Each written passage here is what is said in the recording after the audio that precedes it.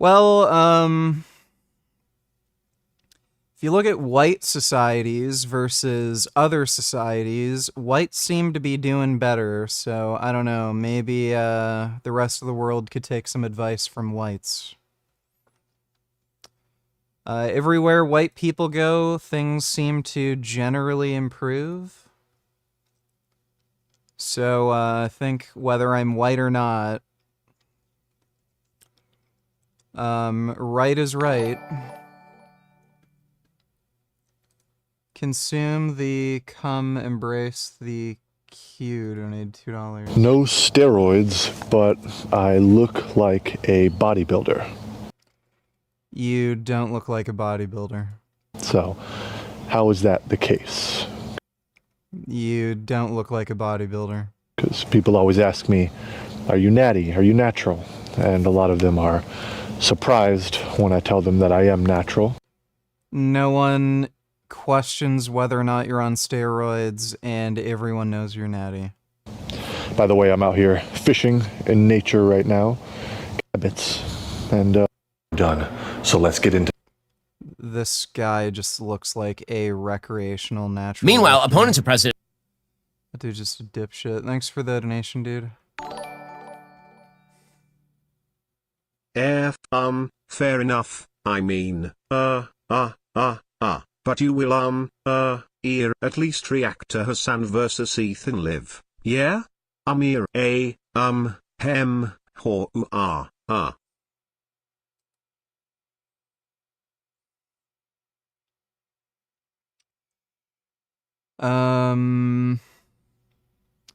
Yeah, I'll react to that one because it's gonna be Menti.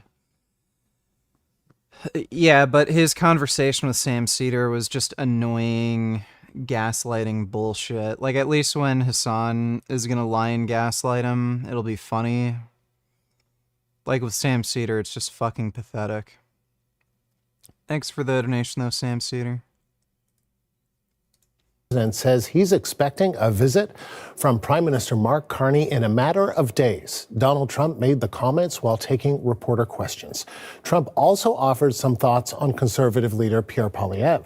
The CBC's Sasha Petrusik has the latest from Washington. This was after a cabinet meeting at the White House. Trump was asked about Canada's election and what did he think of it? Well, his takeaway was that I think we're going to have a great relationship. He also talked about a conversation that he had with Prime Minister Mark Carney on the phone yesterday, he said, and gave quite a positive thumbs up, if you like, to what he thinks of him, and also some comments about or some suggestions about what he thinks about opposition leader Pierre Poilievre. This is what Trump had to say. Well, I think we're going to have a great relationship. He called me up yesterday. He said, "Let's make a deal." You know, he was running for office. They both hated Trump, and it was the one that hated Trump, I think, the least that won.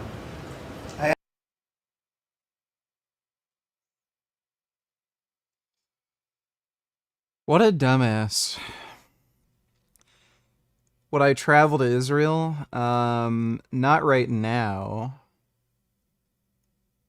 Like, once, you know, things in that region become more stable, then maybe. I actually think the conservative hated me much more than the so-called Yeah, I voted. liberal. He's a pretty liberal guy. But no, I spoke to him yesterday. He couldn't have been nicer. And I congratulated him. You know, it was a very mixed signal because it's almost even, which makes it very complicated for the country. It's a pretty tight race. But he's a very nice gentleman, and he's going to come to the White House very shortly, within the next week or less. So we're expecting that in the next few days. This came as a little bit of a surprise, but it works pretty much like everything else with Donald Trump here, that things seem to happen sort of off the cuff. Andrew? Yeah, and we're waiting for confirmation on it exactly from the Prime Minister's office, of course, because we have heard from Mark Carney saying that it would happen, but it needs to happen in a spirit of respect. Trump seemed to suggest, as you said, that he preferred Carney to conservative leader Pierre Poilievre. So what do we know about his views on the two leaders? Yeah, that's right. This is the second time that we've heard Donald Trump say that Mark Carney is a really nice guy, and in a way shower him with very nice things, more so than we've heard Donald Trump say about other people, other leaders who have visited the White House and who he's spoken to. So that was a little bit of a surprise. Perhaps before the election, the thought was that maybe he was saying those things in order to help Pierre Poilievre. But now it's not so clear, and in fact, it's a little bit surprising that for some reason Donald Trump thinks that Poilievre actually hates him more, in the words of Trump.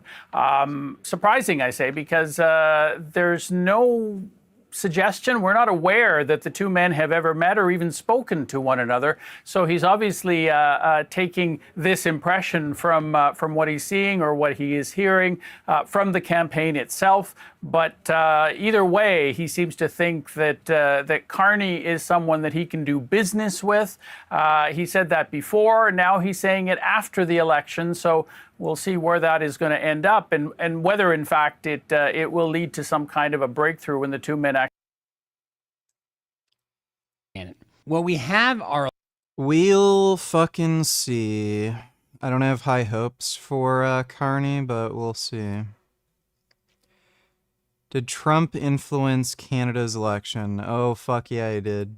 And Trump are, in fact, succeeding in areas around the globe, including Canada. There's been this sort of bizarre divide that has emerged in some of the Trump supportive movement. And that divide is kind of tripartite. There are some of us in the Trump camp who are very upset that Mark Carney won the election in Canada because he is, in fact, I find it funny that Anissa perceives Pierre as fascist. I feel like Canada is culturally immune to fascism. Except, of course, the retarded libs that ban guns and suck off jihadis. Well, guess what? It was the Conservative Party that was in support of Israel. They were against Trudeau and the Liberals threatening to arrest Netanyahu if he ever traveled to Canada. They also were the ones to push and advocate for classifying Samadoun as a terrorist organization. So yeah, when it comes to geopolitics and, you know, relations with Israel, conservatives are way more fucking based. The idea that the Conservative Party is pro-fascist is like actually fucking retarded. The worst you could say about them is they're like a little unprofessional and not quite as competent, but yeah, fascist is just retarded way to describe the Conservative Party here. I wouldn't say we're immune to fascism here. The risk of fascism is always going to be ever present. But yeah, I mean, the likelihood of Canadians electing somebody like Donald Trump is way, way, way lower than compared to the United States. Anise is a fucking dumbass. Like, again, this chick is just worthless. She ended up marrying some rich dude and gaslighting him and then ruining his career. Like, usually when women do that sort of thing, they kind of just suck money out of their partner. They don't, like, directly interfere with a successful man and fuck up their career and money-making ability. But yeah, she's one of those special fucking geniuses that goes out of her way to marry a rich guy and then ruin his career. Not just, like, ruin their personal lives. No, let me also ruin his career and make him lose money. The whole reason I fucking got with him in the first place. Um, I think she's a manipulative narcissist control freak, and that's why that whole thing happened. She is like one of the most illogical, irrational fucking people on the planet, and she just loves the idea of being able to run that dude's life. But again, it's iDubbbz's fault. Like, why the fuck would you ever listen to a woman? Thanks for the donation, though, retard. And yeah, the fucking libs are probably gonna try to ban more guns. Fucking retarded, cuck, useless pussies. Buddy, they even admit they can't do it. Like, they've even admitted they can't do it. And then they're still trying to do it. Why waste everyone's fucking time? Like, it's so stupid. You constantly shit on Canada, UK and Europe but never shit on Australia, Israel and the US when it comes to living standards. Pretty dogmatic and biased, right? Australia is far worse than Canada when it comes to housing, you filthy nigger. Come here and see. I shit on Australia all the time. I've said on many occasions, Australia is an unlivable fucking shithole. It's one of the gayest fucking countries on the planet. The government is run by such fucking butt-fucking homosexuals. They've literally banned Nerf guns. I'm not even kidding. And a lot of people in chat thought I was joking when I said that. Australia literally has banned Nerf guns. You know those kids' toys that you buy them for Christmas or their birthday? Australia thinks those are dangerous firearms, and they're either outright banned in certain states, or you have to get them registered with the police. And the police will literally assign a serial number to the fucking Nerf gun, just in case it's sold on the black market. You know, like if you list it on Kijiji or something, or whatever classified ad system they have in Australia. You know, you want to sell it to some other family or donate it to Goodwill.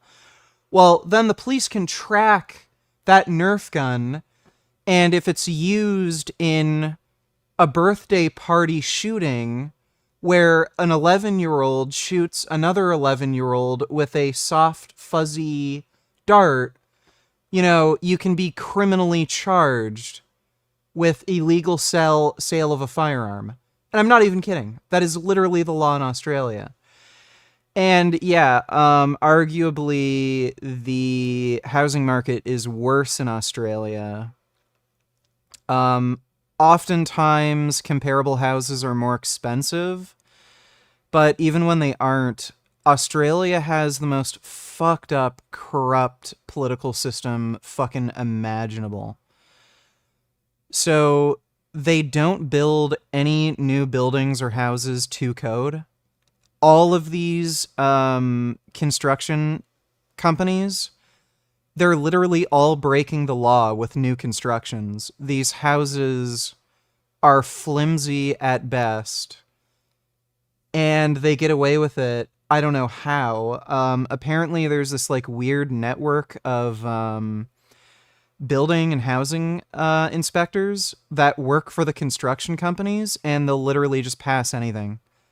You can have the most fucked up rickety shack, and they'll still pass it. So, yeah, Australia sucks. I'd never live there. Australia is an absolute fucking shithole. But yeah, I'm not... I've never not been critical of Australia. Australia fucking sucks. Thanks for the donation, Hatham. Hey VG, long-time fan here. Are you okay with me making short highlight clips from these live streams, uploading them to YouTube, and giving credit to you in the video descriptions? Yeah, it's totally fine. You can upload whatever clips you want. Thanks for the donation, Tom. I can bench 264 for 2 sets of 3, or is it 3 sets of 2? What weight should I be lifting to get to a 315 bench? I'm pretty sure if you can do 3 sets of 3 with about 265, you should be able to hit 315. Or no, 285. It would be about 280, 285. So you'd need about 20 pounds more. So yeah, once you can get to 3 sets of 3 or 4 sets of 3, whatever, just sets of 3 with 280 to 285, you should be able to hit 315 just fine.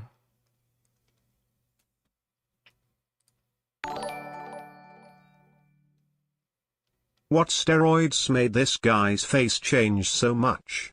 Also take a look at his stupid lying good on looks maxing. He claims to have a 26-inch bidelt breadth too.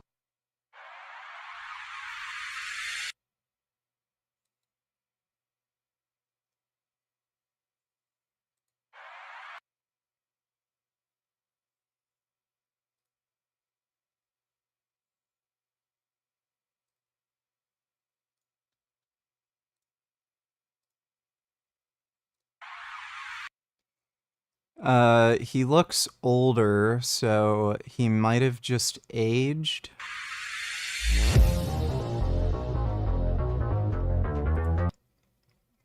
He looks like a teen who hasn't gone through puberty yet.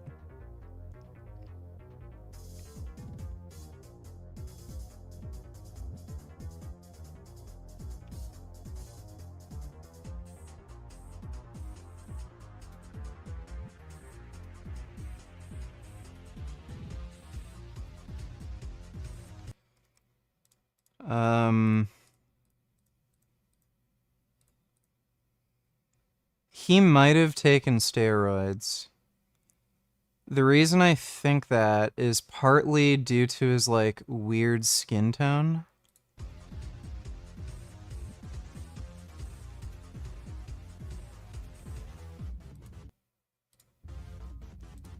Yeah, he probably took steroids. Some of it's his skin tone. Some of it's, like, the quality of the muscle and stuff like that. Like, I'm probably actually bigger and stronger than him, but it's... looks steroidish.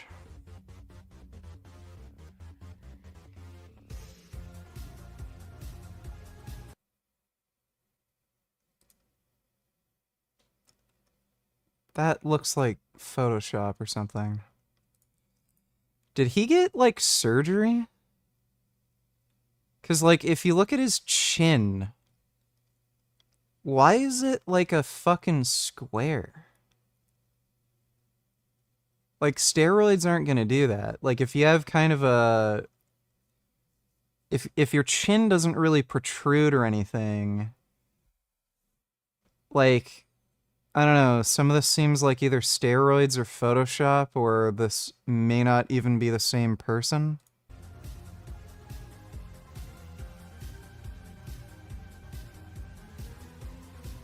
Okay, I'm pretty sure he's on steroids.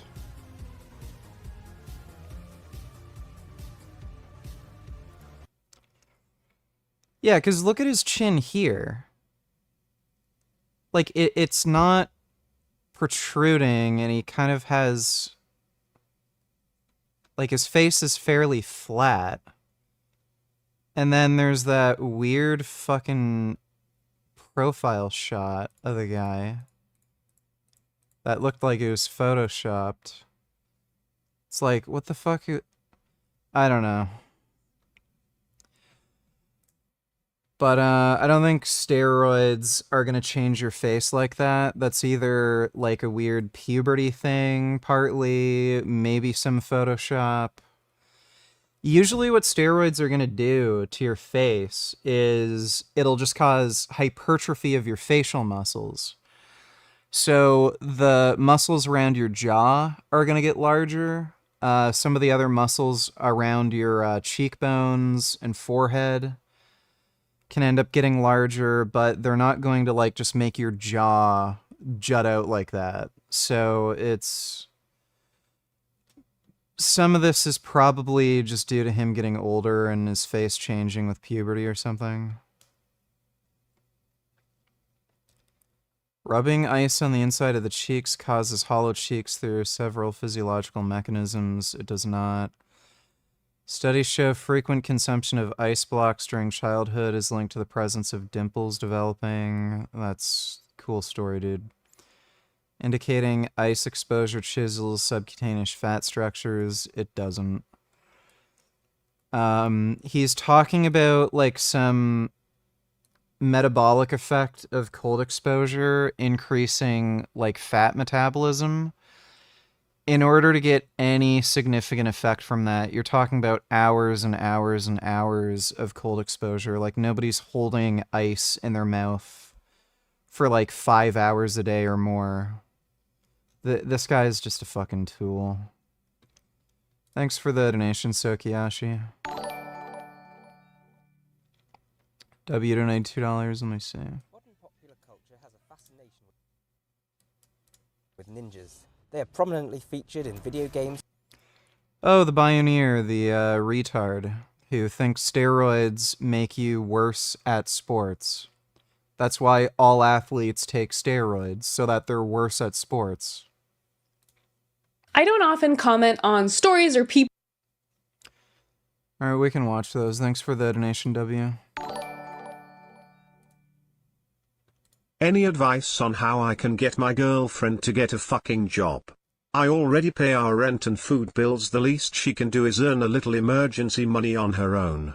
Also, can you review J. Cutler's carnitine supplement? It's been giving me the shits.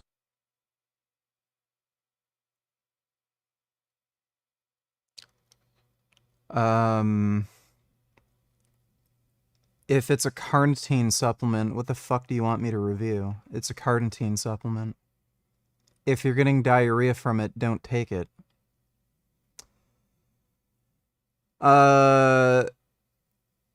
If you have a partner, man or woman, I have seen women date dudes who are deadbeat losers who won't get a job. And I have personal experience with that sort of thing when it comes to women. But look, if somebody is not self-motivated enough to just do adult things, like get a job, like you should not have to tell somebody, get a job, make money. They're never gonna change. Dump that bitch. So anytime you're in a relationship where you have to tell somebody who is a fucking legal age adult, look, you need to get a job, you need to pay some bills, you need to save up some money, you need to carry some of your own weight, you can't expect me to do everything, they're never going to change. You can create conditions that'll pressure them to do it, but again, as soon as they get an opportunity to quit and drag ass again, they're going to do it. So just break up with her, dude. There's no point in wasting your time. Like, date somebody who has, like, some level of self-respect, responsibility, and will actually just work without you telling them to do it because you're dating a literal child. So break up with her. That might not be what you want to hear, but again, heed my warning, break up with her. There's no point in dating anybody like that. If they're not... Like, why? It makes no sense. If they're an adult, why the fuck aren't they working? Like, why in the hell would you have to tell them and pressure them to get a job? That's just what adults do. They get jobs, they work. So you're living with an entitled child? Break up with her, get her to move out, or get a new apartment or something. I know it can be hard to kick out certain people, but yeah, break up that relationship, dude. Thanks for the donation, Gotham's.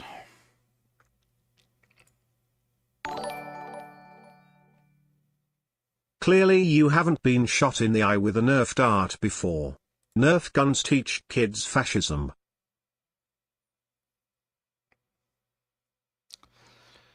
I'm sure that's kind of the basic idea the Australian government has. Because violent video games are also banned in Australia. Grand Theft Auto is banned in Australia. I don't know if they ended up releasing a version of Grand Theft Auto that was modified for the Australian market. But Gears of War is banned in Australia. Mortal Kombat is banned in Australia. So the whole banning Nerf guns thing, there's clearly no logical, rational basis to justify a ban on the basis of, like, public safety. So they just want a pussy-ass, weak, beta male bitch population that has no interest in guns, fighting, violence, anything that is remotely masculine. And they're just trying to make the public feminine and docile so that they can steal all your fucking money. Because, again, the amount of insane corruption within the Australian government is just beyond retarded. You think the US is corrupt? Like, dear God, the Australian government is fucking corrupt. You have politicians that are literally involved in organized crime and protect the gambling industry because they're literal gang members. And they keep trying to legalize gambling, prevent any sort of regulations or restrictions being imposed on gambling because it would affect their criminal enterprises. It's outrageous. And again, the way they're able to get away with just massively upcharging people on housing, not having any fucking regulations in the construction industry, just not upgrading the internet infrastructure. Like, it's basically just, it's like they're the worst of every fucking modern developed nation. Like, all the worst aspects of the United States, all the worst aspects of, like, Canada, the UK, that's Australia. So, and again, the way they get away with this is by having a weak, beta male, pussy, docile, complacent public, and they're just trying to train everybody to be a little fucking bitch who will never fight back. And again, this is why they ban violent video games. This is why they ban Nerf guns. You wouldn't ever want children to pick up, like, masculine hobbies or interests. So, yeah. Thanks for the donation, cucked Australian retard. I think the retard Bioneer said those dumb things about steroids is because he is a natural hypertrophy nut hugger, constantly comments on his vids and natural hypertrophy. The cuck has a weird anti-steroid philosophy where he thinks being natty is superior. No, the Bioneer is just a narcissist. The way, like, he literally recites the narcissist prayer, but when it comes to, like, lifting. So, I'm strong, but even if I'm not strong enough, that doesn't matter because this is more important, and even if this isn't more important, it's because I also try to be more flexible, and even if flexibility doesn't really matter, well, I can do handstand push-ups too. Like, anytime, like, there's ever any issue that he sees with his own physical inadequacy, he comes up with, like, some weird excuse where, oh, I'm the most well-rounded athlete. So I'm not that strong, I'm not that fast, I'm not that coordinated, but, I'm all of those things. So why compare me to, like, anybody who's bigger, stronger, faster, or anything? Because I'm better than them anyway because they can't do handstand push-ups. Like, he's just a jackass. Thanks for the donation, though, Blake.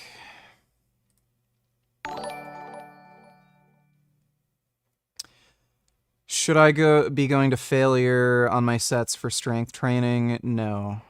You should avoid failure if you're strength training. There's a few reasons for that, but the primary reason is it's not actually beneficial for strength development. Power. So the more volume you can do with a high power output, the faster you actually develop strength. So basically, power output is just like how fast you can move a given weight. So say if you can move like, I don't know, 250 for sets of 3, you would be using roughly 90% of your 1 rep max for sets of 3, roughly. Could be a little less, could be a little more, but generally people fall within that range. If you start doing sets to failure and you're using higher percentages, say you're doing like 92.5 or 95%, but it's forcing you to go to failure, and you're having a lot of grinders, the actual amount of power output in those repetitions is much lower. And because you're doing less volume with a high power output, that translates to less strength development. So if you can make sure you maintain bar velocities to a pretty high speed, you're going to more quickly make strength adaptations. And like, again, that's likely due to just more force being applied to your muscles. So your muscles respond and adapt to mechanical tension. If you're moving the same weight at a much faster speed, there's technically going to be more mechanical tension placed on the muscle. And the actual adaptation you're making to that higher power output itself is probably just beneficial as well. So, yeah, you want to avoid failure when you're doing strength training. It actually inhibits strength progress. There's also no downside to avoiding failure, because at that weight that you're lifting well above 80% of your 1 rep max. That's enough mechanical tension on your muscles to drive hypertrophy anyway. You don't have to train to failure. You're activating your fastest, most powerful muscle fibers just by lifting that weight, period. So you don't even need to train to failure to get adequate activation. Just random vids donate $2. Let me see. Oh, they're slipping and sliding. Oh no, they're slipping and sliding. Oh my god, look at those big kitties slipping and sliding. Oh no. What a sick fuck. On the 6-pack, let's see if you got it. My daughters, Sophia and Kira, before we did this event, it was about 2 months ago, I said, hey, we're gonna go to Dubai. They're 12 and 9, and they're like eating junk food and running around like most kids. And I said, hey, you guys wanna really push yourself? I said, if you guys can get a 6-pack by the David Goggins event, I'm gonna take you guys on a shopping spree with whatever you want. I don't care. Girls, show them the 6-pack. Let's see if you got it.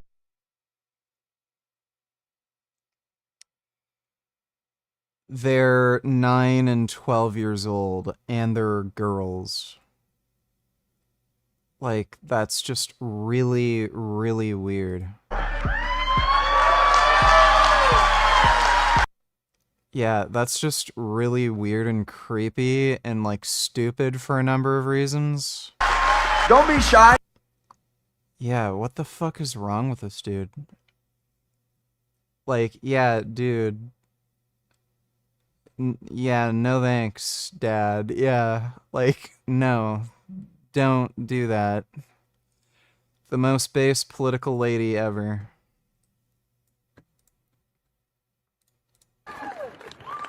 Islam is the religion of rape, incest, and pedophilia, where they bow down to a stupid rock and a false prophet. I will never let Sharia law protect this. This is a Christian nation.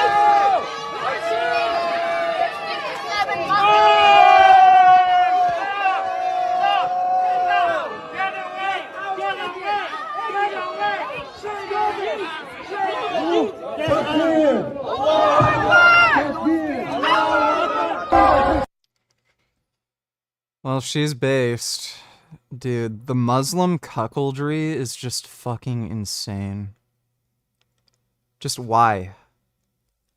We literally don't need any of these people. So why in the fuck, like, are we pandering to their Sharia law bullshit?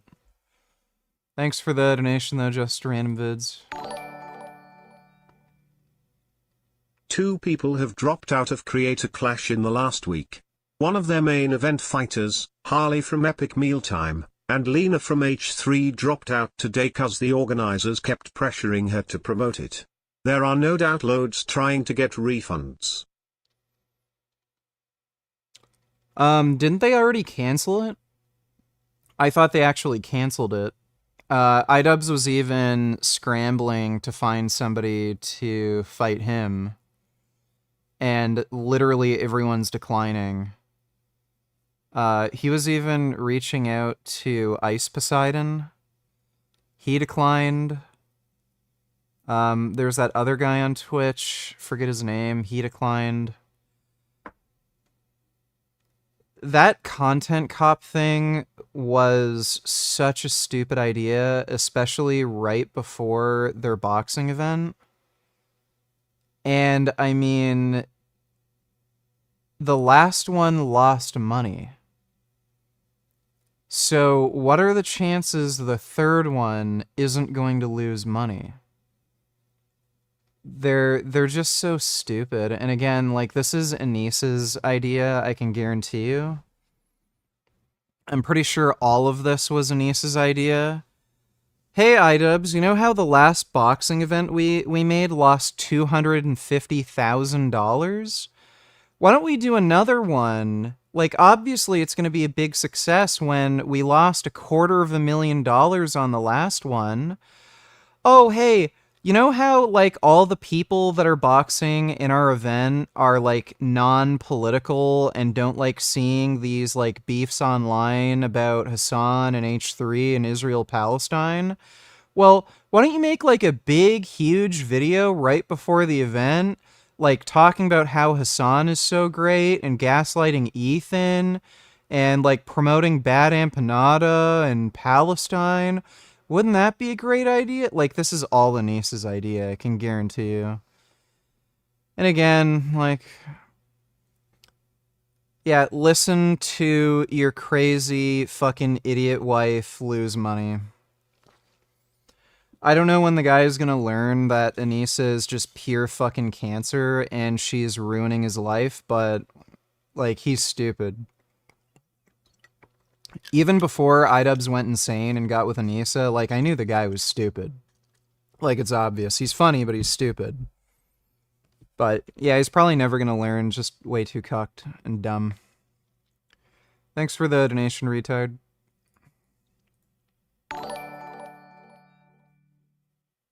Couldn't it be that he took HGH during puberty? Doesn't excess HGH make your chin and brow ridge grow like crazy? You see it in people with acromegaly. Have you ever measured your shoulder width?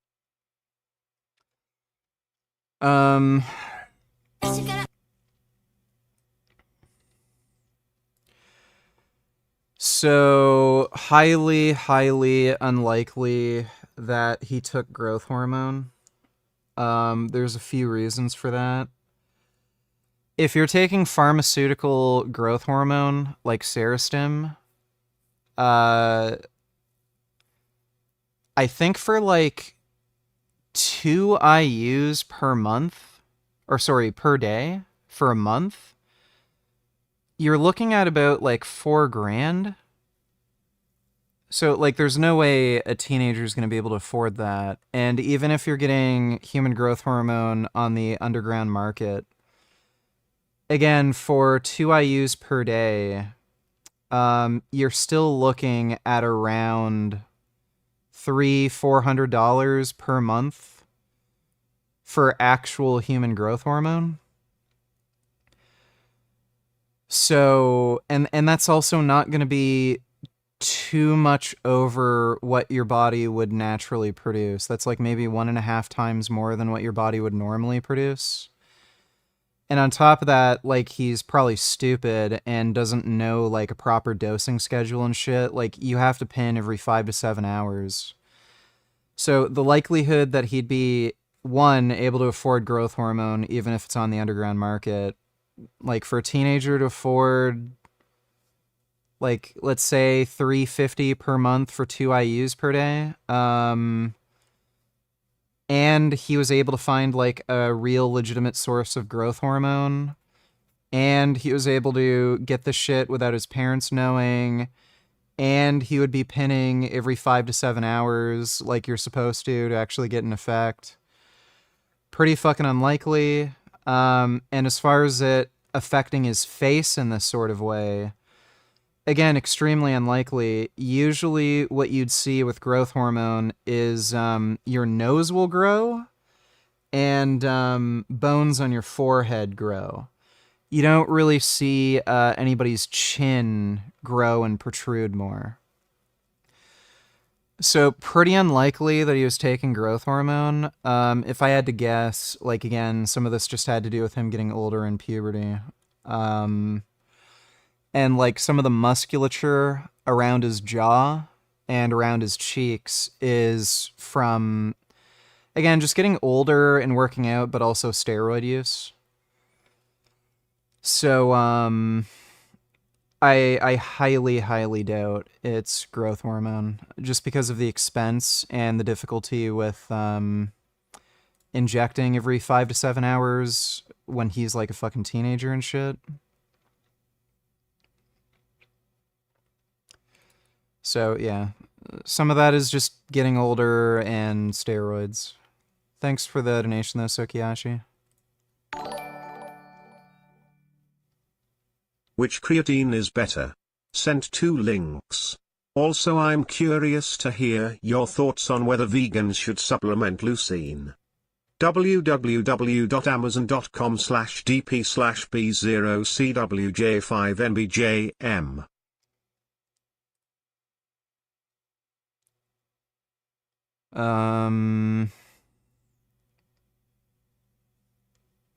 I would not take the shit that you sent me on Amazon. One, because it has leucine added to it, which is not good. You do not want to take leucine without the presence of any other amino acids. It can actually prevent muscle protein synthesis. Secondly, I've never heard of Avery Labs, and this is a seller on Amazon. This literally might not even have creatine in it. I would recommend just getting Optimum Nutrition creatine. That stuff is actually good. And you can also find it on Amazon. As far as the other creatine, Creatine Plus. What is this?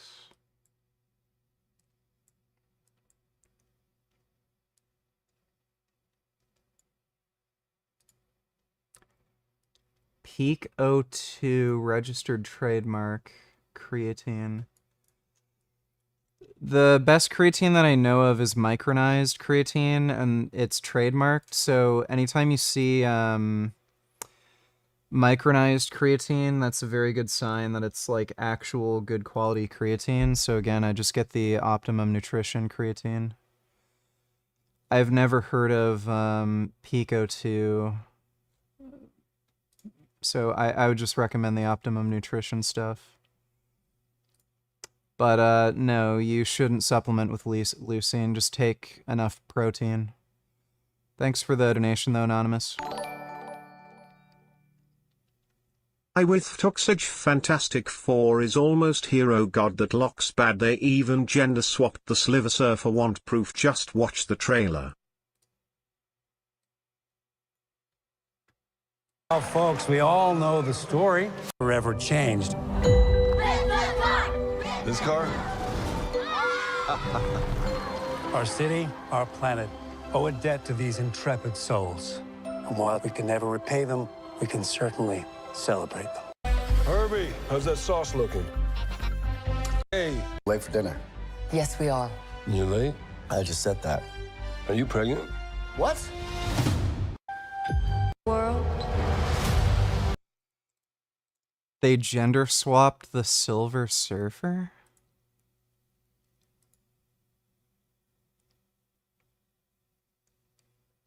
Yeah, did they? Your planet is now. Oh god, that's stupid. Here's why I think this is kind of stupid. So, the basic story behind Silver Surfer was this guy was part of an alien planet. He was like a scientist or some shit. Then this malevolent being, Galactus, who feeds on eating planets, came by. He was going to devour his planet and kill everybody on his planet. And then the Silver Surfer said, hey, if you spare the planet, I'll work for you and find planets that you can consume.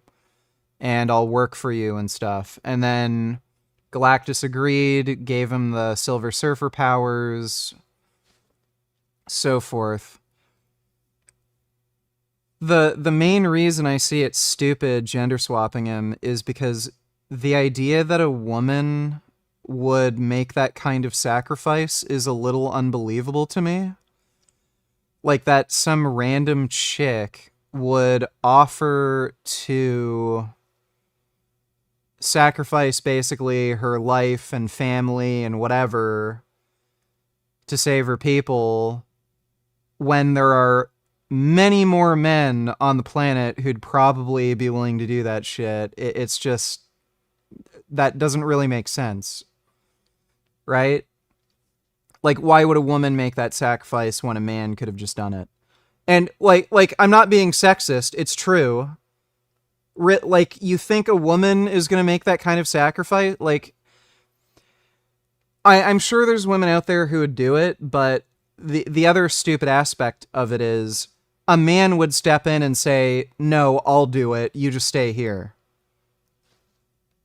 There's no way a woman would be insistent enough that, no, don't worry, I'll throw my life away. And then a man comes up and says, no, I'll make the sacrifice. And then the woman says, no.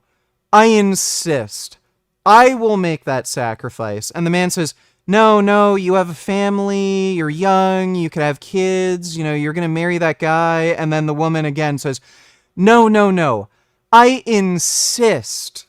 Like, I don't see that happening. And 3, like, again, you have to convince Galactus to do this, right? Why would Galactus preferentially select a female as opposed to a male? Again, like, men are physically stronger. They're more physically imposing. They're more aggressive. They're more prone to violence. They're more intimidating. There's so many advantages with, like, male psychology if you wanted somebody to do this. So, like, there are multiple levels to this. Like, 1, women are inherently more selfish and self-interested and fickle and cynical. The idea that a woman would step up and do this. 2, the idea that there would be no men in her society that would say, no, I'll do it, I'll make the sacrifice. And 3, that she would be able to convince Galactus to give her those powers when there's so many men he could have selected from that culture. It's a little silly and stupid to me. Now marked for death.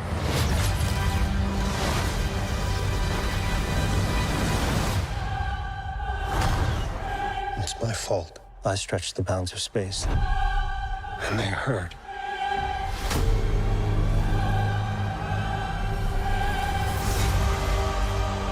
Are we safe? not giving. This is probably going to be garbage. Yeah, this is going to be... That's not a good sign. Like, that's literally DEI fucking nonsense. Like, why in the fuck would you ever bother gender swapping Silver Surfer? It's like gender swapping, like, Spider-Man or Batman. Like, what utility does that have to you? The character is just male.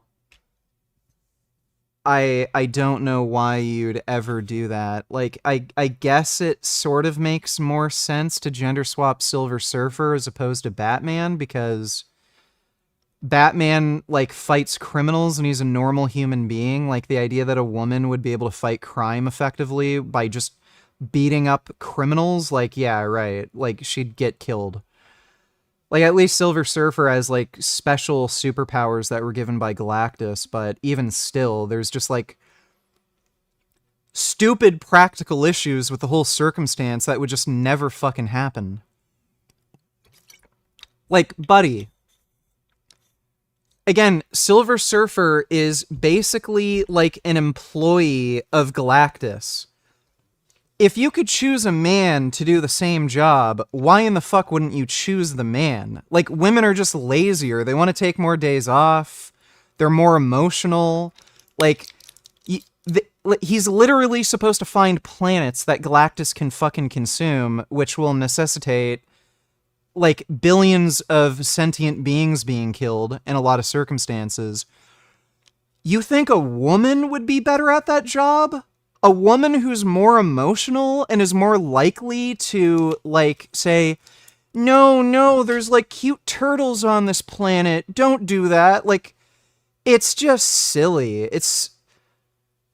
why? Just, there's just no reason for it. Like, Silver Surfer's just a man. It's clearly just political. Anyway, thanks for the donation, Dodo. There's literally a female Silver Surfer in the comics. When?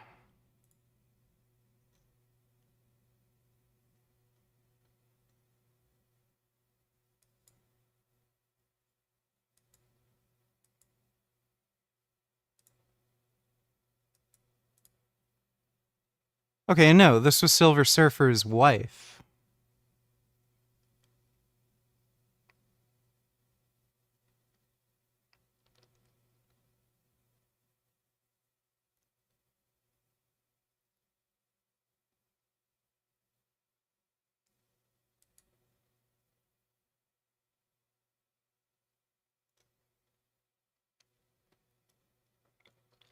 It's just so so, yeah.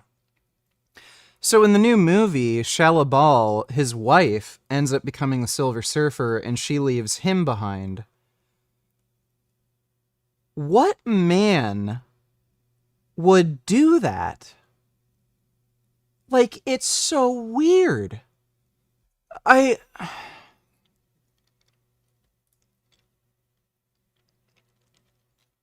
Where in the fuck did you see the female Silver Surfer in the comics? This has to be recent. Juno Earth 829. Yeah, this is some, like, bullshit recent crap.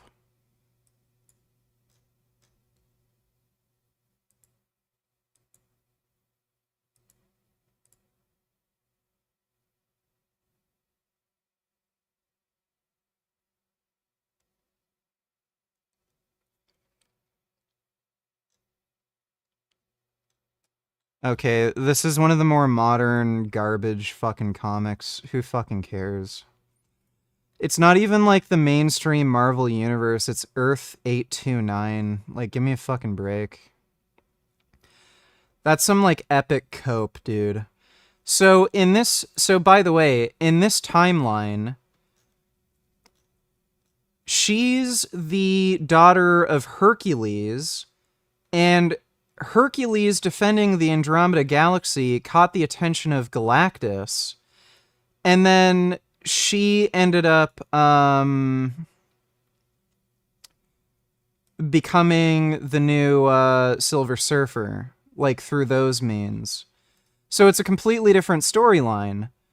So, like, which makes a little bit more sense. In this, Shala Bal ends up becoming the Silver Surfer and making the sacrifice to become Galactus's herald. Which, like, again, please explain to me why a fucking husband would let his fucking wife become the herald of Galactus. If anything, he'd be the one saying, like, oh, no, you stay behind, take care of the kids, whatever. You know, live your life, I love you, I'll become the herald of Galactus and save her. Like, really?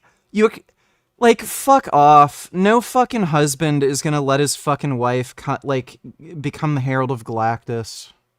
That's just stupid. Agreed. VGI Dubs should just divorce her ass. Yeah, and he's never gonna do that. Like, I don't know how bad it can get until he realizes, but he's stupid. So, he should, but I don't think he's ever gonna do it. Thanks for the donation, Dodo. Carnivore, donated $2. Hail, Mark Carney.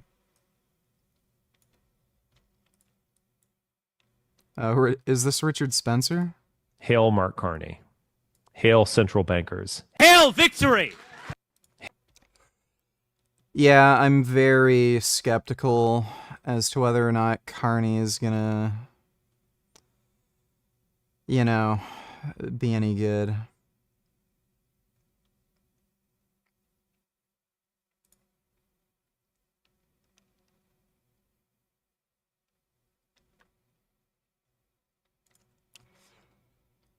We'll see. Time will tell. Thanks for the donation, Carnivore.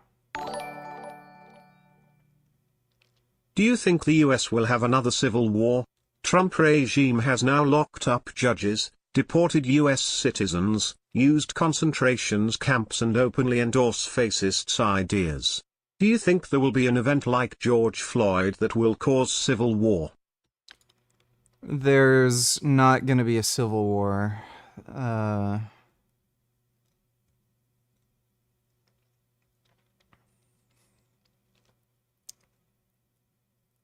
Like, dude, Trump fucking caused a riot at the Capitol and tried to commit an insurrection. Nothing happened. People still voted for him. He was found civilly liable for rape. Nothing happened. People still voted for him.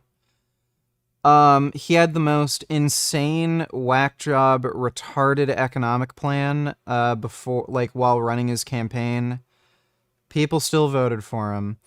Like, the only thing that's gonna happen is, he'll end up having enough enemies in Congress where they're either gonna block a bunch of the stupid shit he's doing, and it looks like they might end up blocking his tariffs, or he's gonna get impeached. Like, there's nothing that's going to cause, like, some full-blown riot and, anything like that. That's just stupid. But, yeah, come Christmas, when people can't afford presents for their kids, they're just gonna get pissed and then, like, start demanding for him to, resign. Thanks for the donation, Pitbull. Dodo donated $2. Ironically, Islam is more ideologically aligned with Republican values, just like the CCP and Putin, also VG Watch. Well, they are. They're certainly more right-wing. The only reason they kind of act friendly to Democratic candidates is because Democrats are the only political group that are stupid enough to let them in. Like, luckily, Republicans are racist, so as soon as they see brown people wearing hijabs, they freak out and they want to deport them. But Democrats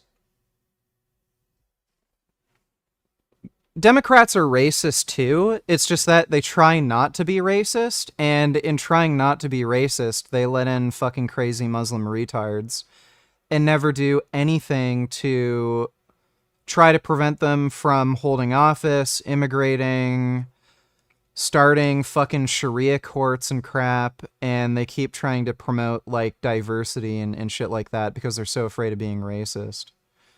But yeah, like Republicans are just racist, so they don't even give a shit. They just say, yeah, Muslims are evil. Core GDP, and this is, you probably saw some numbers. Core GDP, and this is, you probably saw some numbers today. And I have to start off by saying that's Biden. That's not Trump, because we came in on January, this is the quarterly numbers. Core GDP.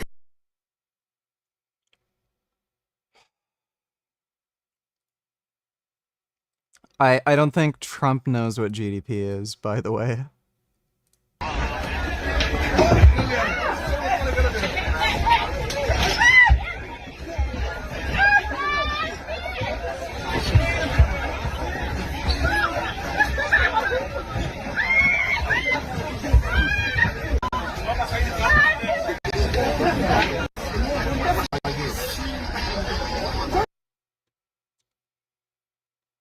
Okay. Like, buddy, you have not seen crowded public transport until you've been to, like, India or China. That is a very, like, those are very racially homogenized areas, and, like, if you're gonna complain about that just because a bunch of black people crowd a bus, I mean, these racists don't even know what the fuck they're talking about. Breaking, Russia says Trump won't get his quick peace in Ukraine. Kremlin spokesman Dmitry Peskov. We understand that Washington is willing to achieve a quick success in this process, but at the same time, we hope for understanding that the settlement of the Ukrainian crisis is too complicated to be done overnight. There are lots of details, lots of small things that need to be tackled before the settlement. Peskov also said Moscow must achieve its aims in Ukraine. Statement indicates Russia refuses to freeze the front lines. Yeah, no shit. They're guaranteed to lose this war, even with Trump being a complete retard. Thanks for the donation, Dodo. Sengoku donated $2. Would you say it's harder for your average lifter to reach a 315 bench or a 405 squat? I'd say it's harder for your average person to reach a 315 bench. Also, 100 Richards versus Gorilla, who wins? 100 of me would definitely beat a Gorilla. Plot twist, you convince the Gorilla to go vegan. So, like, the Gorilla won't eat termites anymore? Okay. I mean, that would be fine. Thanks for the donation, Sengoku. Technically, the Silver Surfer wasn't really gender swapped. There was a female Silver Surfer in the comic book in an alternate universe, and it's a different character. I think it was the Silver Surfer's wife that was chosen to be Galactus's herald. So first of all, the ultimate series of Marvel Comics sucks fucking monkey fuck. The Ultimate series was terrible. The whole idea behind the Ultimate series was to basically create a fresh slate for new readers. American comics are just an absolute shit fuck. They have, like, no continuity. There's, like, so many different fucking writers. There's so many, like, retcons and, like, just nonsense where if you've never been following the comics, you have no idea where to start. You have no idea what the fucking plot is. So they created the Ultimate series as sort of a solution to that. And basically, everything is fucking dumbed down, boring, stupid, poorly written, and they made, like, major changes for no reason. Like, it seems to, like, completely contradict the point of those comics. Make a fresh slate where new readers can kind of understand these stories from the beginning, and then that's kind of a launching point for them to get into the mainstream narrative of these comics. But they made such, like, crazy fucking changes. Like, what's the point? You're just making a completely, like, new series, and then you have the same fucking problem. So, like, the Ultimate series sucked. They were all just worse. And yeah, I looked it up on fucking Wikipedia. So basically, in the alternate universe version of Silver Surfer, it wasn't the original Silver Surfer's wife that became the Silver Surfer. It was a completely different fucking character. It was Hercules' daughter. So in the fucking new Fantastic Four movie, they're making the Silver Surfer's wife the Silver Surfer. So it's literally basically a gender swap. I guess it's not technically a gender swap. It's what, Shal Ball, Silver Surfer's wife, but it's like, it's dumb. Why? Oh, we need more strong female representation. You know, like, why aren't women risking their lives and fighting crime? Women love risking their lives. That's why they all want to be police officers and join the military and work on oil rigs and do, like, the most dangerous, taxing, physically demanding jobs on the planet. Women love that stuff. So why don't we have more female superheroes that are doing exactly what women do in real life? Working the most physically demanding, stressful, and dangerous jobs. So yeah, it's just... they're just trying to get rid of as many strong male characters as they can to, like, promote this, like, feminization nonsense, but whatever. Thanks for the donation, Grey Knight. Dodo donated $2.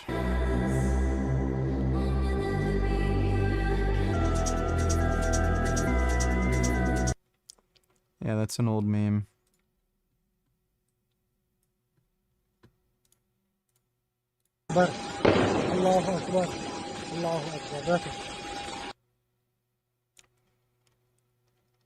Why would you go down a zip line when this is happening?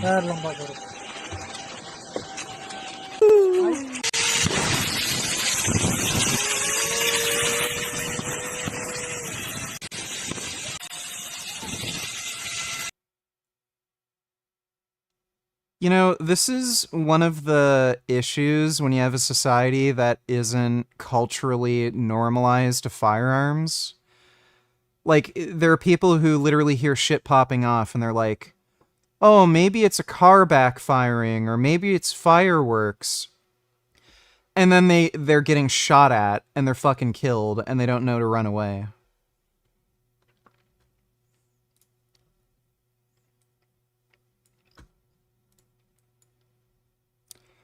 In a bizarre moment, Attorney General Pam Bondi impersonates extreme North Korean praise for dear leader, saying, President, your first 100 days has far exceeded that of any other presidency in this country, ever, ever unreal.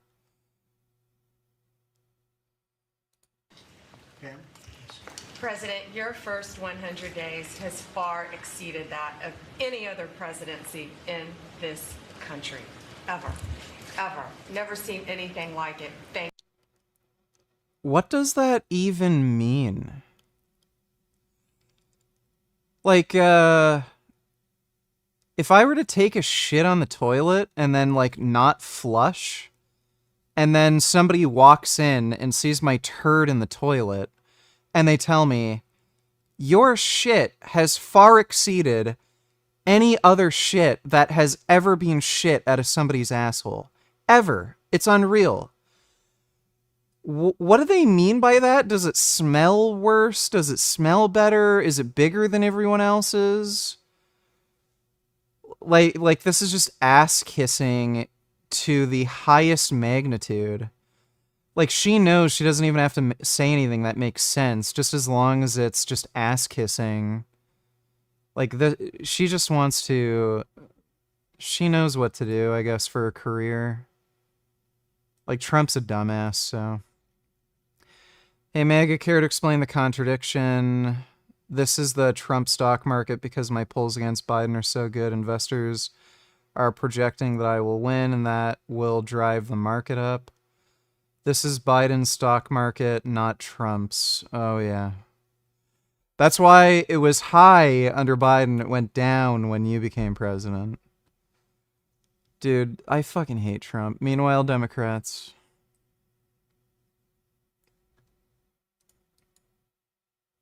Of all the crazy things the Republicans want to do now, they want a car tax?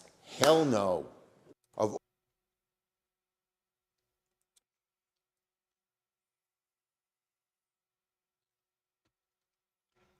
All right, well, thanks, Dodo. And there still has not been one good Fantastic Four movie and never will be. Yeah, I mean, probably. Thanks for the donation, Dodo.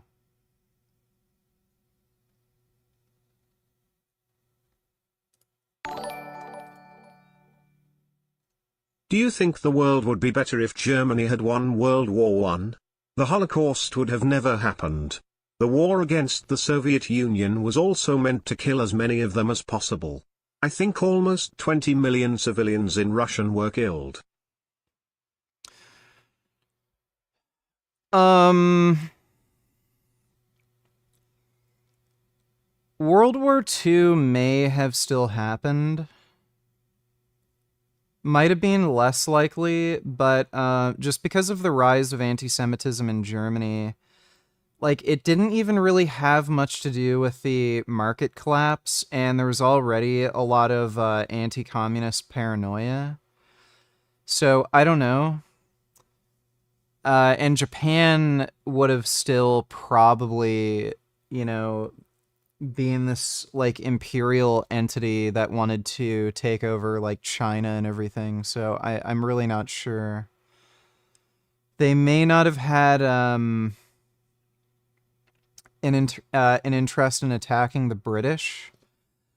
So what you'd likely have still seen is Germany would have still, attacked countries like Austria, Hungary, Poland, Czechoslovakia. And they probably would have still ended up going to war. Oh yeah, and Mussolini, forgot about that. And they likely still would have gone to war with Russia. I don't know if the United States would have necessarily gotten involved, but considering that Japan did attack Pearl Harbor pretty much for no reason, sort of unprovoked, the US probably still would have attacked Japan, and the UK might have still ended up getting into war with Germany. So I don't know. I don't know if it would have necessarily changed much. Thanks for the donation, Fraud Saladino.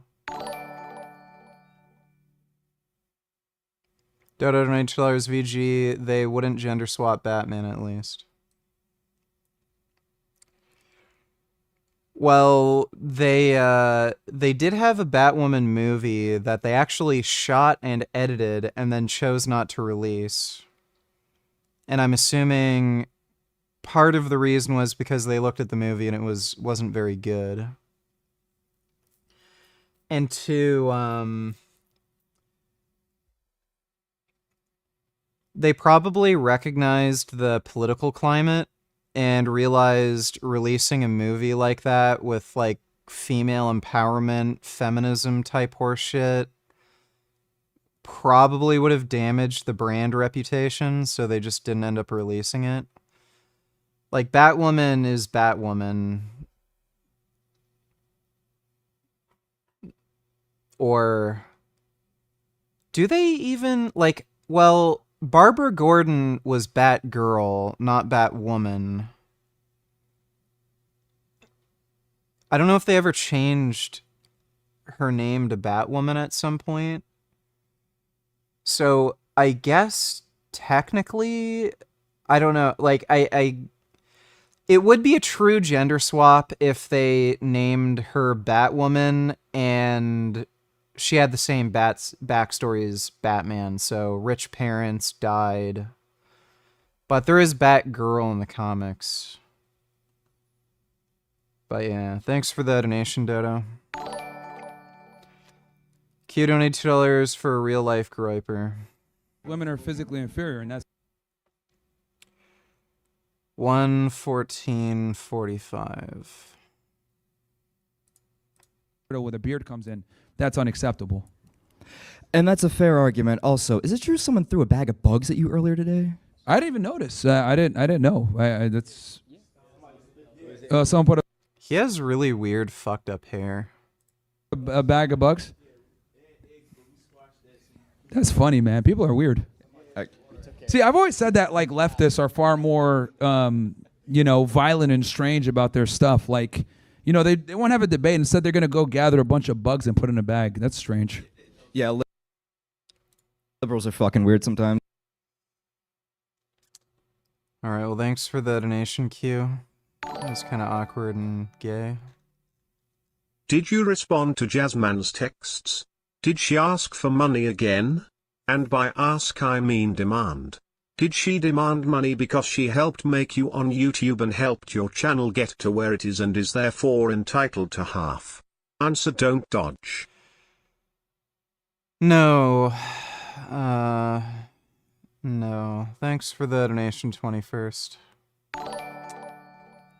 I'm a single... And the Sliver Surfer will be played by Julie Garner. She was the bland wife from that horrible Wolfman remake from a few months ago. Julie Garner. I'm not sure. This is the chick? I'm not familiar with who she is. Thanks for the donation, Dodo. I'm single as of yesterday afternoon. She broke up due to a YouTube psychic tarot reader telling her I'm not her true soulmate. 1-year relationship, yay. Well, look at it this way, dude. She's clearly a dumb bitch. So why the fuck would you want a dumb bitch in your life? So I would say that a tarot card reader did you a favor. Oh my god, dude. Only women. Like... Oh, thanks for that story, Lulzy. Why wouldn't you make a deal with the Viltrumites take over Earth? Seems like a totally rational and beneficial deal. If I was Mark, I would infiltrate governments and blackmail leaders so that it's a nice and easy transition. That sounds like some beta male behavior. If I was Mark, I would just train, get as strong as I possibly could, and rip and tear until it's done. Why in the hell would you ever submit to authority? Thanks for the donation, Nolan, especially when you're as strong as Mark. Believe it or not, VG, this is not the only time Marvel gender swapped to Velan. They also did it in the Marvels too, with Dar-Ben being pro-ride as a black woman instead of a white man.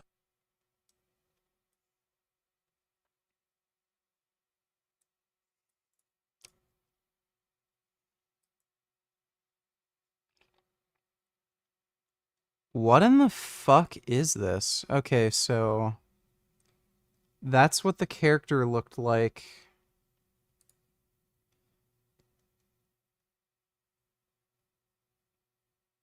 Why?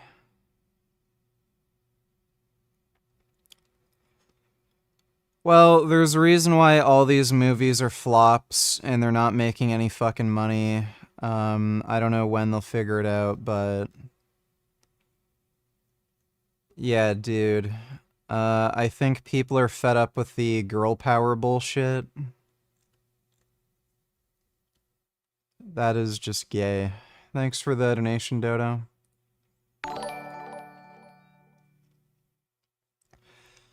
Meat is Cuckworthy, donate $2. Do you still think Trump got shot, Canada or USA? No, he probably got hit by a piece of glass. What do you mean by Canada or USA? Ever done astral projection? Sort of. Why do you think you were outside of your body? I don't think I was literally outside of my body. Remember how mad you were when people said it was fake, Trump got shot? People were saying the shooter wasn't real and it was like some false flag operation. Take some cum on that salad, heard you wanted dressing. Nice ex-husband. Thanks for the donation, dude. The Marvel Ultimate Universe had some good elements.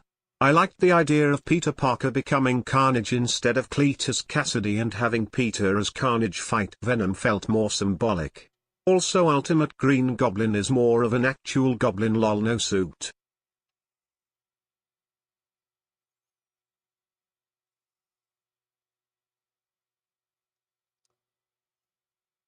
I didn't read far enough into the comic to see Peter becoming Carnage.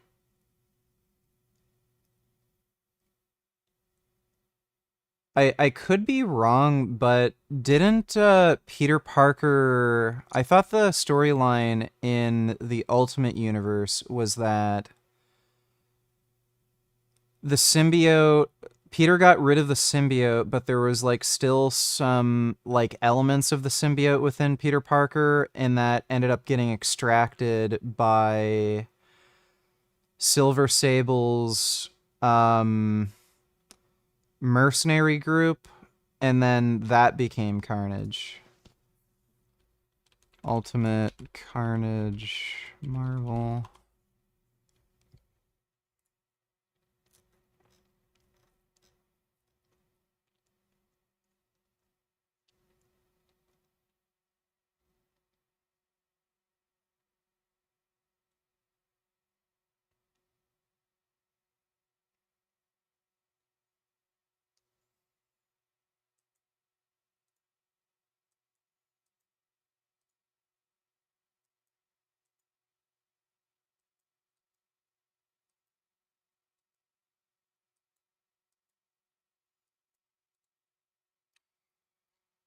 Oh, I see. Okay.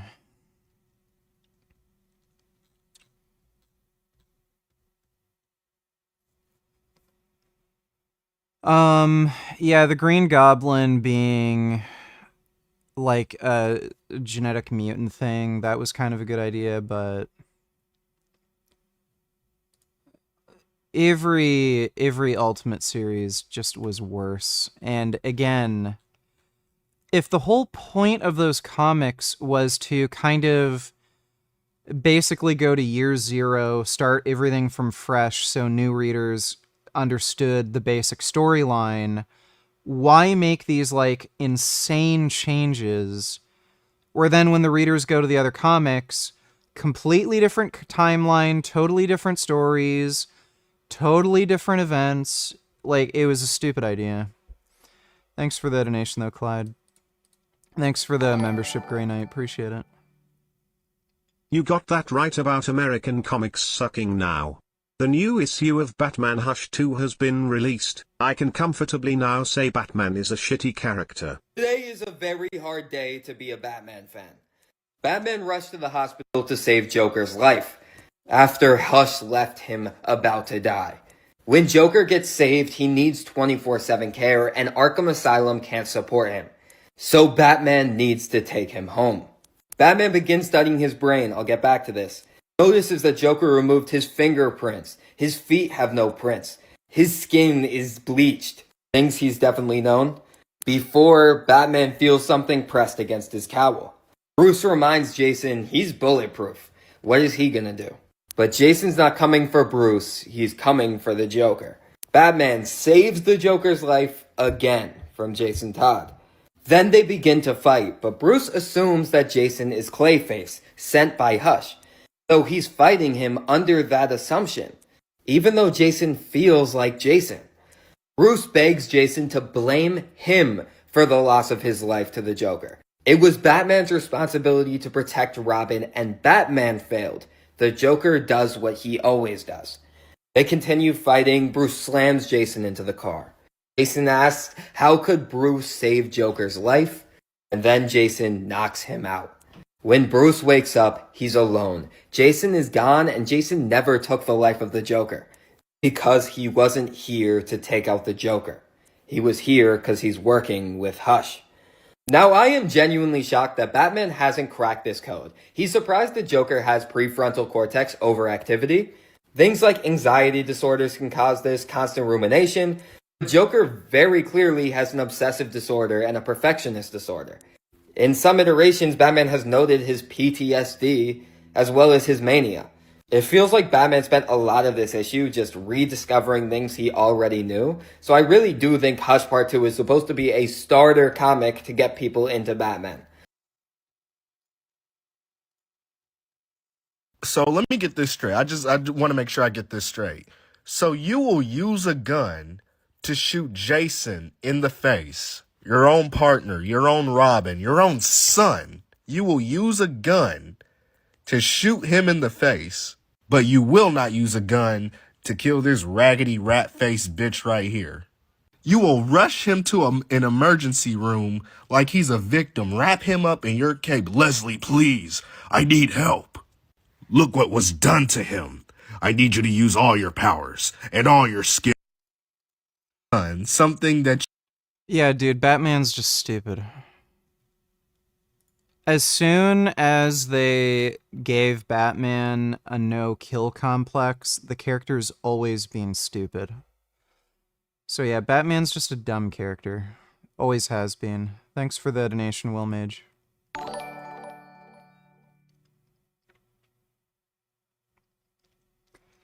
Kabalik donated $2. I live in Switzerland, and military service is mandatory. My brother almost got killed because some retards were practicing their shooting and didn't see other soldiers coming. Male privilege, I guess. Well, it's not like women are going to do it. And even if they do, it's not like they're going to do it any better. Thanks for the donation, Kabalik. Dodo donated $2. Let me see. Senator Haggerty and Marsha Blackburn officially vote to make Trump's trade war their own. Opposing resolution to block Trump's tariffs. Failed 49-49. Rand Paul, Murkowski, Collins joined the Dems against it. Dude. Just, the Republican Party is insane. Kind of makes me think, like, I wonder if there's some weird conspiracy here where it benefits them in some way. But I just don't see how anybody in that room would be in favor of Trump's tariffs unless somehow it benefited them. Yesterday, our HHS secretary, this is what Dr. Avi voted for. My name is Emily, and my biggest concern is the stratospheric aerosol injections that are continuously peppered on us every day. Bromium, aluminum, strontium, it's sprayed in our skies all day long. And I know you've talked to Dane Wigington about this. He seems to be one of the experts in the field. Is there a question? Yes. How do we stop it? That is not happening in my agency. You know, we don't do that. It's done, we think, by DARPA. And a lot of it now is coming out of the jet fuel. Yes, so, sir. you know, those materials are put in jet fuel. I'm going to do everything in my power to stop it. We're bringing aluminum in jet fuel. On somebody who's going to think only about that, find out who's doing it, and holding them accountable. Breaking news, VG. As we've been reported, Ukraine and the U.S. on Wednesday signed an investment deal that will give the U.S. access to a key minerals deal after months of negotiations. CBS News senior national security correspondent Charlie D'Agata joins us now. Charlie, what more can you tell us? Well, Lindsay, we have to point out, first of all, that this is breaking and developing, so a little bit scant on details, and the information that I am getting is pretty technical. But the Ukrainians are framing this at least as part of an investment fund. In fact, they're calling it the United States-Ukraine Reconstruction Investment Fund. One of the sticking points up until now is that the Trump administration had wanted the money raised or the funds raised about this to go against what the United States has already provided in terms of like military assistance to Ukraine and aid to Ukraine from that standpoint. But as far as the Ukrainians are concerned, and as far as this investment fund is concerned, this is all going forward. In fact, Ukraine is very sensitive about it. They're calling it a 50-50 deal. Ukraine maintains sovereignty over its natural resources. However, the deal will provide the United States access to new investment projects. Okay, so that's key. Natural resources, including aluminum, graphite, oil, and natural gas. The Treasury statement reads in part, in recognition of the significant financial and material support to that the United States, people of the United States have given to the defense of Ukraine. So it makes a nod to that. Since the full-scale invasion, this is an economic partnership that positions our country to accelerate Ukraine's economic recovery. Sorry, it's a bit wordy there. But we should be careful not to use this shorthand as like a minerals deal, partly because the Treasury announcement doesn't mention the word minerals in it. It might be minerals adjacent, but from what we've been able to ascertain at this point. Well, hopefully that gives them some sort of security guarantee. Thanks for the donation, Dodo.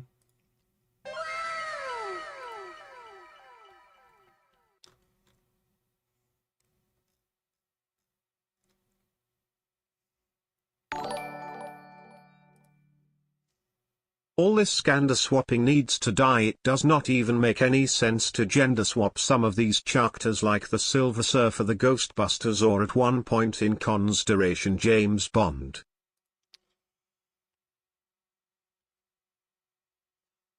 I think we have to like just get real and realize like women just aren't going to do this.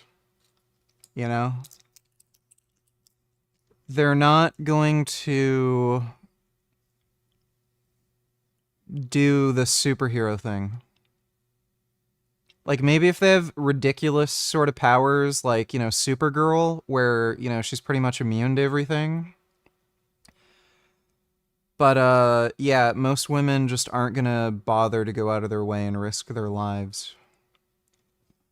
So why make female characters that would never do this anyway? Thanks for the donation, Vegan Irishman. Dodo donate $2. Jasmine texted you. Yeah, I don't want to talk about it. Thanks for the donation, dude. Kid View donate $2. 100 women versus saying, I'm sorry I fucked up. Who wins?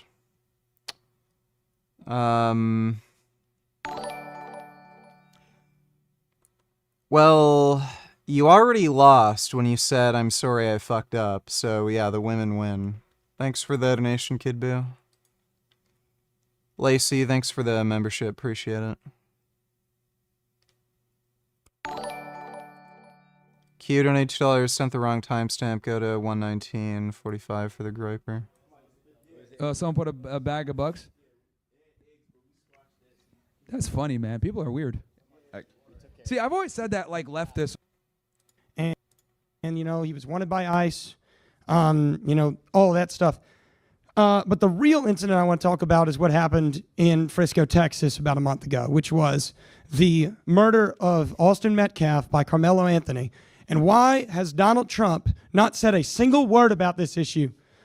How long are we going to let white people be murdered in the streets before we do something? I am tired of this.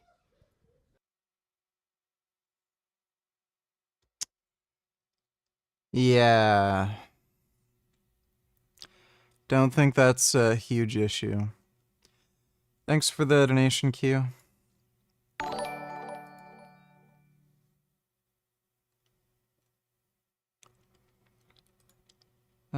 Thanks for did I already say thanks for the membership, Lacey? Thanks anyway.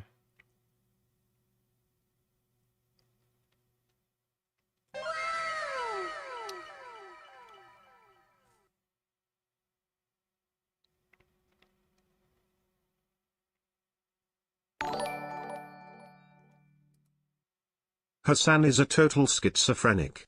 He acts like he's been raped by destiny. Also, it's funny that he lies about his Twitch rep telling him he'll get banned if he's ambushed by him. Total horse shit. Rape. Well, yeah, it's funny too because he's the one who said Ethan's gonna run away. Now he's trying to make up stupid excuses not to debate him. That was his big smoking gun. Or maybe he was going to try to bring Dan Saltman on or Destiny on in the hopes that I get banned, which I will, by the way. If Dan Saltman or Destiny appears on Friday when we have this conversation, if Ethan is still willing and able to do it, I will get banned. He knows. Right, you're not going to get banned for celebrating October 7th, but if Dan or Destiny comes on as a surprise, you'll definitely get banned. Sure.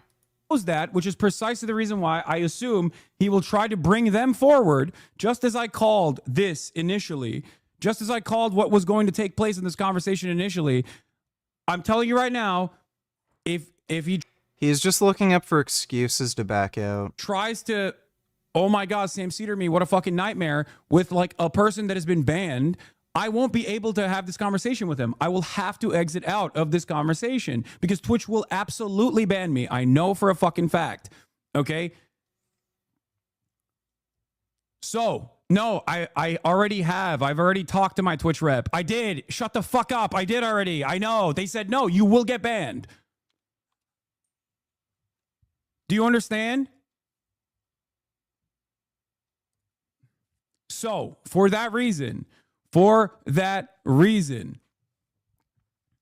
he tries some fuck shit like that, I assume this was a two-parter, okay? This was a two-parter. I suspect that he was initially going to try to get any clip that shows Sam Cedar agreeing with him to be like, see, your ordained designated Jew agrees with me or something along those lines, and then be like, why do you call me pro-Israel? Okay, that's what he thought he was going to be able to get. It didn't happen. So now I assume his second smoking gun is to probably bring up like Destiny or Dan Saltman in it with the hopes that I get banned. Okay? He's just trying to find excuses to back out. That's all it is. Thanks for the donation, Rip. Forgot my namification, $20. Woman can't be Silver Surfer, but Abby can lead a kill team made up of retards and a literal pregnant woman. Hunt down a guy who eats fireflies for breakfast, all because she hit the weights and is mad her daddy died. I don't understand.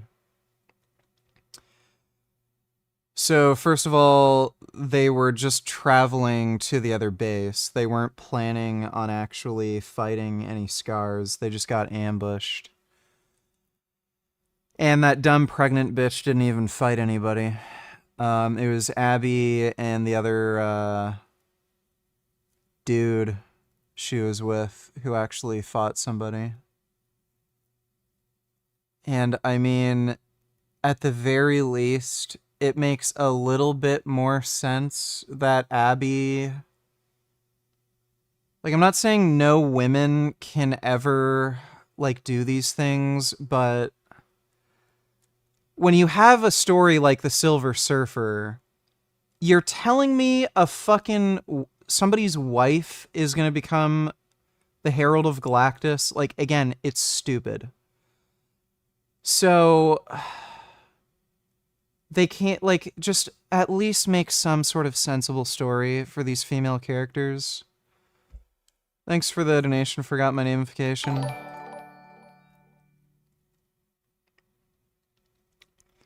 $21st, $20. You sound vaxxed and triple boosted. Did you get your jab this year? Tell us what Fat Jazz told you.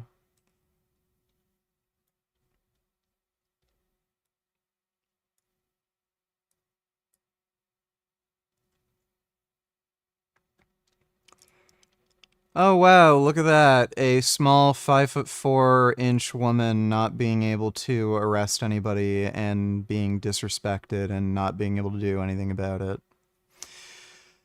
I've said this before, the reason the British police force hires so many women is because they're not actually supposed to arrest anybody. They all just hand out tickets.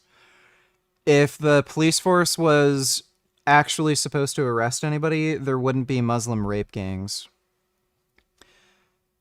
So all the British police are supposed to do is hand out tickets and just let crime run rampant. That's their whole objective.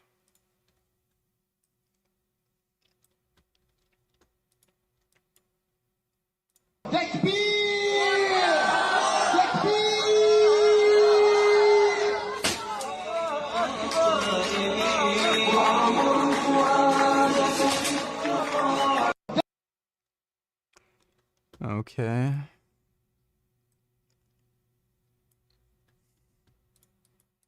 Muslims have raped over 1 million girls in the UK and have cut off the heads of innocent Christians in Syria because they refuse to bow down to their stupid rock.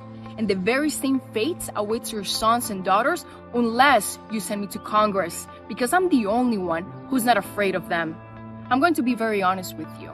I didn't have the blessing of being born in America or even call myself a Texan, but you can't tell me that I don't care about Texas. The clowns in the Texas House allowed for a bunch of radical Muslims to take over entire cities. Now, they're trying to turn Texas from a Christian state into the Muslim capital of America. So let me be very clear. America is a Christian nation. What's funny is all the Muslims voted for Trump. Because they're retarded. Like, that's the irony.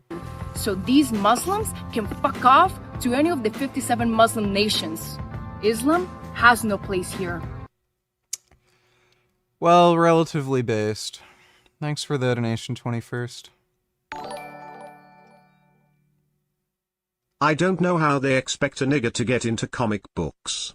If I wanna read Superman, there's like a gazillion different writers and storylines to pick from.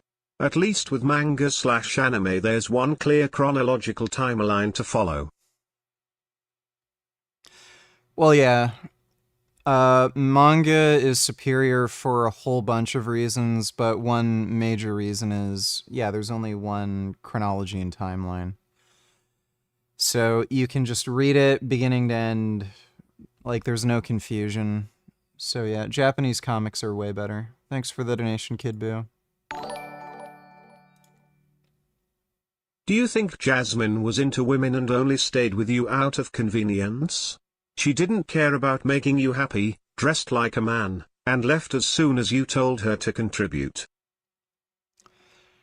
She's definitely not lesbian or bisexual. But thanks for the donation, Jasmine. 21st, donate $2.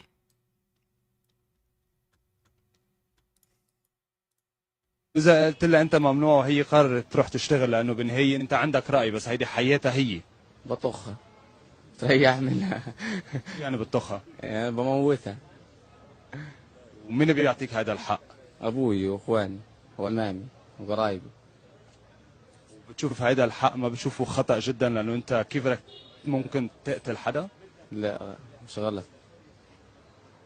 حاجة عرضنا يا زين شو مالك؟ لا عم تحكي مزح ولا عم تحكي جد؟ لا جد. والله جد. بس الوضع مش مضحك لأنه هي لها حق كمان تتصرف مثل. Yeah, we really need that cultural enrichment.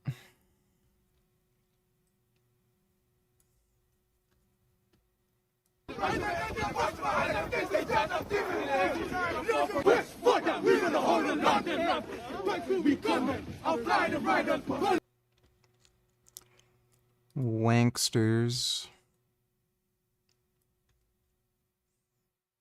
نعم الوكيل حسبنا الله ونعم الوكيل حسبنا الله ونعم الوكيل حسبنا الله ونعم الوكيل بسبب ذكر الله قل سيبطله سيبطله ان الله سيبطله ان الله سيبطله. Cultural enrichment.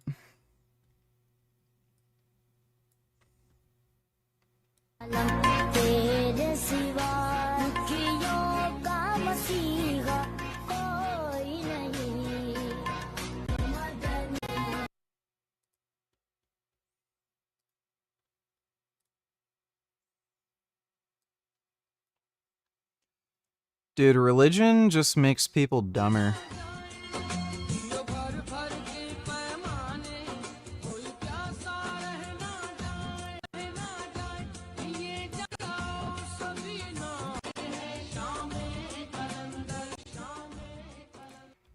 Yeah, that's not fake. Thanks for the donation, 21st. What's even the point of Batman's story? Yeah, beating up random thugs will improve poverty and GDP employment rates in Gotham. At least with Spider-Man he stops supervillains and his broke Bruce could fund Gotham employment and security programs. Well, yeah, that's another stupid thing about Batman. If he were fighting, like, some sort of cosmic level threat or something where only his super genius, like, you know, brain could fight with creating some new technology, sort of like Tony Stark, that would make sense. But, I mean, the guy goes around town beating up people for robbing banks.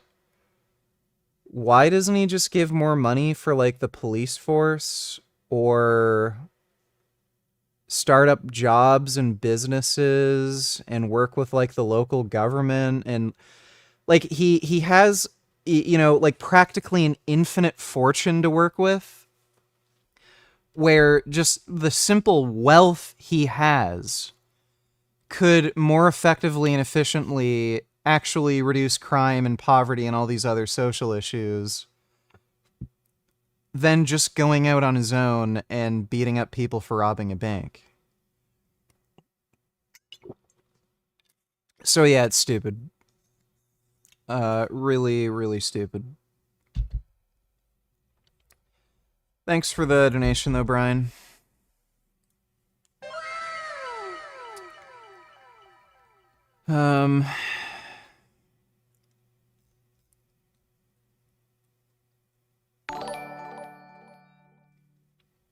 Hey, how is VG the G doing? Love you. I am fucking exhausted. Tired as a motherfucker. But other than that, I'm doing just fine. Will school shootings become a problem in Canada if guns are allowed? We have guns in Canada. So the answer would be no. Thanks for the stupid question. Comic books, movies, and novels.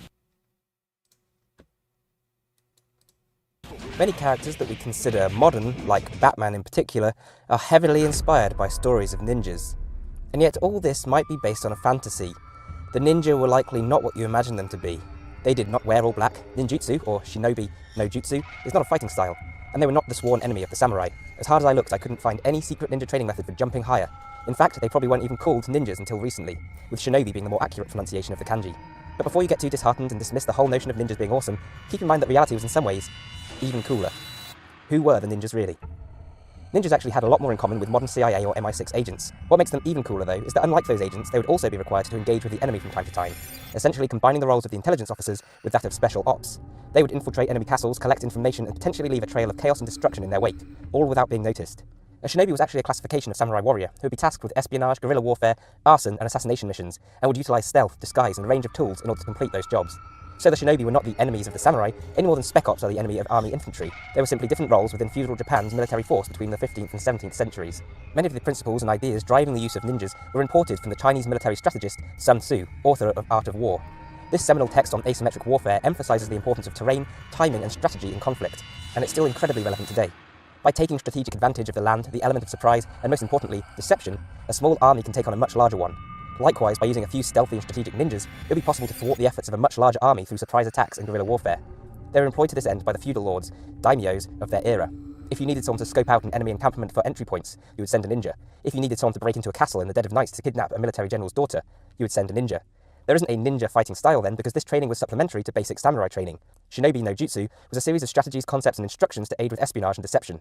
The fighting style they did use would likely have been kenjutsu, similar to modern kendo. It's also a myth that ninjas would have used straight swords. Instead, they likely used the same curved katanas as any other samurai. Ninja training, what we know. So what extra training did ninjas engage in? The driving principle behind ninjutsu is deception.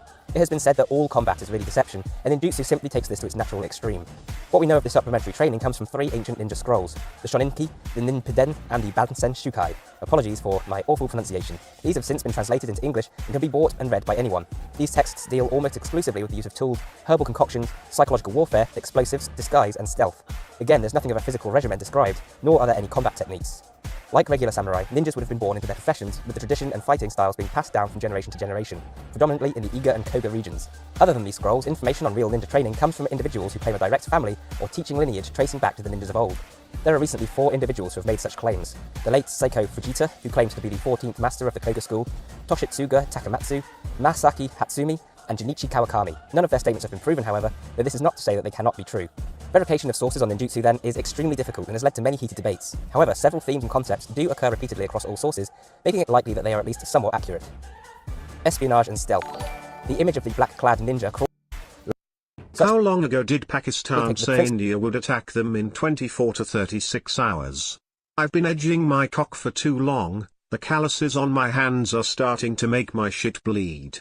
Haven't been able to come since the pager attack on Hezbollah. Total rape.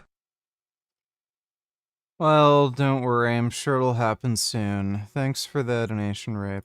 People that aren't Mormon, and obviously Elon Musk himself is not Mormon. But as I was reading through this article, I saw this sentence, which made me feel like I just had to bite. And while many people are familiar with the fact that Elon Musk has many, many different children with many different women, they might not know that the person orchestrating this behind-the-scenes baby mama drama is an ultra-devout Mormon guy named Jared Burchell. And so in this video, I'm going to share some of Burchell's very Mormon background, how he and Elon Musk are connected, and how Burchell is kind of Elon Musk's wingman, and compare some of the very eerie similarities between Elon Musk's modern polygamy and the polygamy founded by Joseph Smith, who was the founder of the Mormon Church. I, like many of you, despise Elon Musk, whether it's the tweet about joking around about impregnating Taylor Swift, the hand gesture that he did during the inauguration, the fact that he's running Doge, which is named after a cryptocurrency, and he is basically operating as an unelected official of the United States government to dismantle it, or the fact that he's transphobic against his own daughter. Truly, I could make an entire video about the massive list of reasons I hate Elon Musk, but many people are already devoted to doing that, and I don't have anything necessarily new to add to the conversation, and many of you are already painfully aware of all of those issues. But after I found out about this Mormon connection, and not just that he employs someone that's Mormon, but that the Mormon person that he employed is basically helping him orchestrate an entire harem of women, it felt like the connection was strong enough that I was ready to devote a video to it. Joseph Smith had over 30 wives, and most of them were married in absolute secrecy, and often his first wife, Emma Smith, didn't know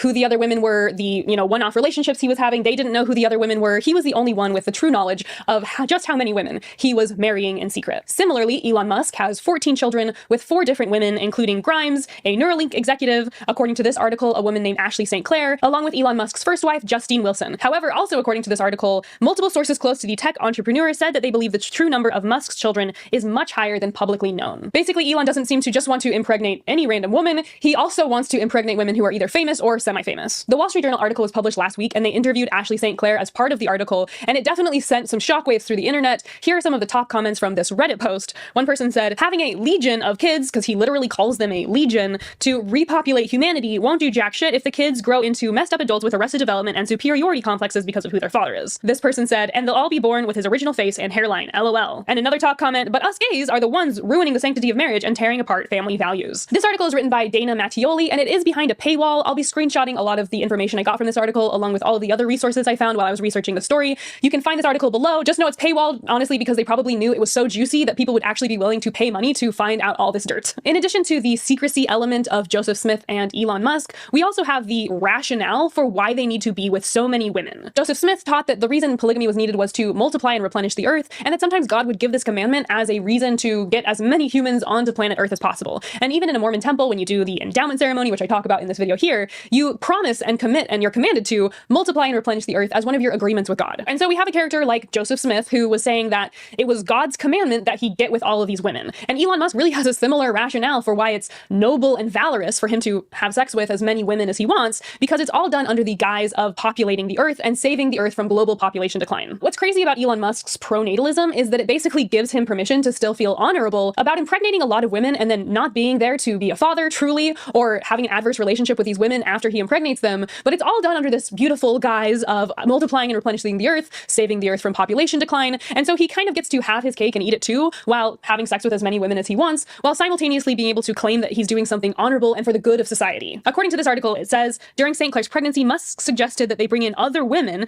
to have even more of their children faster. To reach legion level before the apocalypse, he said to Claire in a text message viewed by the Wall Street Journal, we need to use surrogates. And so he really is viewing this as this zero-sum game where it's almost going to be the apocalypse, and that he is personally taking responsibility for creating as many children as possible so that he can create a legion to save the world. When Joseph Smith was instituting polygamy, he also phrased things in this kind of very dire straits situation where he said that an angel visited him multiple times, and that on the third time, the angel had a flaming sword, and that if Joseph Smith didn't practice polygamy and marry many different women in secret, that he would be destroyed. According to this essay, it says, during that third and final appearance, the angel came with a drawn sword, threatening Joseph with destruction unless he went forward and obeyed the commandment fully. It was after this that he acquired his second polygamist wife, Fanny Alger, who was a maid in the family home at the time. In this scripture, in the Doctrine and Covenants, he also said that his first wife, Emma Smith, would be destroyed if she did not accept the principle of polygamy. And so between Joseph Smith and Elon Musk, both are saying that, it's on them to save the world, and the only way they can save the world is through spreading their seed to multiple women. In Joseph Smith's revelation about polygamy, he said that they needed to do it to ensure the continuation of the seeds forever and ever. Despite Joseph Smith saying it was super necessary for him to marry as many women as he chose, they also kept it a complete secret. Joseph Smith went on record multiple times to say he was never practicing polygamy, and the church didn't even admit to it till 8 years after Joseph Smith's death, when Brigham Young finally said, yes, we're practicing polygamy, and so did Joseph Smith. Joseph Smith also was able to get all of these women to keep the polygamous marriages a secret by saying that God wanted it to be a secret. It would hurt him as a prophet, and he would face scrutiny, and so he was basically able to use religion and God to keep these women silent. And the way Elon Musk keeps his unions a secret is through money and power. In this tweet, Ashley St. Clair, who is basically a conservative social media commentator, said that your last effort in court was to try to gag me while you use a social media channel you literally own to distribute derogatory messages about me and our child to the entire world. It's all about control with you, and everyone can see it. And before we jump into discussing more about Jared Burchell, I think that's one of my final comparisons between Joseph Smith and Elon Musk, is that after the union is settled, after the cards are on the table, the person in power, the man, be it Joseph Smith or Elon Musk, comes in with all of these stipulations and a lot of fear-mongering to make sure that the woman has zero power in the relationship and that the man continues to flex his muscle to ensure that the woman does what he wants. And I'll say the reason I wanted to highlight the similarities between Joseph Smith and Elon Musk is not because I think that Elon Musk is staying awake at night reading a book about how Joseph Smith was able to attain 30 different women. I don't think that Elon Musk has probably ever really even studied about the life of Joseph Smith. I think the reason that the similarities exist is that often when men come into power, they want the same things. If you have any other similarities that I didn't highlight, feel free to drop them in the comments below. Also, don't forget to like this video, subscribe to my channel. I have a new video about Mormon teachings or doctrine or history or pop culture every single week, so don't forget to hit the subscribe button if you want to see that. With that, let me share everything I learned about Jared Burchell, Elon Musk's very, very Mormon right-hand man who helps him practice modern polygamy. This is a photo of Jared Burchell, and as I said, he is the ultra-Mormon fixer for Elon Musk. And in many of the articles I read, they literally use the term fixer because Jared Burchell doesn't have just one job for Elon Musk. He is a man who wears many hats and essentially fixes any of the problems that come Elon Musk's way. This includes things like pushing through a deal to buy a private compound for all of Elon Musk's baby mamas. He also is intimately involved in the non-disclosure agreements with all of the women who Elon Musk has impregnated, including Ashley St. Clair. He is the CEO of Neuralink, but kind of in title only. And so whether it's financial or day-to-day business or baby mama drama, Burchell steps in and fixes Elon Musk's problems. One of the first times Burchell appears within Elon Musk's timeline is that if you remember way back, there was a British caver who saved some people from a cave accident in Thailand. At the time, Elon Musk basically tweeted that this British guy who was trying to save these people, he tweeted that he was a pedo guy, and this man went on to file a defamation suit against Elon Musk, which is how we have this info about how Burchell literally paid a private investigator to find out if the British caver, whose name was Vernon Unsworth. Oh, that was him. You're right, VG Reelgan does make people stupid. Just look at all these evangelicals who voted for Trump. Dude, the Muslims voted for Trump. Yeah, religion just makes people stupid. Thanks for the donation, Dodo. To find out if he was actually a pedophile. So they paid about $50,000 to a private investigator to try to prove he was a pedophile, but they obviously didn't find anything, which is why Mr. Unsworth fired the defamation lawsuit. The reason I thought that this was worth highlighting is that Mormons are notoriously pretty bad at lying, and this is kind of the first time Elon Musk asked Burchell to step up and solve this problem for him. And so in the deposition, we learned that Burchell used a fake name, and the fake name he came up with was Jim Brickhouse to contact the investigator. But then while he was contacting this private investigator to figure out if this person was really a pedo guy, he accidentally also just emailed the private investigator from his real email, from his actual real name, instead of the Jim Brickhouse name. It's also evidence that Jared Burchell is willing to... What an actual dumbass. Gummy. Gum. What are you doing here, Gum Gum?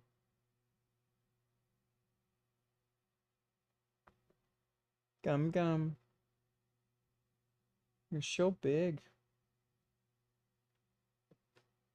What's going on, Gum Gum?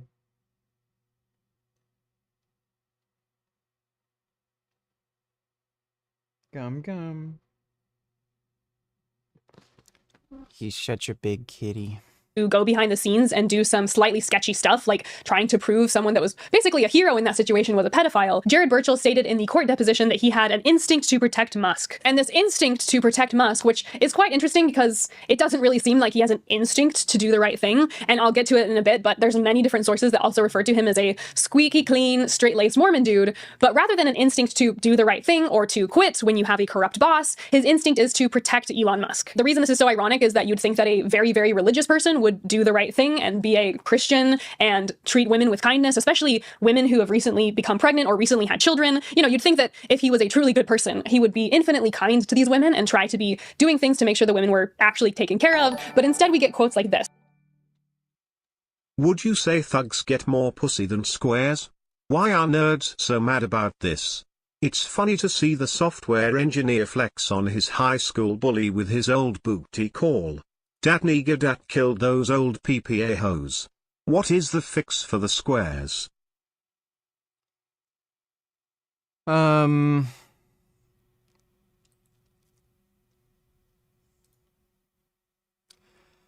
It's fine having a job. It's just that women are interested in masculine men, and a lot of people who, you know, have certain lifestyles, they're kind of like pushovers. So they just have to learn how to not be pushovers. Thanks for the donation, Incel Man. I grew up in a Mormon household, and it should be noted that the Mormon church split decades ago over the issue of polygamy. The polygamy branch is super low-key and takes over bumfuck cities and marries children. The good ones are generally nice, just dumb. Yeah, I'm aware of that. It doesn't even make any sense either, because Joseph Smith was a polygamist, so I don't know how they could have possibly had a split. Like, they'd have to acknowledge that their religion fundamentally is just bullshit. Thanks for the donation, though, retard. In the December phone call, Burchell told St. Clair that his job was to protect Elon. He told her that he had been happily married to the same woman, but he has been very involved in family law courts very extensively through his work for Musk. I feel like I've been through like 3 divorces, he said. And so rather than operating as a legitimately moral and good person, he's basically trying to fix deals so that Elon Musk is very protected and so that the women are bound to stay completely silent and to not get in his way at all, even though he's literally the father of their children. In this quote, it says that St. Clair didn't sign the NDA, the agreement, which an NDA is a non-disclosure agreement. It would basically mean that she would get a large sum of money, about $15 million as a one-time fee, and $100,000 a month. So he was trying to offer her a lot of money, but in return, she had to promise to stay silent. It says the agreement prevented her from speaking about Musk in relation to the child or disparaging him, but didn't bar Musk from speaking negatively about her if he wanted. So as I said at the beginning, he wants to hold all the Congratulations, you're banned. cards, he wants to hold all the power, and he wants to impregnate women as much as he wants, but he wants them to stay silent and have absolutely no power, despite the fact that they've literally had his children and deserve at least respect and for their Child marriage should be banned in all religions, including Christianity. I would agree with that. Thanks for the donation, Dodo. Oh my god. Bro, these women know exactly what they're signing up for, especially at this point. All of these women know Elon Musk is an absent father. He treats women like shit. He's never there.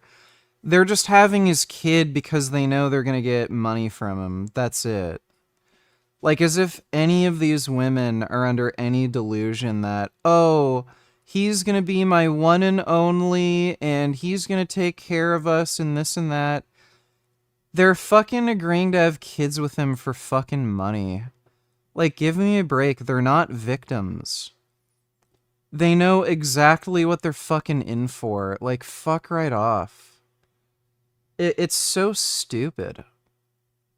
Like, on the flip side, too, there's so many dudes who get involved in these relationships with women that they know are fucking crazy and untrustworthy. Like, look at what happened with Shannon Sharp. He hooked up with this fucking 19-year-old OnlyFans chick. And it's like, well, what the fuck were you thinking?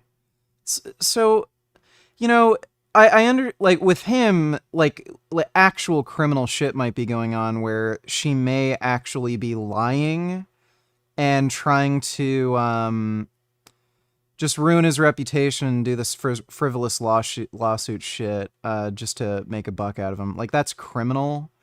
What Elon Musk is doing isn't criminal, but I mean, like, still. People will do the dumbest shit because they think they're going to get some benefit from the situation. Shannon Sharp wanted to fuck some 19-year-old bitch. Again, just a crazy, dumb, whack job OnlyFans model, and he took that risk. It's pretty clear early on. Like, he knew this chick was a gold digger, knew she was an untrustworthy fucking bitch, but the pussy was too good for him, so he took the risk. These women are doing the same thing when they hook up with dudes like Elon Musk. Like, they're not victims in any sense of the word. Elon Musk, as far as we know, didn't do anything criminal against them, didn't rape them, didn't force them to do anything. There's some questionable stuff about child support, but again, like, that can be worked out through court. But yeah, this narrative she's you know, making, it's like, okay, I mean, if you agree to have kids with a dude for money and then you're complaining that he's like an absent father and stuff and banging other chicks, like, okay. They knew this comes with the territory.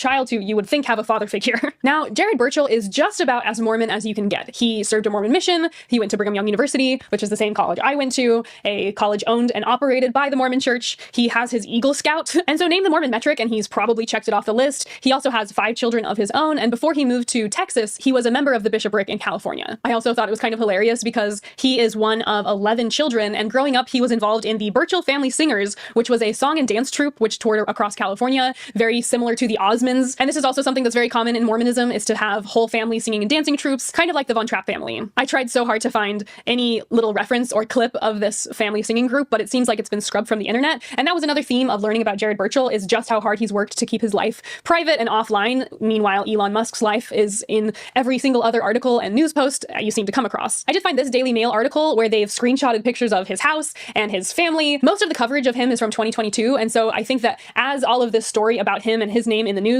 Jared Burchell and not just Elon Musk, I think that as this was happening, they totally shut down their Facebooks, because you can still find their Facebook profiles, but they're completely private. I did think that this family photo was kind of hilarious because it's very, very common for Mormon families to all wear the same exact color for family photos. In that Daily Mail article, it says Burchell's Facebook, now little used, suggests a profound personal faith. I also found this. So Jared Burchell is married to Laura Burchell. She works for this foundation, and I saw that they are giving money pretty consistently to Brigham Young University and sending money to Utah. And so the family does seem to still be intimately involved with the church. Before getting involved with Elon Musk, Jared Burchell mostly worked in finance, which is also a very Mormon job. If you're not familiar, the Mormon Church has over $200 billion in assets. Many think it's $3 or $4 billion. And so working in finance for businesses like Morgan Stanley is pretty par for the course. In this article, it said he would bring his young son to the office, balancing him on one hand, the former colleague recalled. Bringing your kid to work seems to also be something that Elon Musk is interested in doing. People are saying he's using his own child as a human shield because it basically automatically gives fathers cred if they can show that they're an involved parent. If you're familiar with this photo of Elon Musk bringing one of his children into the Oval Office, you'll know that Elon Musk often uses one of his favorite children as a little, I mean, I think he kind of uses him as a pawn in order to garner more public favor. And so I thought that quote was kind of hilarious about him bringing his son to the office, because both men are kind of engaged, in my opinion, in this dad of the year behavior, which is actually kind of just using your kid to gain more popularity with your office buddies. I think we can pretty definitively say that if women show up to work with their kids, they're not so eagerly welcomed, and the women aren't, patted on the back, wow, what a great mom. It's more like, why can't you keep that kid at home? So seeing both men be able to use their children to show that they are dad of the year, when you know that women don't receive the same level of applause for the same behavior, is frustrating to say the least. Because Jared... Oh, so we're complaining about inequality now. All right, well, I guess women can sign up for the draft. Women can pay their own bills. They can pay their own fucking meal when they go out on dates. All the other fucking horse shit that women like complain about, 6 feet tall, 6 figures, man has to take care of me, blah, blah, blah. Right, okay. It's funny how women will want equality when it benefits them, but then when it doesn't benefit them, oh, well, a man's supposed to do that. Like when you go on a date, a man's supposed to pay. But again, when it benefits them, it's all about equality. Wow, that is so fucked up. Elon is such a piece of shit. He's just a deranged cunt. I don't know if any of this has to do with the ketamine he's on. Thanks for the donation, Dodo. Burchell served a mission. That also means he has the endowment ceremony done. That means he wears garments. And that means that he is essentially the highest level of Mormon that is possible. I do wonder if there's an element of polygamy not being that big of a deal in the Mormon church, or at least in Mormon history. If that's playing a role in his moral calculus in the way that he's dealing with these women and silencing them and offering them money for their silence, and really using money as a threat and as a carrot on a stick to ensure that the women aren't publicly disparaging Musk. The Mormon church has taken notice. What, please explain to me, what is the problem with that? I mean, yeah, if these fucking women are gonna start talking shit about you, why would you give them money? Why wouldn't you, this is par for the course for anyone who's wealthy. They make women sign NDAs. Look at Leonardo DiCaprio. All of the women he dates, they sign NDAs. They can't talk about the relationship and shit. You have to protect your wealth and reputation. It's just so fucking stupid the way these women talk. They don't ever have to worry about this because they've never, one, obtained that level of wealth, and two, there's no way to ruin a woman's reputation like you can ruin a man's reputation. All they have to fucking say is, he touched me inappropriately and I felt uncomfortable. And then fucking canceled, no one will fucking support your business. You're absolutely fucking ruined. You lose millions, if not billions of fucking dollars just because of a simple accusation. Do women ever have to worry about that? If a woman is some, fucking ultra boss babe, CEO of some company, and then some dude said, she touched me inappropriately, do you think she's going to, lose any money over this kind of crap? Look what happened to Shannon Sharp with this OnlyFans shit. If we gender swapped these roles, if Shannon Sharp was some, was Serena Williams or Venus Williams, ex, tennis star, and female Shannon Sharp was going to get a $100 million deal from ESPN, and some random fucking 19-year-old dude posts online, oh, she, touched me inappropriately. Do you think she's going to lose her ESPN contract? No. So this fucking idea that Elon Musk is inherently being sleazy and dishonest or something by making women sign NDAs and like saying, look, if you start talking shit about me, I'm not going to give you any more money anymore. Like, he has something to protect. And especially as a man, yeah, no shit, you have to do that. You can say a lot of terrible things about Elon Musk. The guy's an absolute cunt. But like, of all things to fucking complain about, doing something perfectly sane and fucking rational to protect yourself from these women, like, give me a fucking break. Dodo donate $2. What Biden should do right now if he were president would be to take this moment to align heavily with India and push Pakistan closer to China. They're already close, and because we're going to need a large continental army to fight China if we get in a war, that's India. Well, Biden's not president, but thanks for the donation, Dodo. This of Jared Burchell, they wrote this profile piece about him in 2022, where they claim he's a member, he graduated from BYU, he's obviously closely linked in with the most wealthy man on the planet. And it's so interesting to me to see who the Deseret News, which is the Mormon Church's news outlet, who they choose to highlight. If you are familiar with Secret Lives of Mormon Wives, they did not like that. And so you won't find any of those women profiled in the Deseret News, even though some of those women do hold temple recommends and are completely active in a church. On the flip side, though, there was a woman recently on The Bachelor, and she was a member of the church, and in this article they did choose to give her a profile, probably because the image that she puts forward on The Bachelor is something that is favorable, it's good for their PR, it's something that they liked, and so while they won't profile any of the women from Secret Lives of Mormon Wives, because they like the woman that was on The Bachelor, they'll give her a profile. Similarly, we do see that the church was willing to give Jared a profile. Retarded that like 50 videos of Destiny sucking dick get leaked so Kiwi farmers can point and laugh. And then a bitch no one was talking about files a lol suit and her retarded lawyers put links to websites where she's sucking dick in public filings. Lol. Look, I've said this from the beginning. As soon as her Substack thing came out, she's looking for a payday. She never, ever, at any point cared that there were videos of her sucking dick online. She's clearly not the type of person to give a shit about that sort of thing. She's filmed sex videos with previous boyfriends of hers. She sent Destiny, of all people, sex videos of hers. Like, she doesn't care.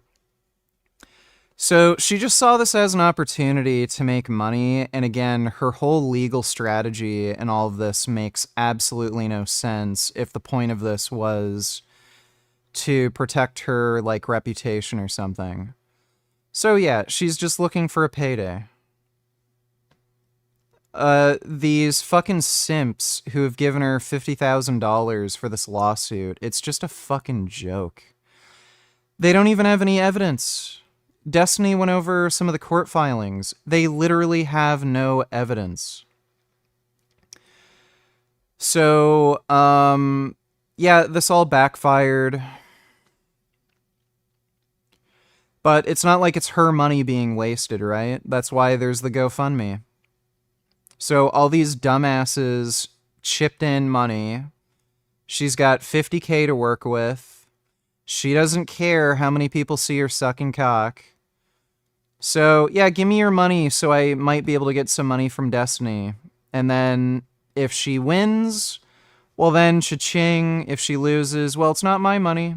Whatever. She can just go on with her life. It's ridiculous. Thanks for the donation, retard. Probably because he's rich, he's connected to the wealthiest man on the planet, he has 5 kids, he served a mission, he was in the bishopric, so he's really checking all of the boxes for the church to say that they like him, even though, now it's been revealed, he is involved in some pretty shady stuff. The Salt Lake Tribune also talked about Jared Burchell, saying that Elon Musk's wingman is LDS. They quoted an Insider article which said, "Jared's the most straight-laced person you'll ever meet." A former colleague told Insider, "He's a very ethical and trustworthy guy, so I can see why Elon puts a lot of confidence in him." And so it's so interesting to see this image of him as a straight-laced, squeaky clean Mormon guy pop up over and over and over again, despite the fact that we're also learning about just how far he's willing to go to silence all of these new mothers who have become impregnated because Elon Musk reached out to them. He DM'd them. And yet they are now the ones who are being gagged into silence and told that if you want the money, you're going to have to comply with Elon Musk's rules. Mormon men like Burchell are taught that moral cleanliness and chastity and sexual purity are some of the most important things imaginable. And so to see him be this kind of quiet architect who's orchestrating all of these secret relationships behind closed doors is very hypocritical.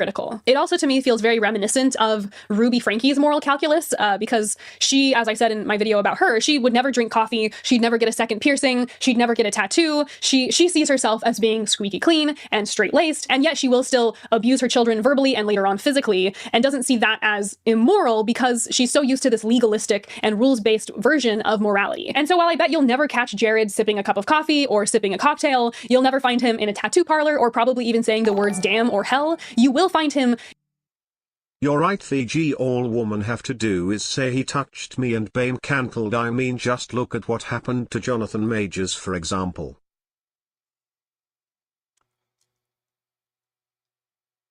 Jonathan Majors. Oh, right. Jonathan Majors. Yeah, she was abusive towards him. It was literally on video. She attacked him. And then he still lost the fucking court case, even though it was on video. Like, it's just outrageous. It was on video. You could see plain as day. She was the one who attacked him. And he still lost the court case. It's gotten to a point where you can, like, a woman can accuse you of assault, say, no, that never happened, she attacked me. You see the fucking video plain as day.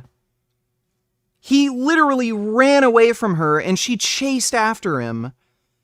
And then he still lost the fucking civil suit. So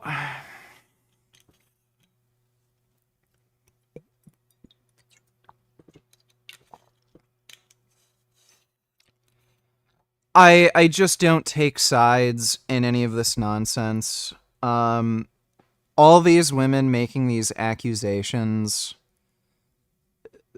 the amount of lying that fucking women do, and it is way more widespread than I think a lot of people are willing to accept. I just don't take sides. Unless they can prove it, whatever, it's up in the air. Who knows? Thanks for the donation, Dodo. Using money to coerce women into silence after they've just recently had children. And so I truly don't think Mormons have an actual understanding of what is truly moral and good compared to how to follow rules and how to make sure that they are following a strict rule book. It's easy to see that Jared is often following the law. He's trying to put NDAs in place. He's trying to put legal documents in place. He's trying to cross the T's and dot the I's. Almost everything that I found that he's done is legal. It's just not moral. And I think it's important to make a distinction between the two. Another interesting piece of info that I found is that Jared Burchell was actually fired in 2010 after 10 years at Merrill. You can see here, this is his public regulatory record, and they said that he was fired for engaging in conduct resulting in management's loss of confidence, including sending correspondence to a client without management approval. So that seems a little bit shady, but he was hired by another financial firm a few months later, and so it doesn't seem like it was that big of a deal, but it is an interesting hiccup to note. Burchell went on to work at Morgan Stanley, and it was interesting to see that as he was exiting Morgan Stanley and working for Elon Musk, he was basically brokering deals to make it so that Elon Musk got more favorable financing for some of his properties and his loans, and all of those properties and loans and mortgages were going through Morgan Stanley. So it does seem that Burchell was also kind of an emissary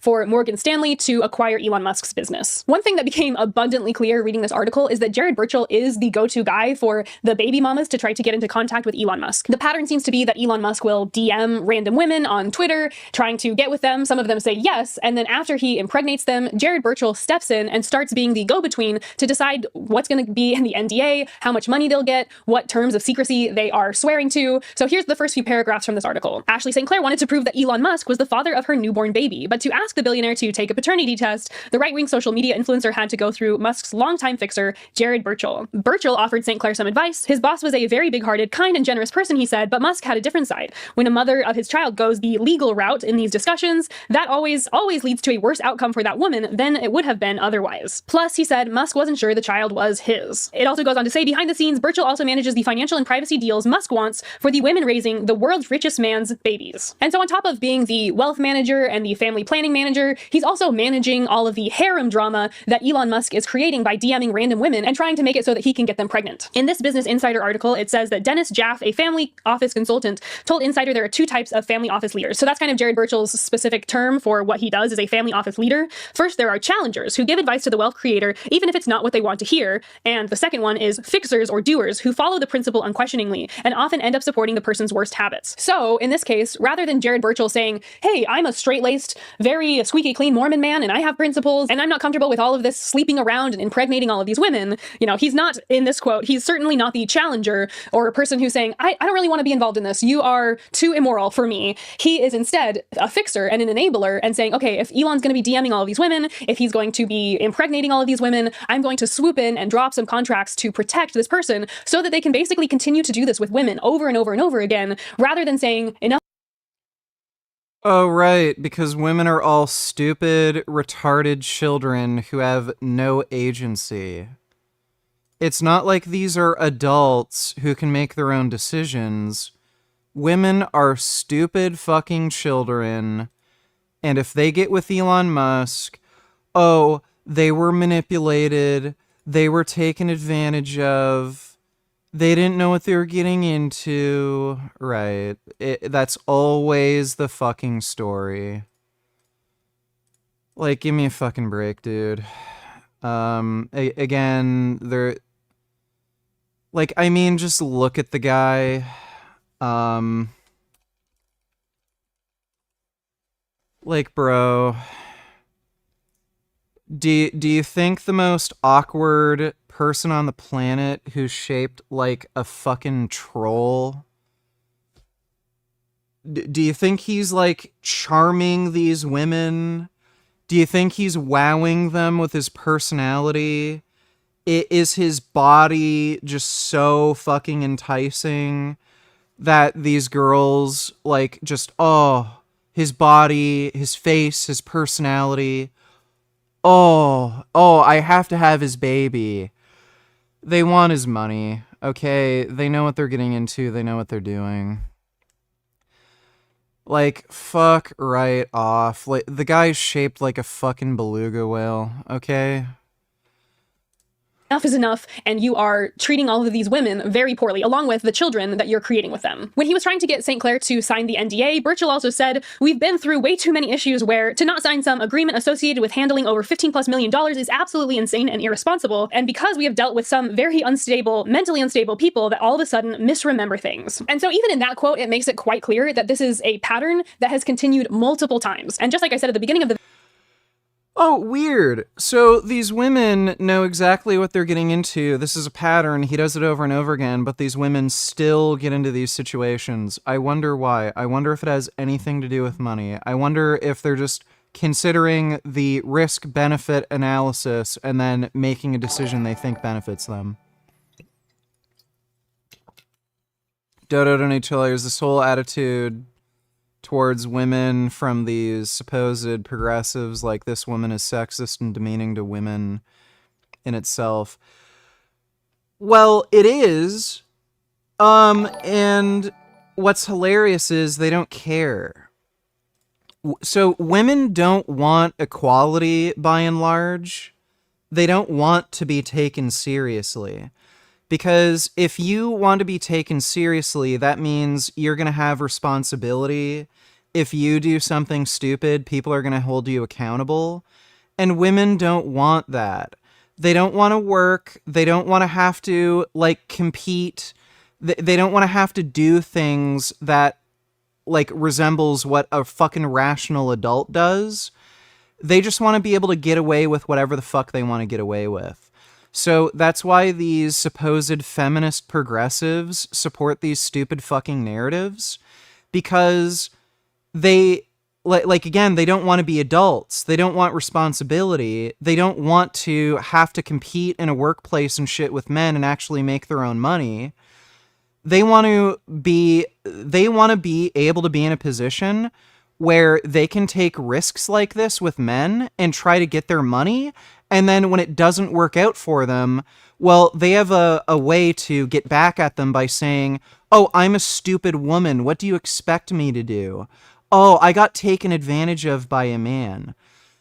So they don't want equality. They don't want to be treated like adults and human beings. They want to be treated like stupid fucking children so that, again, they can take these risky relationships, and then when it doesn't work out for them, they can cry foul, act like a victim, and then, get ahead that way. Thanks for the donation, Dodo. Are you still considering going on steroids/growth hormone? What's your rationale for taking it? Are there less side effects with it over tren? What are they? Also, are you and Destiny friends again? Back to making out? Back to touching tips? I'm more likely to take growth hormone than steroids. Yes, there's less side effects compared to fucking trenbolone with growth hormone. And, what do you think steroids and growth hormone does? Like, what kind of fucking question is that?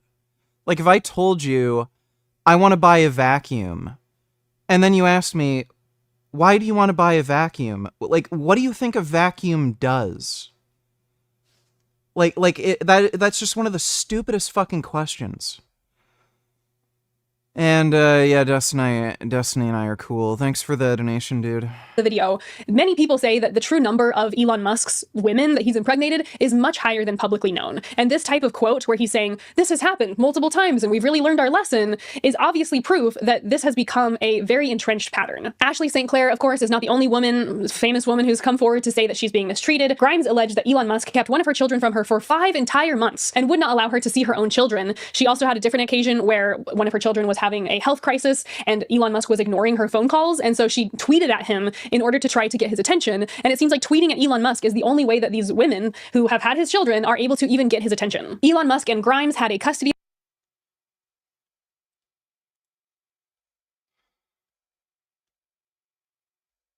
I mean, bro, this is the rich white girl version of Mary Povich. Like, you know all these, like, crazy fucking ratchety-ass black chicks on Mary Povich who sleep with, like, 20 different dudes? And then they're, like, sure this one guy they slept with is the father, and they're like, you gotta be a man and step up and take care of our kids. Like, this is the rich white girl version of that. They sleep around with a bunch of fucking deadbeat-ass losers, and then they're surprised that when they get pregnant, none of these men want to, like, help them raise a kid. It's just, like, what do you expect? You had a kid with Elon Musk. There has to be some amount of blame and agency placed on women. Like, you can complain about Elon Musk not being a good father and everything, but I mean, you're also the one who chose to have kids with him, and you know who he is. I mean, we're not going to acknowledge this and say, like, yeah, Elon Musk isn't a good dad, but I mean, why did you have kids with Elon Musk? Battle in Austin, Texas, and wouldn't you know it, Jared Burchell is sitting front and center in order to be the one who is helping Elon Musk behind the scenes to work out the deal between him and Grimes. Burchell's roles, of course, go past this baby mama situation, past the wealth management, according. No, I'm not going to react to the Sam Cedar H3 convo. I already seen some of it. Sam Cedar is just a complete fucking lying hack. Don't really care about watching Sam Cedar's gaslighting retarded bullshit. I'll watch the Hassan Ethan thing if that ever happens, but I don't give a shit about the Sam Cedar thing. Sengoku, don't you tell her she talking facts or bullshit. For more than 12 weeks, you've hit a plateau and your hormones are starting to crash. That's why. Your body isn't broken, it's adapting. After 10 to 12 weeks in a calorie deficit, your metabolism is going to start to do things to protect you. This will include slowing your thyroid.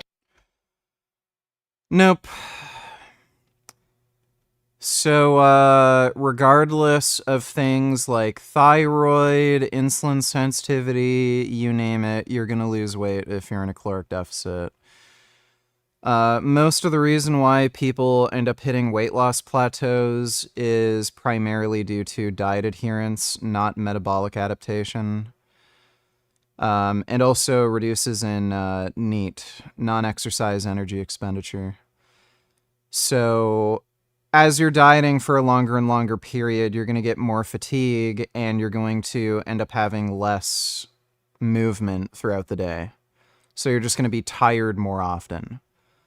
So if you're tired more often, you're not doing as much exercise, weight loss is going to slow down, and there's a little bit of metabolic adaptation. So if you're in a relatively moderate caloric deficit, let's say 500 calories, over the course of 12 weeks, if you are getting fatigue and you are having metabolic adaptation, that may account for about 250 calories. So maybe 100 being from metabolic adaptation and then 100 or so being from reduction in NEAT. So you've gone from a 500 calorie deficit to like a 250 calorie deficit. And the difference there is 1 pound of weight loss per week versus like half a pound or maybe even less. So people end up thinking, oh, my hormones or something. Oh, my body's adapting. Well, not really. Metabolic adaptations are pretty minor. They don't account for much.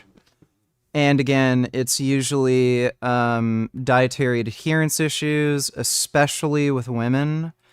Women are especially bad when it comes to diet adherence, and they tend to choose shittier, stupid foods.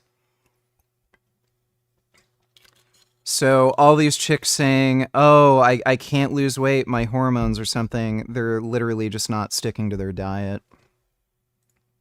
Reducing your RMR or your BMR, your resting metabolic rate. Your hunger hormones are going to shift, leptin will drop, ghrelin will rise. Your cortisol is going to go through the roof. It's like estrogen and Dieting doesn't make your cortisol go through the roof. progesterone, those are going to plummet too. And when those plummet, testosterone follows, which makes it practically impossible to grow muscle. No, you can grow muscle with very low testosterone. That is nonsense. Not only will your goals be put on pause, you could see much worse fatigue, sleeping problems, losing your period. You might even feel like you're starting to gain weight again at low calories. Your body isn't trying to sabotage you, it's just trying to survive. This is called metabolic adaptation. And fat loss phases. Yeah, that's nonsense. Thanks for the donation, Sengoku. I don't feel bad for the retarded women, but also Ellen's weird natal cult is fucking gross and does evoke visceral disgust. It's def a money thing cause he doesn't even have the manhood to inseminate them himself. His cocky no worky, it's a science experiment. Yeah. Again, like Elon Musk, we've seen him talk. He's awkward as shit, stutters constantly, extraordinarily unlikable, ugly, probably has a small penis. I've never seen his dick, but I mean, look at him. He's shaped like a fucking beluga whale. Why are these oh, it's the money. Okay. Why do we feel bad for any of these women? They literally got into a relationship for no other reason than money. And then we're feeling bad for them? Like, just get real, you know? Thanks for the donation, retard. According to Wikipedia, he also has advised the Trump transition team on space policy and artificial intelligence. He also was involved in interviewing several candidates for positions at the State Department. So he is really putting his hand in every single pot. Everywhere that Elon Musk is, you'll also find Jared Burchell. And so that's Jared Burchell, the ultra-Mormon man who is acting as Elon Musk's wingman, as Elon cannot keep it in his pants. I think another issue I take with this mass population of the world philosophy that Elon Musk is bringing front and center is that it makes it abundantly clear that he doesn't think that fathers really matter matter, or rather that maybe they do matter, but that the only thing that they should do to participate in the children's life is to give them money. It's similar to that comment from the beginning from the Reddit thread, but us gays are the ones ruining the sanctity of marriage and tearing apart family values. It's shocking to me that there's no issue in Elon Musk's mind that these children are really not going to grow up with a father. Some of the children with different women will have a father figure. Whose fault is that? Who is to blame here? These women knew going into the relationship that Elon was going to be an absent father. So why are we blaming Elon Musk when these women knowingly got into this relationship knowing their children would be raised without a father? Oh, right. Women are all stupid fucking morons. They're literally children.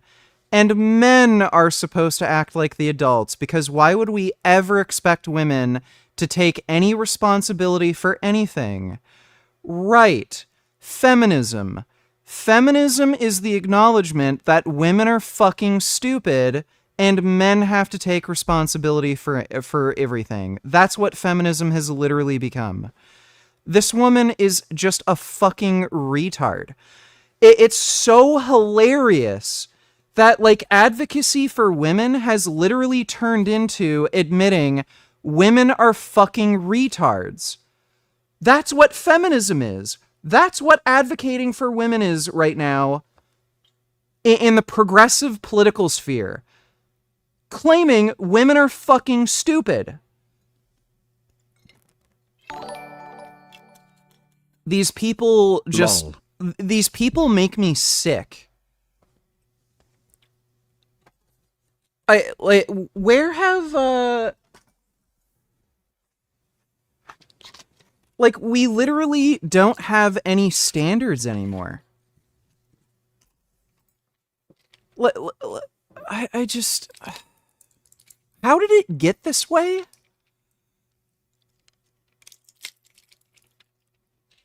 I mean... We went from...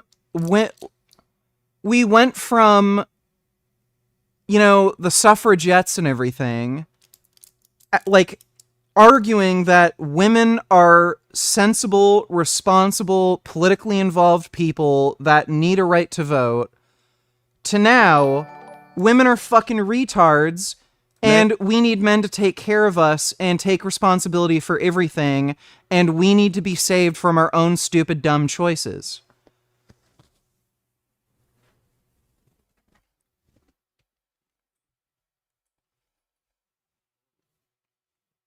Like, dude.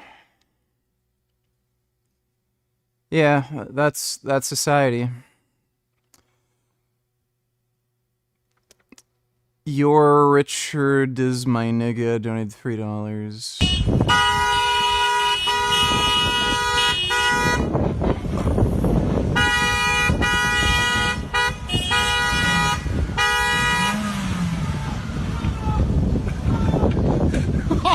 Oh nee, klaar zo, dat moet je niet doen.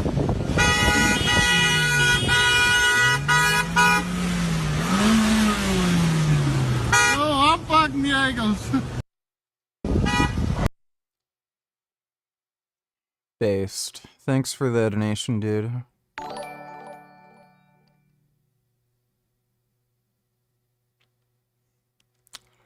Christopher Hatch, $20. Michael had no need to be slapping the table like that. You did not have sex with Pam's mom. Oh, big time. What kind of car does she drive? She drives a green Camry, and the seats go all the way down. All the way down. You want me to be happy? Of course. Part of the problem is she is the mother of a close friend of mine. Oh. More than a friend. A co-worker. Oh, gossip. Who is it? Who is it? Who is it, Michael? Who? It's okay. No. No. Oh my God! Oh my God!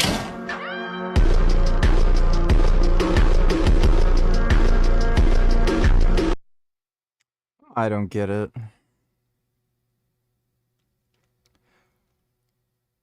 I never watched The Office. I don't know who any of those characters are, and I have no idea what they're talking about. Thanks for the donation, dude. I'm looking for a good multivitamin. Can you recommend one to me? How does this link look?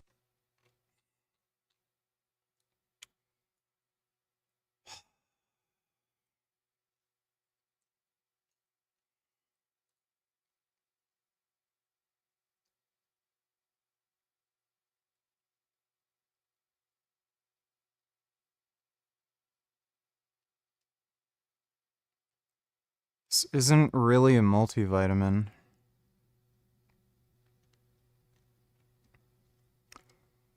Yeah, this isn't an actual multivitamin, dude. Just, look at the label. That's all you gotta do. Just find a multivitamin that covers about 25% of the RDA for all your vitamins and minerals, and that should be good enough. Thanks for the donation, Anonymous. All you gotta do is look at the label. Because he's choosing to interact with him a little bit more. But a lot of these children that either aren't on the record or that, you know, he's estranged from the mother, they really will not grow up with a father figure. All they'll grow up with is a person who sends their mothers large fees in a bank wire transfer, but not with a person who's going to be in the home and caring for them and loving them and learning what school was like that day. And so fathers in this populate the earth with surrogates and make this little army of mini Elons. These kids are not going to have a father figure. And I truly do not comprehend the need to create so many children when you yourself know that you are not going to be very involved in these children's lives. Again. But we'll never blame the women for this.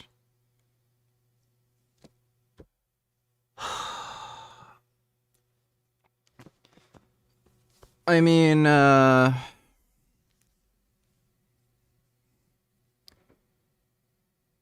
who had the kids? Right? Like, it couldn't have been Elon Musk because he hates trans people, so he's not a woman. He didn't give birth to these kids. Who decided to get pregnant and shit out these kids? That's right. It was the women.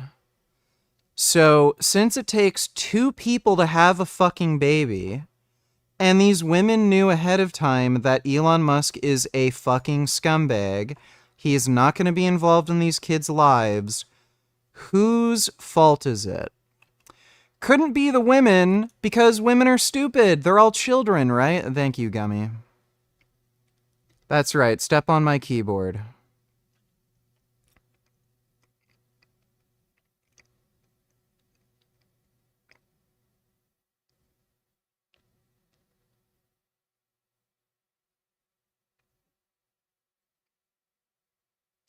No, don't you fucking dare. Don't you fucking dare.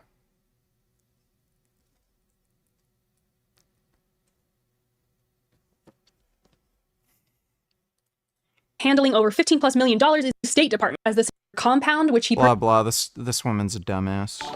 Chill of the Anonymous, donate $2 what multivitamin to use. I use different ones. Just depends on what store I go to. Thanks for the donation, Anonymous. World Bank. He worked for the IMF. When you talk about like globalists, Mark Carney is sort of the definition of a globalist, meaning international institutions ought to rule the roost. Immigration ought to be relatively open. There ought to be commerce, not regulated by country or bilateral deals, but commerce with some of the worst places on earth, including places like China. Carney is very much in favor of regulation. He was a net zero guy. That guy's the prime minister now. So I think that it's quite bad on a personal level that President Trump intervened in the Canadian election by basically just crapping all over Canada repeatedly to no actual effect, by the way. Like, where's the big win? And so Carney got elected. I think that's bad. And then there's another wing of the Republican Party that says that basically Trump's activities had nothing to do. DD, donate $2. Can we move on to our favorite person?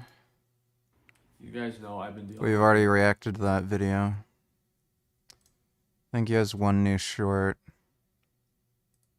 So a lot of you guys are probably seeing influencers and shills telling you to stockpile your goods. And this is just fear mongering that we've seen over and over again, from COVID to the egg price nonsense, because this is the reality. The economy crashed pretty hard, and people are going to try to save money on everything, including groceries. However, these big businesses, these billionaires that run these grocery companies also have ties to the media and control the media. So as soon as they start having to throw away, billions and billions of dollars of groceries every week, of course they're going to go tell the media, hey, you guys better help us out. And you can't really blame them, but at the same time, they're literally striking fear into the population and making people afraid of their own well-being, while at the same time trying to price gouge you and increase prices and take all your money. So if all you guys are seeing are these influencers and shills and news people trying to get you to buy groceries and saying shelves are going to be empty, those are specifically people you want to ignore and unfollow and not listen to moving forward, because they are solely being used for pushing the agenda of the mainstream media, and they're not here to help you. They're here to help these grocery stores make money and take all your money and price gouge you. That made no sense. With the victory of Mark Carney, which to me is just pretending or coping. I don't think that there's any argument that can plausibly be made that President Trump saying repeatedly that Canada was going to be the 51st state and then suggesting over and over that tariffs were going to force them to capitulate their sovereignty to the United States. Maybe we'd invade. That had no impact on the election whatsoever. That is not what the polls show. But there are some people in Team Trump land who are making the case that basically this is about Pierre Poilievre blowing it in some way, despite the fact that he was leading by 25 points in December. And then there's the third category of people who seem to be perversely happy that Mark Carney is the prime minister. And that group of people, a lot of those folks seem to be convinced that if there is a right-wing leader who is allied with principles of conservatives in the United States, but is not quote-unquote Trumpy enough, better to have a left-wing leader than somebody who is not, a Trump knockoff? It's a sort of bizarre perspective. I see people dunking on Pierre Poilievre. You're happy that ugly Justin Trudeau is going to be the prime minister over there? Well, if you think that Trump had nothing to do with the election, then I defy you to answer why exactly the new Canadian Prime Minister, Mark Carney, thinks that Trump had a lot to do with the election. Here he was torching Trump at his victory rally. Our old relationship with the United States, a relationship based on steadily increasing integration, is over. The system of open global trade anchored by the United States, a system that Canada has relied on since the Second World War, a system that, while not perfect, has helped deliver prosperity for a country for decades, is over. These are tragedies, but it's also our new reality. We are over the shock of the American betrayal, but we should never forget the lessons. But you're going to take it forward. We have to look out for ourselves, and above all, we have to take care of each other. When I sit down with President Trump, it will be to discuss the future economic and security relationship between two sovereign nations. And it will be with our full knowledge that we have many, many other options than the United States to build prosperity for all Canadians. Okay, so I have a question. Why is that better for the United States? Seriously, why is it better than Mark Carney is the Prime Minister of Canada? He's openly saying, by the way, that he wants to reorient away from the United States and toward Europe and China. So what's the upside? Seriously. The upside is they're much more reliable. Dodo donated $2. Let me see. I want you to imagine something. In the early hours of a massive surprise invasion of Taiwan, China unleashes its through our defenses. Shareholder dividends over advanced own money. Now, that can be produced at scale, engage Chinese aircraft in dogfights. It's just, and there's done. Well, that was very interesting. Thanks for the donation, Dodo. I don't take TED Talk seriously, especially when there's some retarded-looking dork in a Hawaiian shirt and a goatee on stage. So can't really be fucked to watch any nonsense from them. Most of their speakers are complete idiots who have no expertise in the topic they're actually discussing, so I'm not going to bother watching that. Thanks for the donation, though, Dodo. We'll get to more on this in a moment. First, if you're a homeowner, you do need to listen to this. Did you know that somebody can literally steal your house? Yeah, it is real. Okay, I gotta go take a piss. I'll be right back.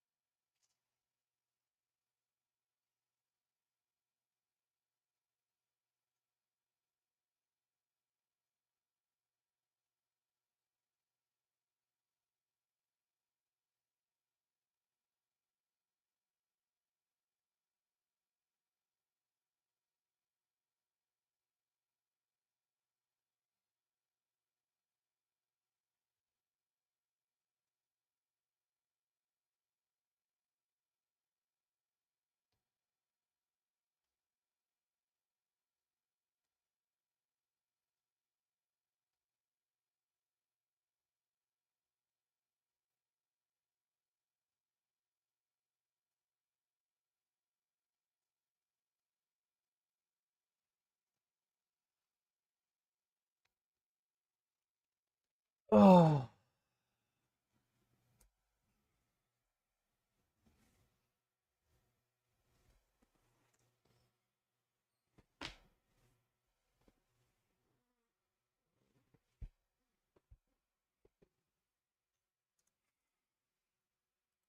And it happens. Not like they come and they actually pick up your house physically. A scammer forges your signature on one document, uses a fake notary stamp, and spends about $40 to file it at the county recorder. Then they take out loans using your home as collateral. You won't even know what's happening until you start getting collection and foreclosure notices in the mail. Can you imagine if you or someone you cared about became a victim of these scams? That would be sad, frustrating, especially knowing there are people out there like Home Title. 21st $20, FedEx Fearless has an engineering degree. If you're black in America and you're not rich, it's your fault. The man isn't against you. You had opportunities to become something more and you chose not to. I came to this country at 9 years old as an immigrant. I remember fetching water with my uncles to be able to bathe. My mother had to be a volunteer when we came to America for 3 years before we could afford any kind of living. I had to come here to then get an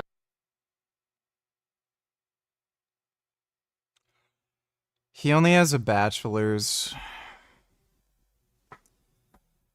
Yeah, a bachelor's in engineering will get you a managerial position at Home Depot.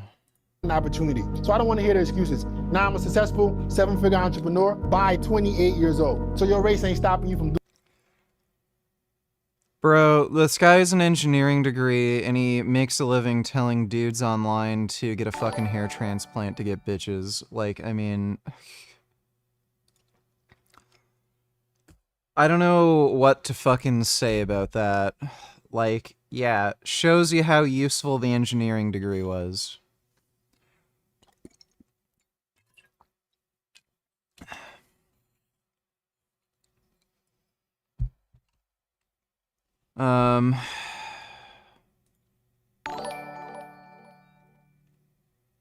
Check this out.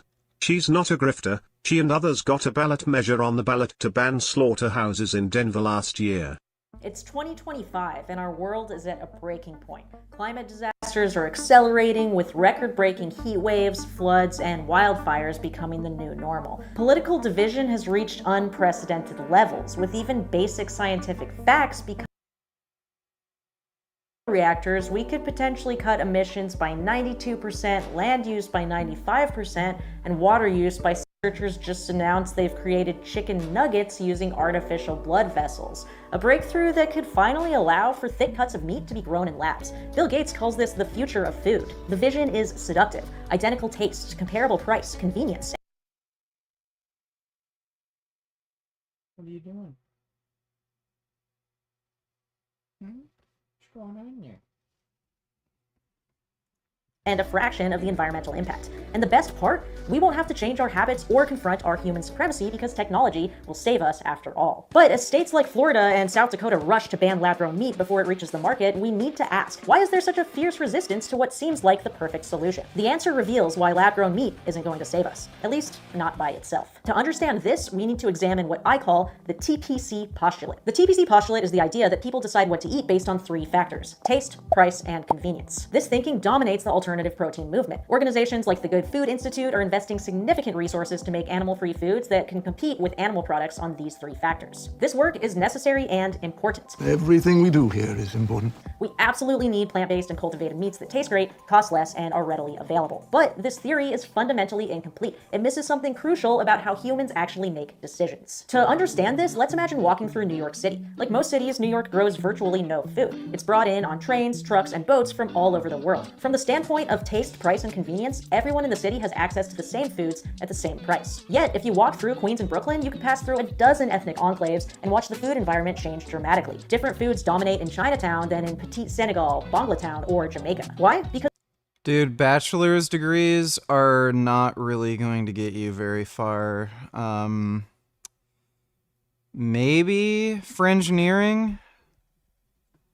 But, yeah, like, if you want to be making good money, you really need a master's or a PhD. because food is deeply cultural and tied to our identities. This is exactly what's playing out in the lab-grown meat debate. When Florida's governor, Ron DeSantis, signed the lab-grown meat ban, he framed it in political and cultural terms. And in the state of Florida, we've put down the marker very clearly. We stand with agriculture. We stand with the cattle ranchers. We stand with our farmers because we understand it's important for the backbone of the state. It's important for our culture. It's important for our heritage. DeSantis focused on American values of individualism, self-reliance, and naturalness, highlighting that this isn't just a debate about food, it's about worldviews colliding. It's about the fundamental beliefs we have about animals and how they influence our perception of what we eat. In a 2008 study, researchers gave participants 2 sausages. You have a bachelor's degree in STEM. How much money do you make per year? One was made from pig and the other was made from plants. Most people said they preferred the taste of the pig sausage. But this study had a twist. Half of the participants were misinformed about which sausage was which. Second one is clearly the real sausage. I could taste the meat in it. It was luscious and lovely. And the decisive factor determining which sausage people preferred was not what it was made of, but what people thought it was made of. You've just eaten 2 vegan sandwiches. So you are, I think, there we are, and you can have a meat sausage right now. You, I think, are a vegan in disguise. Not at all. The actual chemistry of the sausage didn't matter. Most people preferred the taste of the sausage they thought was from a pig, regardless of whether it was. And this is precisely the point. Taste lives not in the physical form of the food we eat, but in our minds. It lives in our cultural values and our desire to eat natural foods. Remember the GMO controversy? Those products promised better nutrition at lower prices without changing the taste, but they faced rejection because they violated people's values. Near 100K. Okay. How much did you spend on school? Around what's natural. This same dynamic threatens lab-grown meat. But here's the biggest obstacle to a future of cell-cultured meat: social norms. Most people eat meat because most people eat meat. Research shows that even when people have ethical concerns about eating animals, they continue doing so because everyone around them does. When Faunalytics followed new vegetarians over 6 months to see what challenges they faced, the biggest barriers weren't taste, price, or convenience. They were social factors, like not seeing vegetarianism as part of their identity and believing society perceives it negatively, which is actually true. You can see this tribal dynamic playing out in the current debate over lab-grown meat. When Nebraska Governor Jim Pillen frames cultivated meat as coming from anti-farmer activists who want to put our agriculture producers out of business, he's not making a scientific argument, he's drawing a line between rural values and the evil coastal elite. And it's working. This is the vital piece missing from the TPC postulate. Even if we perfect animal-free alternatives that taste identical and cost less, we're still fighting against the gravity of social norms and tribal identity. So we face a seemingly impossible puzzle. If everyone eats animals because everyone else eats animals, how do we ever break the cycle? This is where we need to dive into the science of social networks. For decades, scientists thought social change spread like a virus, from person to person through connections. This led to 3 common ideas. Target influencers to spread change fastest. If change spreads through connections, then the most connected people will be the most effective at spreading change. Make your idea viral and sticky. Virality represents how likely an idea will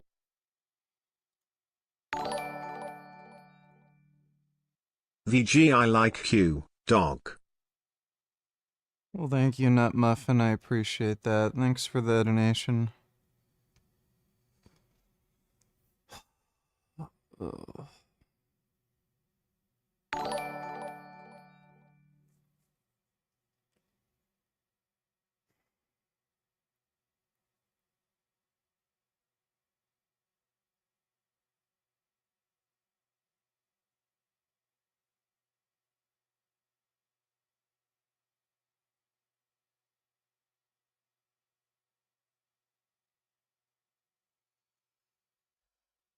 Fuck.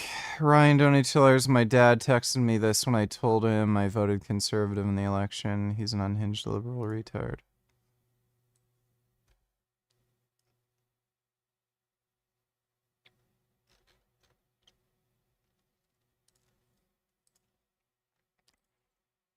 Oh my god.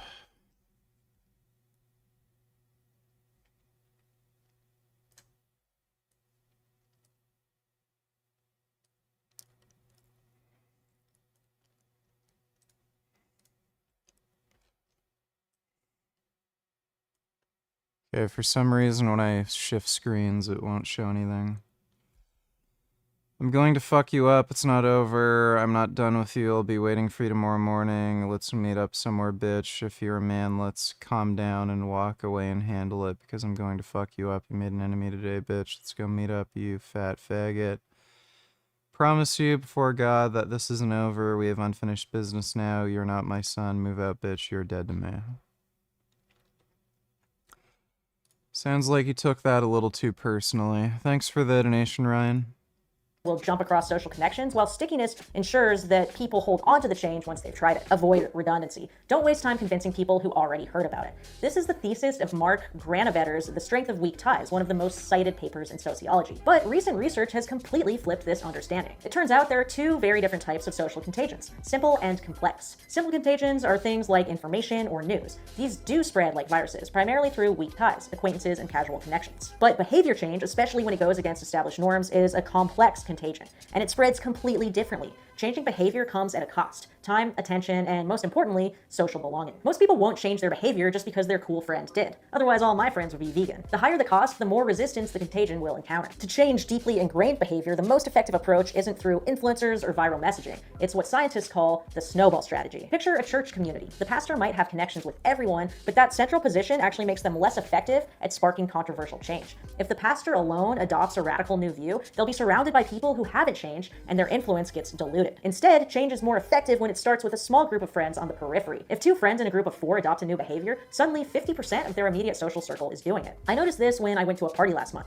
For the first time, I was offered tofu scramble and vegan pesto instead of Oreos and water. And it's not because of me, as I've been vegan for years. It's because this particular friend group recently expanded to include another vegan, increasing our power over the menu. The social norm within my friend group has shifted, making it easier for other people to follow. Change slowly builds momentum, moving from the periphery toward the center, like a snowball getting bigger as it rolls down downhill. This is where social movements come in. They're machines for creating these initial clusters and catalyzing the snowball effect. Social movements connect isolated supporters, giving them a community where their values become the norm. They transform passive sympathizers into passionate activists who return to their social networks as advocates for the cause. On one side, we're already seeing this happen with anti-lab-grown meat activism. The National Cattlemen's Beef Association has a Masters of Beef Advocacy program, which I did go through, and if you want to see my video about that, click here, where they're actively building networks of advocates who can defend traditional meat consumption as part of the American identity. But this approach works both ways. Look at recent movements like Black Lives Matter or Extinction Rebellion. While they often failed to achieve specific policy demands, they dramatically transformed cultural narratives and social norms around racism and climate change. The same potential exists for us to transform our food system. So what does this mean for animal advocacy? Right now, there are millions of vegetarians and vegans scattered across society. Most are isolated and surrounded by meat eaters. Many stay silent about their beliefs to avoid social costs. These are what economist Cass Sunstein calls norm breakers, people who quietly depart from existing norms. The challenge is transforming them into norm entrepreneurs, people who actively try to change the norms around them. But as long as they remain isolated, this transformation is unlikely, and even if they do speak up, they're fighting an uphill battle as the lone voice in their social group. Social movements solve this problem by connecting these isolated supporters, creating spaces where their values become the majority. This gives them the confidence to become advocates and starts building the snowball that can eventually change society's norms. If you're watching this and want to get involved, research local animal advocacy or climate groups where you'll meet like-minded people. Then work on expanding your social group to influence others. A few years ago, an acquaintance of mine told my friend that he decided to go vegan due to me and my husband's influence, even though we had never talked to him about it. You have more power than you realize as long as you can find the courage to speak up. So, is lab-grown meat useless? Absolutely not. Working on taste, price, and convenience is necessary, but it's not enough. It's not just about changing what's on people's plates. It's about Okay, then. Doing a goddamn thing. It's your fault. If you're Dreads are disgusting and dirty. You gotta tell me why you don't mess with the dreads, bro. okay, I'm telling you guys, I think dreads are very niche. Only a certain type of woman like that hairstyle. I think most women would think that you are more attractive with a cleaner cut or even like a curly fro, especially a guy who you have. Listen, let me tell you why people say you look like that D word, right? It's because you have a feminine face. Your face is very, very androgynous. Like it has a lot of like the lower thirds, like you have these dimples and then like these wide straight lips. I'm telling you the truth. I'm not trying to be mean. Like you have similar features to a woman from your Yeah, collagen supplements are bullshit. I wouldn't bother taking them. nose down. So what you got to do as a man is try to see how you can masculinize your face as much as possible. I don't think the dreads are helping you.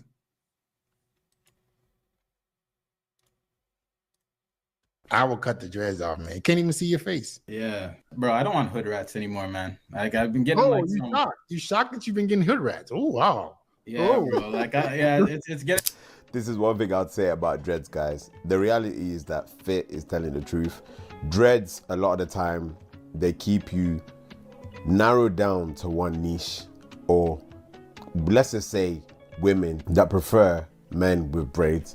Also, in a lot of professions that are out there, when you have dreads, it always paints you with a certain stereotype and a certain look that may not appease the employers or the people that you're working with. And of course, yes, you may get the job, but in reality, it still has a negative connotation.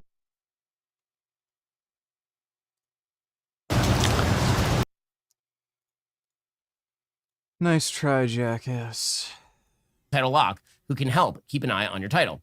Most people never check on their hometitle.com. Home title does a home title report making the case that Trump is trying to break us so he can own us. It was this campaign slogan that basically allowed him to defeat Pierre Poilievre, who is in every way a better candidate. By the way, Poilievre's not going away. The Conservative Party actually won.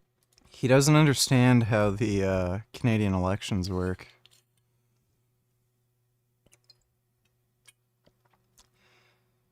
Poilievre lost in his own riding in Ottawa. Ben thinks Canadian elections work the same as American elections. They don't. You basically have different regions that have representation in Parliament, and then based on the amount of seats that are held in Parliament, that party wins, and they have their own choice of who they want to be prime minister. So no one votes for, technically, a prime minister.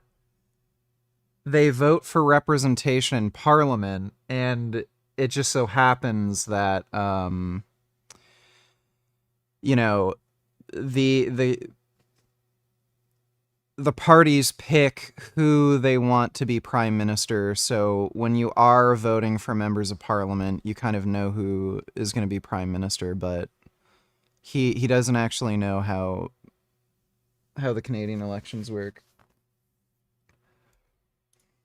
A larger percentage of the vote in Canada than they have at any time since 2011 when they last won the government. The big story of the election is not just that Carney won, it is that he also drew votes from a lot of the sort of fringe left-wing parties who consolidated around him in order to quote-unquote fight Trump. Here's Carney. As I've been warning for months, America wants our land, our resources, our water, our country. Never. But these are not idle threats. President Trump is trying to break us so that America can own us. That will never, ever happen. Okay, so, by the way, the person who is saying that he basically lost the election for Polyev. China now, they're not, look, we lost $1 trillion on trade with this Biden. Biden? China was just taking us out to lunch. There's never been anything like Is President Trump. This is one of the things I like about President Trump the most. He's totally transparent at all times. He did an interview with Jeffrey Goldberg. Again, don't do interviews with Jeffrey Goldberg. Jeffrey Goldberg is an absolute Barack Obama mouthpiece. He always was. He was a Joe Biden mouthpiece. He still is. I don't understand the deep desire by President Trump to reach out to, say, the New York Times or the Atlantic. In any case, he did an interview with Goldberg, and Goldberg asked him about Canada. And here's President Trump's answer, quote, well, the Canadians, here's the problem I have with Canada. We're subsidizing them to the tune of $200 billion a year. Okay, there I assume that he is talking about our trade deficit with Canada, which is largely based on their oil. If you take out the oil and gas from Canada, by the way, we do need that. We have refineries in the United States that are built. Not to mention electricity, lumber. For the kind of oil and natural gas that we import from Canada. Okay, but if you take that out, we actually have a trade surplus with Canada. In any case, Trump says, we don't need their gasoline, we don't need their oil, we don't need their lumber, we don't need their energy of any type. We don't need anything they have. I say it would make a great 51st state. I love other nations. I love Canada. I have great friends. Wayne Gretzky's a friend of mine. I mean, I have great friends. I said to Wayne, I'm going to give you a pass, Wayne. I don't want to ruin his reputation in Canada. I said, just pretend you don't know me, but they're great people. They know, they do 95% of their business with us. Remember, if they're a state, there's no tariffs. They have lower taxes. We have to guard them militarily. And then Goldberg says, you want them to become a state? And Trump says, I think it would be great. And then Trump added, quote, until I came along, remember, the conservative was leading by 25 points. Then I was disliked by enough of the Canadians that I've thrown the election into a close call, right? Okay, so President Trump knows that President Trump basically threw the election to Mark Carney. And my question is, how does that benefit President Trump? How does that benefit the United States? And Mark Carney is openly saying he wants to reorient toward China. He literally is saying that. In that same speech, he said that he wanted to supercharge Canada's trade with Europe and Asia. Quote, the system of open global trade anchored by the United States, a system that Canada has relied on since the Second World War, a system that, while not perfect, has helped deliver prosperity for our countries for decades, is over. These are tragedies, but it's also our new reality. He is pledging closer integration with the European Union. He's also, presumably, going to be turning toward China. That is no shock. He is eager to turn toward China. So are many of the people on the left. President Trump, in revolutionary fashion during his first term, told the world, including the left, that China was a geopolitical opponent of the United States who needed to be treated that way. And large swaths of even the Democratic Party in the United States understand that. So that he deserves credit for. But if you are going to box in China, that requires a meticulously thought out strategy. And you know what would help is allies like Pierre Poilievre in power in Canada and not Mark Carney in Canada. Now, Carney is going to... Like, Ben is so stupid, he's literally making a case for why people have should have voted liberal. He's just making it seem as though Poilievre was somehow aligned with Trump. That's exactly why people voted Liberal. Face some serious problems in Canada. Carney's economy, which again he inherits from his own party, the Liberal Party, is really, really sluggish. If you look at the first year of the Trudeau government, 2016 through 2024, according to the Wall Street Journal, Canada's real GDP growth per capita was 2.5% versus 18.7% for the United States. And business investment per worker, excluding housing, actually fell between 2015 and 2023. So he's going to have to face down a lot of this stuff.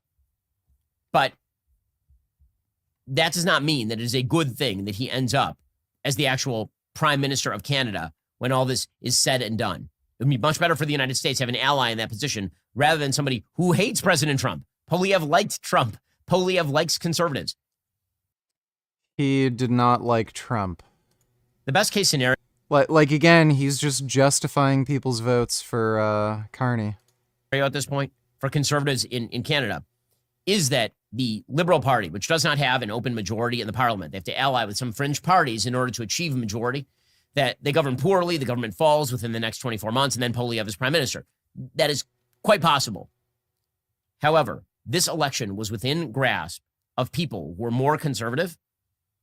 And if you don't think it had anything to do with President Trump bashing the Canadians over the head, and then Canadians getting the wrong impression that Poilievre was allied with that bashing, I don't know what to tell you. And that is not a good thing. That is not a point of bragging. Well, that's all for now, folks. Don't forget to like, subscribe, and comment. That was some of the most horrifically stupid political commentary I've ever seen on Canada by an American. And we're negotiating with a lot of different, many. Okay. India is a very big, they want to make a deal so bad. I'm not telling anything out of school. 21st, 22 hours, watch this off stream. Holy shit, his skin looks so bad, not gonna lie. He looks like a trucker, lost weight, and went to the gym.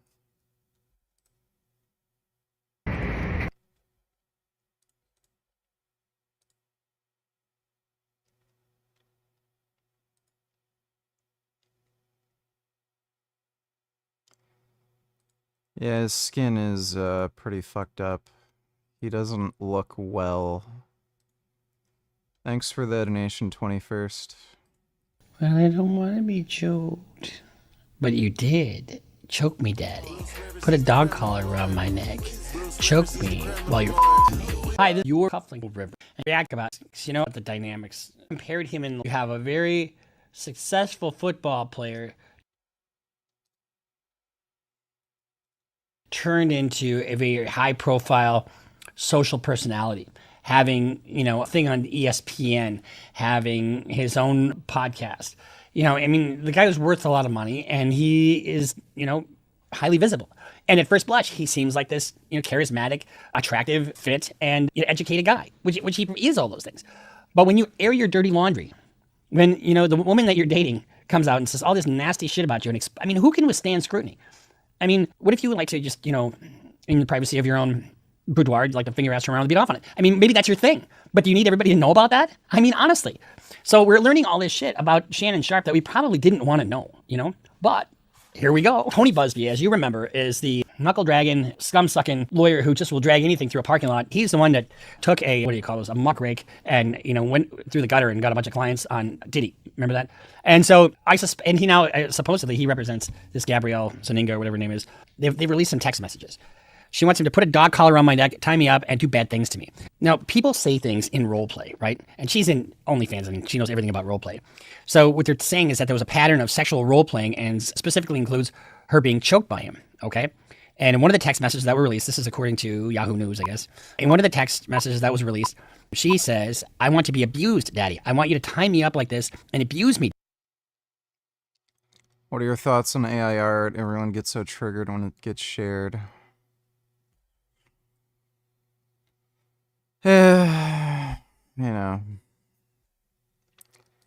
daddy. I want you to put a dog collar around my neck and then choke me while you're fucking me. I want some like hardcore BDSM action though too. And according to, let's see, and here's one released by her site. But I cried when you left. I begged you to put a condom on and not put it in my ass, and you didn't listen. I don't care what our history is. No means no, Shannon. What we have are a lot of these text messages going back and forth. Then we have this, let's react to this phone conversation. But before we do, let's just talk about what we're talking about here. Remember when I talked, if you have a bad case, like if you abuse a child, you're starting out in a hole. What are we arguing about, Shannon? We're arguing about whether you choked the shit out of somebody on at least 2 occasions and then had sex with them against their will. First of all, why wasn't this reported to police? And if it was, why didn't they charge it out? All they need is probable cause to charge something like this out, which is slightly more true than not true. And to prove her damages, it just has to be slightly more true than not true. But what the fuck is wrong with good old-fashioned romantic sex? I think what happens with these football players sometimes, it's not enough. I've seen that in my line of work where people dip that toe into the water of depravity and they get into a certain thing, and that's not enough. Then they go to the next thing and the next thing and the next thing. Give me a fucking break, dude. Choking and butt fucking is not that hardcore. Remember we did the Vince McMahon thing. What we have is people they have to have either torture or go to another level to get off, because it just isn't. What's wrong with, I look in your eyes, you look in my eyes, we're really excited to be with each other. We love each other. We have this connection with each other. Let's hold hands. Let's fuck like hell and then go have dinner. Or the other way around. What is wrong with that? It has to be choking. And, and a lot of these young chicks are into choke me daddy. What the fuck? Stop. No, I don't want to choke you. That's just not right. The dynamic here is he's like 30 years older than she is. There's a generational divide. You have a 50-year-old Who cares? She's an adult. Get fucked. guy hanging out with people in their early 20s. The only reason he's with her, and not even with her, I don't know that they ever lived together. It's just a fucker. That's it. So I just want to give a shout out to our new sponsor. And the only reason she's with him is for his money. Like, what the fuck? Oh my god, are we gonna go full simp here? On me, so I feel like that sounds like a whiny teenager online, because privacy isn't just for the guilty. But let's listen to in. Anything I say, you're just gonna get mad at, and you're just gonna hang up on me. So I feel like that sounds like a whiny teenager, honestly. I'm not gonna hang up on you. You wouldn't do it. What does that even mean? Nothing yet. You want to be a dick to me now, so. I don't want to be. Don't manipulate me. Well, I don't want to be choked. But you did. Choke me, daddy. Put a dog collar around my neck. Choke me while you're fucking me. I'm gonna choke out of you when I see you. Listen to that dynamic. You say that, and sometimes people can use that kind of language, not meaning it, Oh, I could just fucking kill you. I've heard that 100 times in a case, and people don't mean that. Listen, he does say some other things to her. She says, I don't really want to go out because I don't want to get choked. And he says to her, well, I'll choke you in public then. Big black man chokes a little white girl. He says that to her. And he says it to her in a kind of a sinister way. And here's my point. Everybody's commenting on this. All the celebrities are commenting on it. His life is you might as well just, Shannon, grab your ankles and socially, expose your ass. Because that's what's happening. You had ESPN. You got your podcast. And now your personal life is splattered, literally splattered all over social media. Look, how do I even know about that shit? Just a little small-time lawyer in fucking Midwestern Minnesota. And I'm talking about it. He tried to keep the... What the fuck do you mean barely legal? She's 19. Like, fuck off. Lid on this by settling her, and this is just in several reports, like Breakfast Club and TMZ was reported on these, and I don't know if it's true or not, but the allegation is that he tried to settle this case for $10 million. You try this case with her history, you think you're going to get $50 million out of this? I don't know that you're going to. But why isn't this criminal? That's what just kills me. I don't know why it's not criminal. So what this has turned into is a whole bunch of uninvited problems for Shannon. Even Shaq has gotten into the deal. Let's listen in. I don't know if you're on this kind of time, but I was in a group chat the other day, or actually just yesterday, and Shaq said he's paying top dollar for any information on our boy. So, again, I don't know if you're on that kind of time or not, but Shaq is known about large sums of money around, so just want to put that out there. To what end is that, honestly? This is why, if you are a high-profile individual, you're going to have to be more careful than most. Shannon, why not find some chick in her 40s that has her own job, like a lawyer or something, that has her own money, that doesn't need your money. It's because this is easy fruit. It's easy fruit to go after the young thing that has nothing, really, and wants to be around something. Wells donated $3.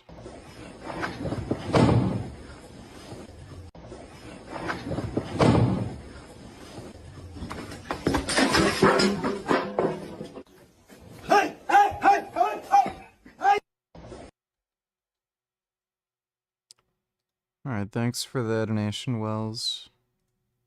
And, you know, and a lot of these young chicks will do anything to do that, including this depravity bullshit. So you're going to have to defend this. And I would bet you any money that there are going to be more accusers coming out of the woodwork saying, oh, wow, maybe I can win some money. You know, I think his lawyer called it a shakedown. And it may be, and there may not be anything to this, but there may be. There's going to be, you know, one thing I liked about Johnny Depp, you know, he had to lose really because he wasn't really putting out any movies, but he defended himself. And I think putting her through the paces of having to prove her claim exposed her, Amber Heard, for who she was. But just the allegation alone can lead you to lose lucrative contracts. I have a friend that was part of a lawsuit against a well-known football player. And he filed a brief, and they filed a defamation claim against him just because he filed a fucking brief. You know, I mean, so just the allegation alone. My advice to you, if you're Shannon Sharpe, or if you're, first of all, you should probably masturbate more than you should go out with women in their 20s. I mean, honestly. Guess what? If you jerked off in your bathroom, instead of having a relationship with this woman, you wouldn't have any of these problems that she's posing upon you right now. All this other shit that you did with her, Hell yeah, hear that, guys? Just goon. Just goon. Focus on that alpha male grind set, and then women won't give you any problems. on text messages and voicemail and probably Instagram and whatever, that's all record. And there's a reason that phone call was recorded. She didn't record you because she thought she, wanted to save it for posterity. She saved that recording because she wanted to fuck you over. There's a guy that does computer forensics here. I was talking to him. He did stuff for the Secret Service, but he did Paul McCartney's divorce. Remember when he was with that one-legged wonder? That woman, she was attractive except for she was missing a limb. She took him for a ride. Imagine her trying to kick him. I'm just kidding. Just the visual I just got there, her falling on her ass trying to kick him. This episode, as all of our episodes, are brought to you by to get an exactly question. So you're Paul McCartney, or whether you're Shannon Sharpe, or whether you're Drake. These guys have to be more careful than most. So guess what? How about have a normal dating relationship instead of the fucking freak-offs like Diddy? Why do you have to be that way? Is it because you have so much money and you can do whatever the fuck you want to whoever you want? You never get no for an answer, so you turn into this egomaniacal, narcissistic asshole who's into everything. Now, I'm not saying that that's Shannon Sharpe, but clearly Shannon's into some nasty shit. If he's with a woman that says, choke me, daddy, put a collar on, daddy, put a collar on me, choke me, and while you're fucking me, daddy. If he's doing all that stuff, get ready for the lawsuit because it is coming. These chicks are not stupid. I don't know if it's urban legend or not, but apparently Drake used to put hot sauce in his condom just in case they would try to, afterwards, obviously, just in case that they would try to, shove that sperm up them to try to get pregnant to get on the old gravy train. It's just date somebody, get them flowers, take them to dinner, a movie, walk hand in hand around the lake. Oh, wow, what a concept. How about just, what's wrong with sweet and sweaty? Fucking A, it just drives me absolutely crazy. No, it's got to be crazy. It's got to be choking. It's got to be handcuffs. I think in one of these text messages, she even talks about handcuffs. And I know people do this shit. I do. I know people do this stuff. But a little bit of that BDSM, you got to have more. You got to have more. You got to have more. And then it turns into this and turns into that. Somebody gets, it's like my fiance and I once in a while. There's an old debate between Zen Shapiro and Richard Spencer, The Algorithm Pushed to Me, where Richard defends abortion on the basis of eugenics. He even says it's retarded to sue abortion providers cause it assumes women are victims without agency. Based.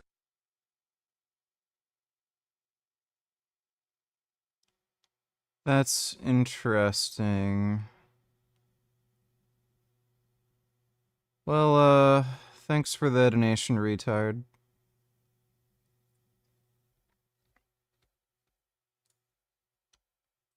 We watched 90 Day, and they have this 90 Day Fiancé. Have you seen that show? Every guy dreams of, oh yeah, have a threesome. How great would that be? First of all, you last fucking 2 seconds and the two chicks fall in love together, and then you're out left in the cold. That's just what would fucking happen. It's so stupid. But all the problems that they have, the guy thinks, oh, this would be great, and then they have you think one woman's hard to fucking handle? Try two. Oh, great. I need 2 headaches. Yeah, give me 3 bottles of fucking Excedrin because I can't handle this shit. Or the other one, sister wives. Oh, I got fucking 8 women pissed at me now. Dude, get a partner. Get a partner, not somebody that's just gonna fuck like hell. Great. That's great for a short period of time. Eventually, she's either going to turn on you or it's going to get ugly, and it's just not worth it. What's worth it is waking up next to somebody that you absolutely adore. And, can I get you a coffee, dear? Yeah, you can. But would you just kick me in the face before you do it? Fuck. That's what we're talking about here. Be nice to the people that you're with. And I know I'm fucking preaching here, but this shit often turns criminal. How is this not a criminal case? And guess what the guidelines are for fucking somebody twice against their will? Through the roof. In some places, it's life without parole. They're really getting bad, which I think is a mistake because it gives you an incentive to eliminate your victim. In this case, Shannon has taken such a risk with this young woman just to have a relationship with her. And if they're in their 20s and you're in your 50s, guess what they're after? It's all about this. All about the Benjamins, as Ilhan Omar used to say. That's what it is. It's all about the money. You have now, Shannon Sharpe, risked your reputation, your image, your pocketbook, all for what? For some young pussy. Shannon Sharpe was on the rise. He had a very successful podcast, and he had $100 million deal Let's see. According to this is Front Office Sports. Shannon Sharp's media deal with Colin Cowherd's The Volume podcast network is up. Sources tell Front Office Sports that Pro Football Hall of Famer has received multiple offers and is expected to sign a deal that would exceed $100 million. That is now in jeopardy. All for what? For some dysfunctional OnlyFans chick? Was it worth it? Is this heat now worth it? Look at your penis, Shannon. Look, I want you to go into the bathroom right now, Shannon. I'll give you a minute. Are you in there? Okay. Now look at your dick. Have a good long fucking talk with your cock. We call it cock talk. And figure out how to not fuck up your life through your cock. Because it's just what you did. But I know this episode is kind of crude in a way, because what we're talking about is sex and depraved sex, which I'm not into at all. You'll never find, any messages from me. Oh, daddy, choke the fuck out of me, daddy. Oh yeah, I'm going to fucking choke the fuck. I mean, no, that is not me. I need a partner. I need, somebody that I adore. And I'm so lucky that I have that in my life right now. And we're friends. We're best friends. I mean, that's what your partner, but if you just want to whore around and fuck around and do this kind of stuff, this is what you're going to get. I mean, there's a reason that people have a ring on their finger. There's a reason that people have, if I go to my doc, and they know that I'm engaged now. And if I went to my doc with hose, what do you think all the people on my doc would say? Well, aren't you engaged? Oh, we're going to go tell your fiance. I mean, why would you do that? And that's not saying that you necessarily have to be monogamous if you don't want to be, but there's a cost. There's a cost to everything. And, and if you're not married and you're not attached and you've got women all over the place, you can be that guy. But this is what you get when that fucking happens. Even Alan Dershowitz, was given crap for going down to Epstein's Island. I mean, you are the company you keep. And if you're dating, someone that says she likes to be choked, you're dating somebody that is into this kind of crap, guess what? That shit can go south pretty fucking fast. And if you are this big, attractive NFL star who nobody ever said no to, and you take it too far, welcome to I just fucked up my life. I mean, she's seeking $50 million. She wouldn't take 10, evidently. I have no idea how much he's worth. If they offered him a $100 million contract and it doesn't get renewed, that's a problem for her. I mean, one of the things that this Tony Busby does is he likes to try his case in the media, right? He's the one releasing all this shit, and he's doing this, and they do it back and forth. And so any chance at trying to keep this under wraps and settle this thing is out the window, right? But let's say that she gets a $50 million judgment against him. Go to trial, get a $50 million judgment, and let's say he doesn't have it. Well, what happened to Rudy Giuliani? You get a receiver appointed. They go after your fucking assets. He shows up in a car that he was supposed to disclose. Oh, whoops. This isn't my car, I mean, and they take his rings. They take his home. They take his whatever. And so he can wind up with literally nothing. All for what? Some booty king. Just for some pussy. And it is what it is. I've gone on enough about this. Because I think now I need to fucking scrub my brain after thinking about all this crap. Shannon, go ahead. Dodo, donate $2.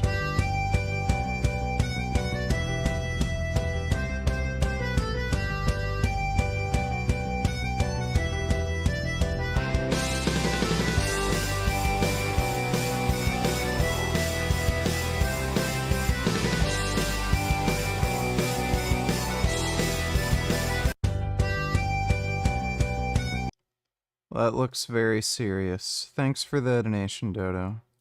Go have that talk with your penis, honestly, because you should find a best friend, honestly. Find somebody that you just can't live without. Hold hands, have a family, be in love. That's where my life is at. That's where you should be, to avoid stuff like this, to avoid the young chicks who are just looking to score, money-wise. So, and if you listen to her voice, towards the end, she sounds timid, like she's the one. She sounds like initially she's, aggressive, but then he starts speaking, and you can feel the dynamic between the two of them. You really can. So my heart goes out to both of them, because his life is not the same today than it was yesterday before this thing happened. Yeah, I'm sure.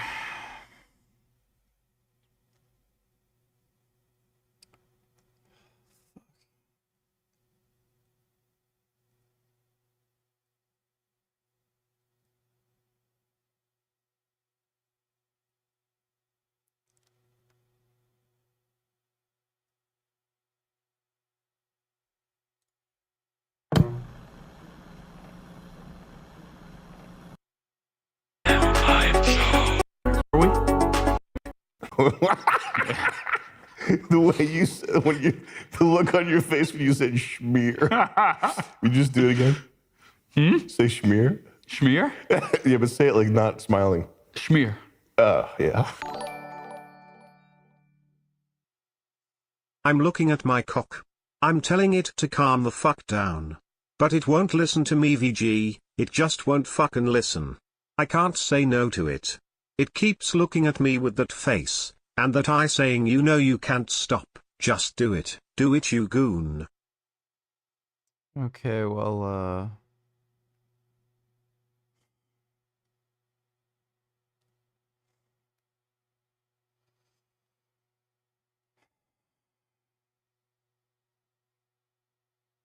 Yeah. That's the thing. Thanks for the donation, the Goonies.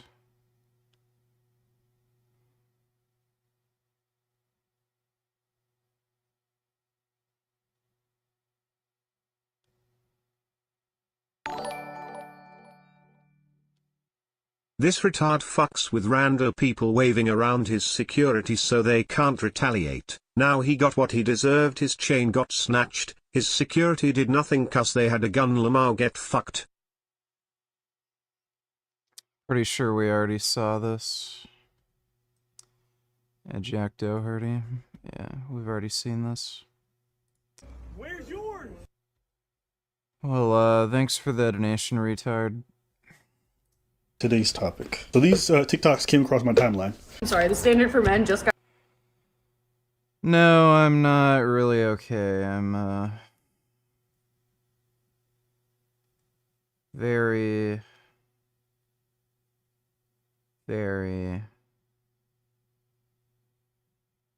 not good.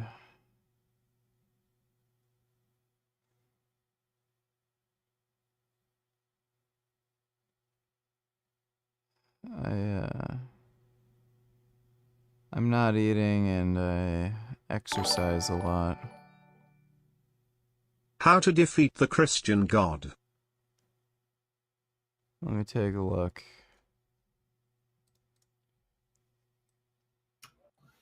What's funny is that on the Christian worldview, God doesn't know everything.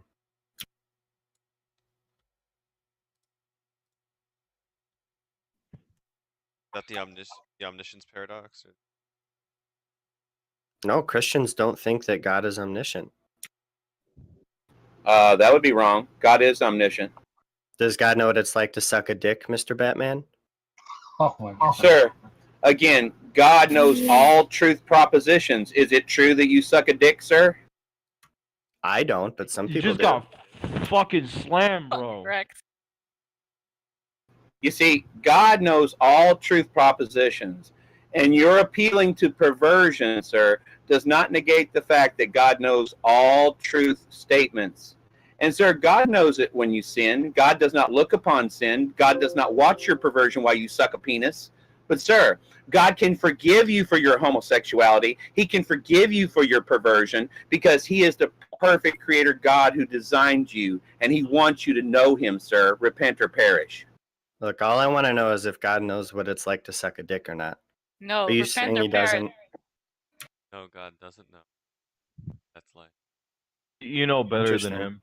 So gay guys know more about the universe. You see, in some unfortunately, sense. people like this Hold on, pervert don't please seem to understand please what don't talk over God's me, Mr. Batman. all-knowing That's very is. rude. God knows all right, truth buddy. propositions. Listen, God does is God know perfectly what it's like logical. to suck a And you dick, know Mr. what? Batman? God is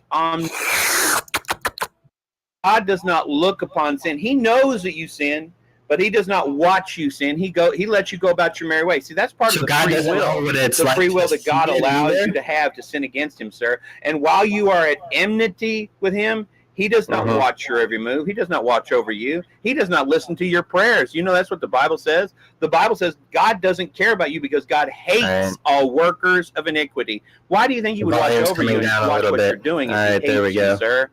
God hates That's all all better. workers of iniquity. Jesus even validated this. Mr. Batman, let JHG respond to this. Can I turn him back up? Yeah, well, he can go ahead and respond to all he likes. But Jesus even responded to this as well and said, "Away from me, you I'm turning back workers of down. iniquity, I never knew you." So again, He's still going. Yeah, oh yeah. He's upset because he was kicked from the ACA the other day. For Oh being- no. Oh fuck! I missed Really that. got told by Mr. Batman.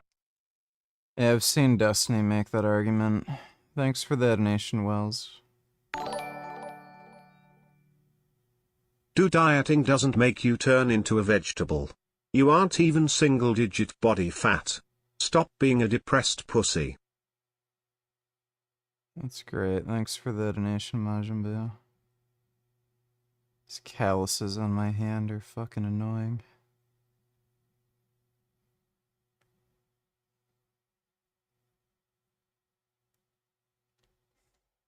got raised. I went on a date last night. He's gonna see this, and that's what makes it all the more funny. I'm going on a girls trip in like 2 weeks for my birthday, and he was like, oh, what are you doing for your birthday? And I was like, oh, nothing, I'm going on a girls trip. And he was like, give me your phone. Takes my phone, opens my Venmo, scans my fucking Venmo thing, and Venmos me $300 with the caption, so men don't buy you drinks in Miami. That is literally insane, but why do I love it? I'm sorry, this is... First date. Sam. No, I'm just kidding. He does whatever he does. She likes it. She loves it. Great. First date, $300 on the Venmo. Crazy to me, but yeah, if he likes it, I love it. If she likes it, I love it too. I'm like, I don't really. I think we live in probably one of the most fascinating times in dating. Because on one hand, we have all these like contradicting complaints from ladies and men when it comes to dating. Like on one hand, you'll hear women say like, oh, men are not emotionally invested. They don't open up, or they don't, make an effort to be, emotionally developed or whatever it might be.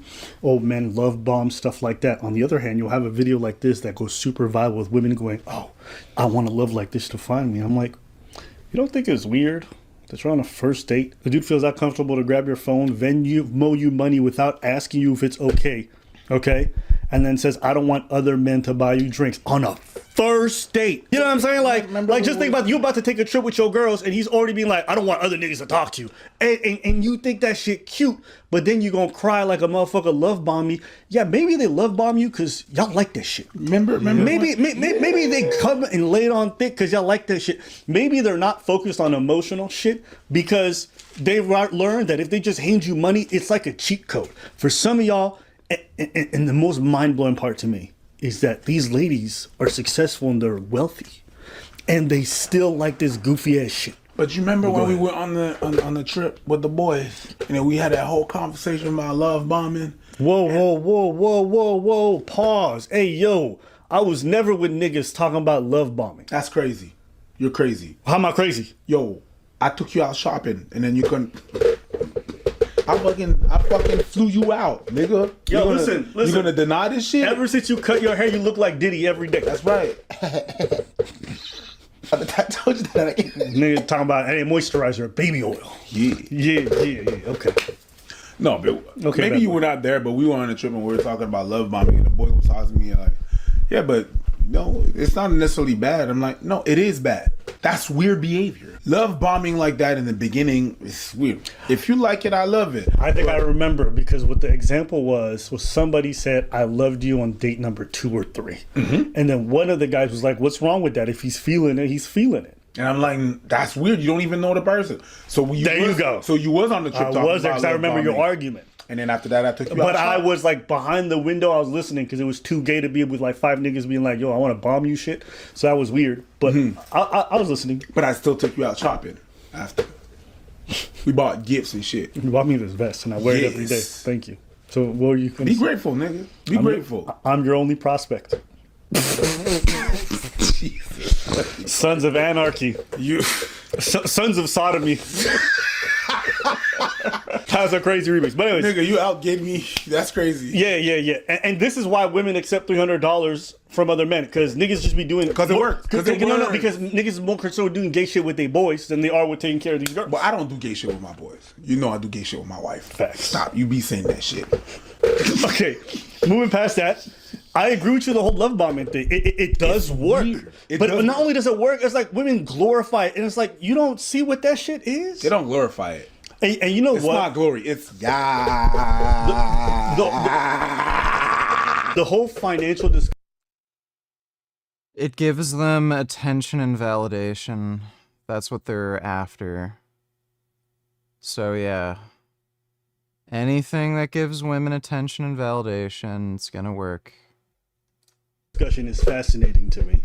Because like now we've gotten to a point where if a man spends money on you, a lot of women are convinced that means he cares and he really wants to be with you. Not realizing a lot of people are just substituting actual emotional labor or emotional investment or the labor of actually like take whatever mental energy you need to really get to know somebody, showcase some personality, and they're substituting it with money. But I'm not gonna get mad at dudes because a lot of y'all say y'all like this shit. You know? Like the amount of women I've heard who this is just funny to me. Don't tell me like, yeah, like for me, it makes me feel loved when the man pays for everything, even though I can pay for parts of it. Like I don't want to, and I like it when the man pays for absolutely everything.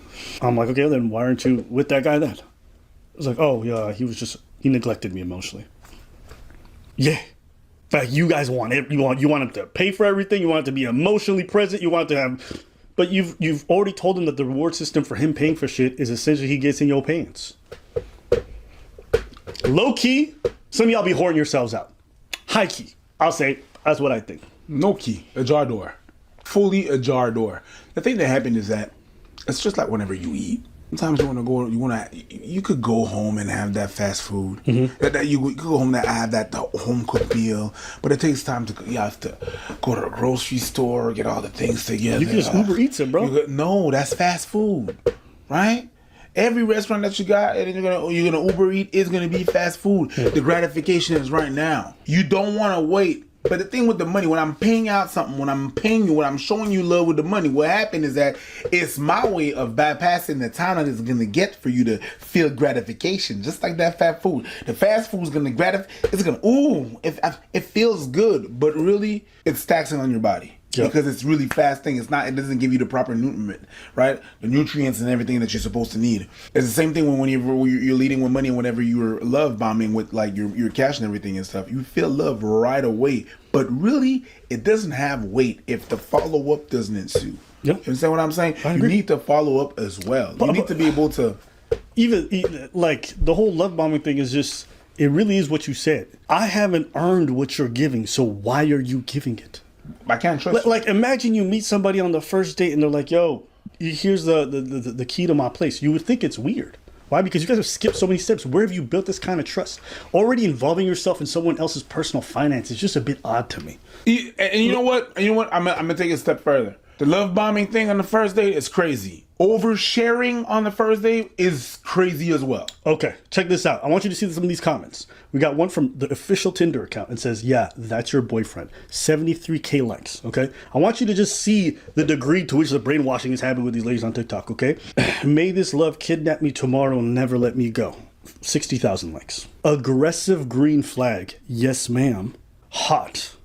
Period. That was hot. Yeah, I mean... No, like... Dude, this is boring. No shit. All these chicks have this, like, retarded fantasy of some, like, hot guy giving them lots of money. It's just, like, no shit. Stupid. It'd be the beginning of the end of the Iranian regime. About 4 days ago, we got reports of a major explosion in Iran, specifically in the port of Shahid Raja'i. Now, a port explosion on the surface doesn't sound like a geopolitical event of epic proportions, but in the case of that port and in the case of Iran, it's a whole different story. Allow me to explain. You see, Iran has a lot of issues with building its own internal transport system to exploit the oil they have. Unlike the Gulf neighbors of Saudi Arabia and the UAE, lots of mountains, lots of rough terrain, and even though they have a plateau in the center, it's very hard to transport, exploit, and take advantage of this oil like the Saudis and the UAE. That was the case well before the sanctions. That was also true in the time of the Shah. Now, basically, those resources are located in the part of Iran, the southwest part of Iran, where there's a lot of tensions, racial tensions, an Arab minority, lots of flooding, a lot of difficulties extracting, transporting oil in Iran, especially given the fact that Iran has a little straw through which it sends out and takes in goods. Port of Shahid Raja'i handles 80% of Iran's containers. About 60% of the entire cargo of Iran goes through this one port. There is no close second. The second and the third ports are tiny compared to this one. When it blew up, whether this was intentional or accidental, it paralyzed Iran's gateway to the world. And with a failing economy that's on the brink of collapse, that's a huge deal. That is why we keep hearing about reports that Iran is trying to block any news coming out about the explosion to the world, at least covering the extent of the damage to the world. Basically just the same as the USSR tried to prevent people from realizing how bad Chernobyl explosion really was in 1986. So right now, let's take a look about the problems here, right? Iran is now faced with this hard situation. They have a hard time exploiting oil, hard time selling oil, and now their only port basically to do so is compromised. That's a big deal. That's a big deal. Now, when you take out the maritime hub of a country like Iran, you suffocate whatever's left of oxygen. And that's already an economy that's starving for oxygen. Now, to add on the difficulties of Iran as an economy, the sanctions are not helping. These sanctions basically killed any sort of foreign direct investments in Iran. They've killed the ability of Iran to actually make dollars from that oil. The only really customer that Iran has is China. And China is buying that oil on the cheap in a massive discount because there are a lot of other customers. The US isn't buying, Europeans are not buying. Basically, it's China at a massive discount. Now, here's the thing. What's going on right now in Iran is the same conditions that happened in 1979. The reason that the Shah lost the throne was the economy. It was the high inflation, it was the corruption, and it was the loss of confidence in the leadership. The economy sucked, and nobody had faith in the Shah, and the mob took to the street and brought him down.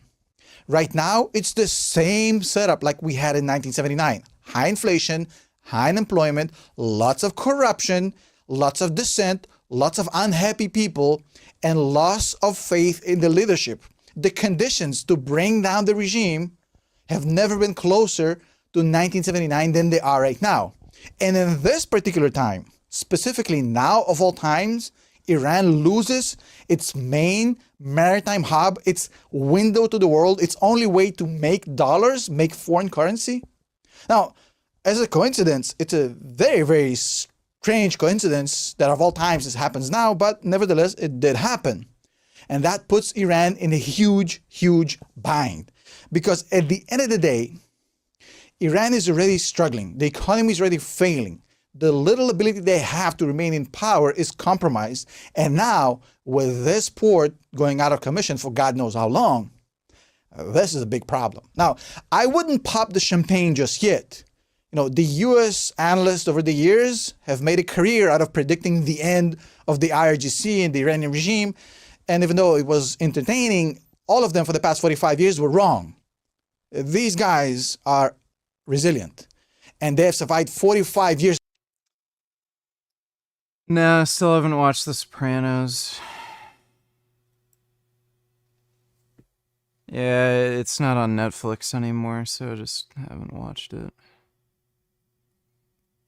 How old is Gum Gum? I think he's like a year and a half now.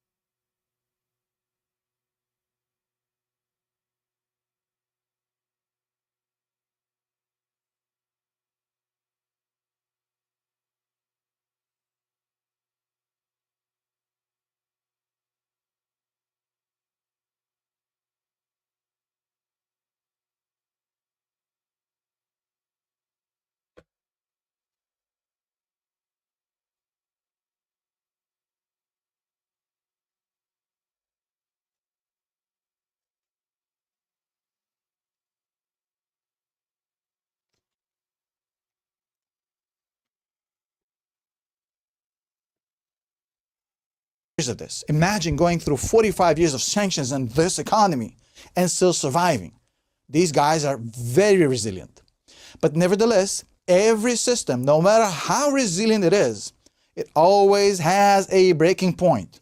This one is no different, and we're getting close to it. We're getting very close to it. And right now, the problem is that Iran is in the midst of a very important negotiation with the United States. You may think that the end goal of Iran is to destroy the Israelis or to take out the Saudis or to destroy America. Or all of these things are empty propaganda. It's smoke and mirrors. They only care about their own survival. Using hatred for the Israelis of America or for the Saudis, that's basically just smoke and mirrors to get people to go their way. Right now, they have a problem. They're running out of time. They're running out of oxygen. They know that the mobs will take to the streets. They have to figure this out. The problem is they have no friends left.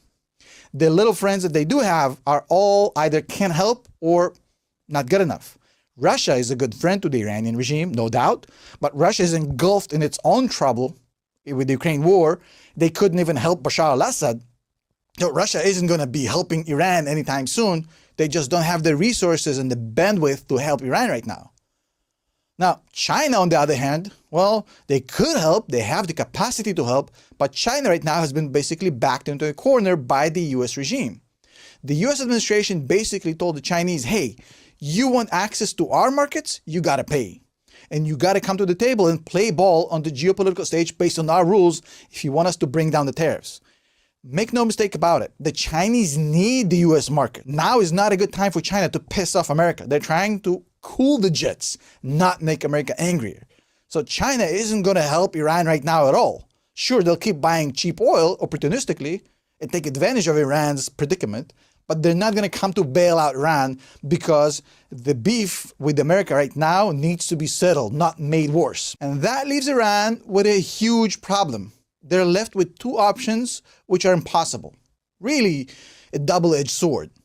On the one hand, they need to bail out and save the economy. That requires foreign investments. That requires money. That requires taking down the level of sanctions. That requires alleviation from America. That means that Iran has to come to the negotiating table and tell to Donald Trump and his administration, hey, we'll take a knee. We'll accept your demands. We'll take a knee. It's public humiliation for us, but we got to have some oxygen in this economy. The port just went out. We lost our leverage. Please bail us out. We'll do whatever you need. We'll say whatever you need. Just bail out the economy so people... Yeah, I've already reacted to Frank's videos. What's going on, guys? We get asked all the time which e-moto you guys should buy because we've tried them all. And today we're doing a comparison. We have a Sur-Ron Ultra B and we have an E-Ride Pro SS. Now, you'll know that these bikes are not the same retail price. The Sur-Ron Ultra B is about $6,500. The E-Ride Pro SS is about $4,900. Now, we have a bunch of minor modifications to this bike to get it closer to $6,500, and we're gonna be comparing the two. They are quite different, but also have very similar performance. Before we get out and ride and compare these bikes, many of you guys already know that we recently started and launched an e-moto parts store. We sell bikes and upgrades for all these e-motos. I'll donate $2 as if it wasn't bad enough. Bella, how would you do in a zombie apocalypse? How do you think you would cope? I think I'd be all right, you know. But you have to forage for food and stuff. That's totally fine. Yeah. I'm a vegetarian. Okay. He's a very well-known vegan. Hey, well, I'm veganish. I eat eggs now. Sorry. Okay. I'm So letting you're us not? down. No. I'm the same, actually. I'm vegan, but if I'm really hungry, I will have a bit of pork. No. Bella, how would you... Wow, I hate her even more now. It literally couldn't get any worse than that. Dude, just the thought of this very, very ugly woman eating eggs. Oh, that's horrific.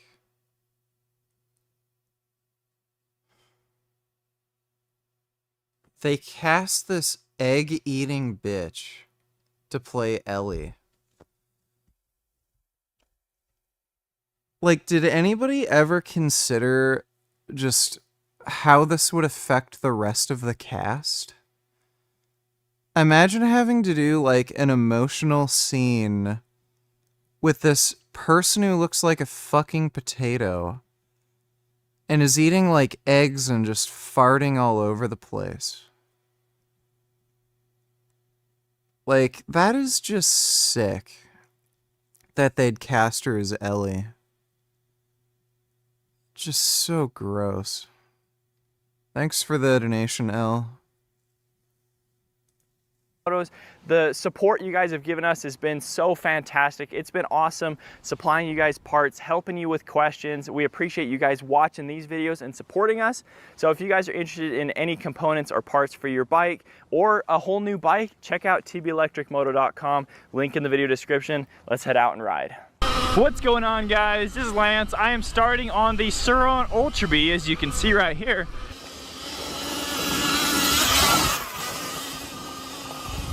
And we are headed up this trail that basically just goes straight up the mountain. It's kind of a unique one where it doesn't really have any corners and it just climbs elevation and vertical feet really fast. It's really steep and rocky and loose.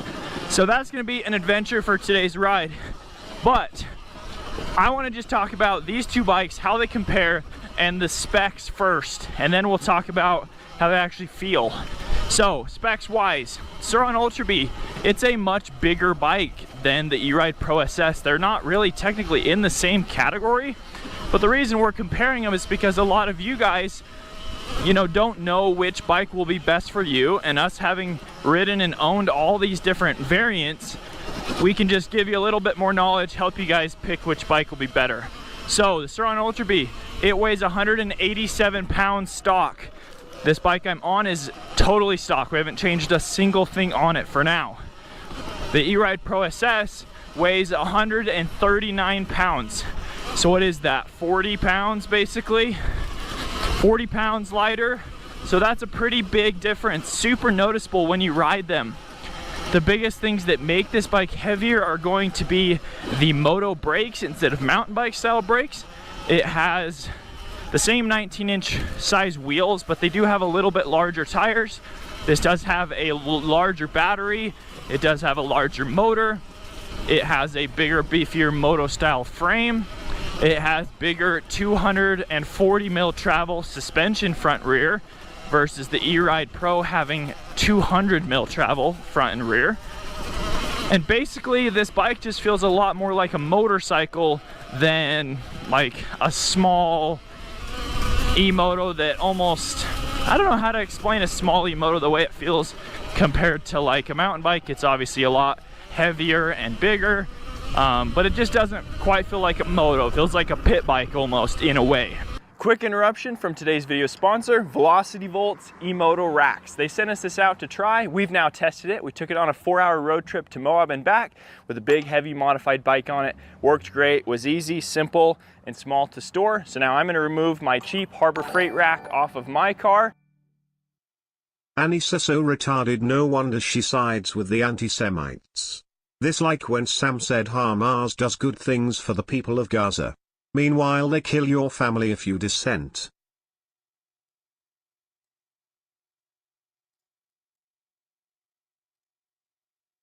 Is experimenting on 10 children to obtain a cure for thousands of kids' lives justified?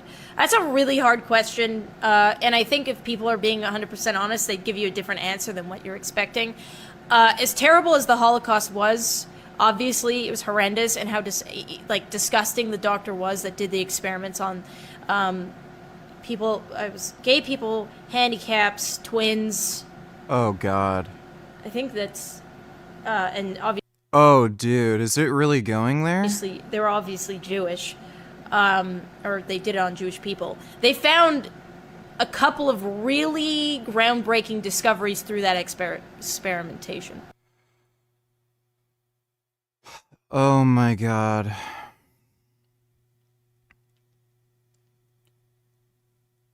Wow. She is absurdly retarded. This is the shit that came from, basically neo-Nazis. You still see the shit in, neo-Nazi forums of Holocaust deniers. Joseph Mengele found no new medical information that could ever be used and is in any way useful for the treatment, care, prevention of any disease. The only thing that was ever found through any of his experiments was that there's a maximum amount of times that you can break a bone until it will not heal back. I think the number is 22. So Joseph Mengele would break somebody's fucking legs, wait for them to heal, break their legs, wait for them to heal, break their legs, wait for them to heal, and I think he conducted that experiment 22 times, and at that point he found out that it won't heal back again by the 22nd time. That is not useful in any way. It's interesting, but that is not in any way useful. His other experiments were literally not experiments. He just tortured people for no reason. He'd put dye in people's eyes by injecting it with, like, their eyes with a needle. He sewed twins together. He'd just choke and suffocate people. He'd poison people with different things. And here's Anissa saying, well, Joseph Mengele actually found some really good cures and breakthroughs for diseases. Yeah, it's no wonder they're friends with anti-Semites. Holy fuck. That is just outrageously stupid. Thanks for the donation, retarded woman. And we're going to install this one and show you how to put a bike on. Doherty has 12.5 kilowatts. It has a 72 volt 55 amp hour battery. Pretty good. That experiment wouldn't take years. Bones fuse together in only a couple weeks.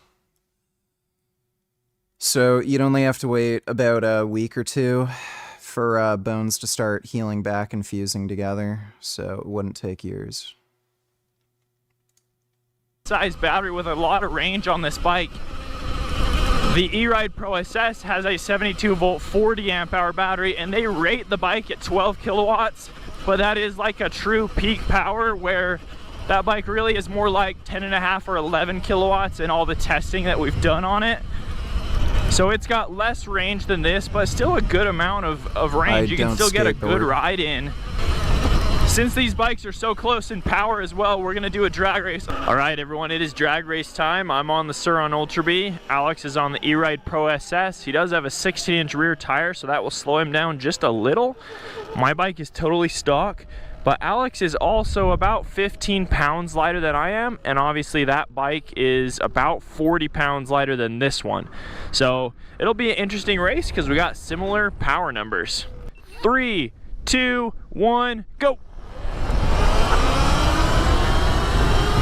I'm pulling a little. Wow, okay, that's pretty good.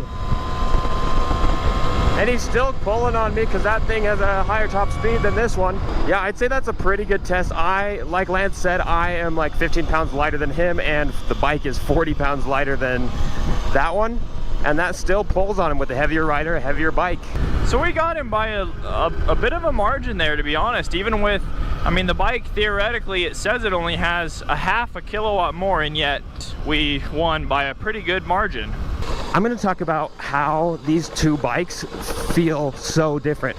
Getting off one from the other, it feels so incredibly different. People don't realize how big the Ultra B is compared to these bikes, and the Ultra B is still a smaller version of like a full-size bike. It's still smaller.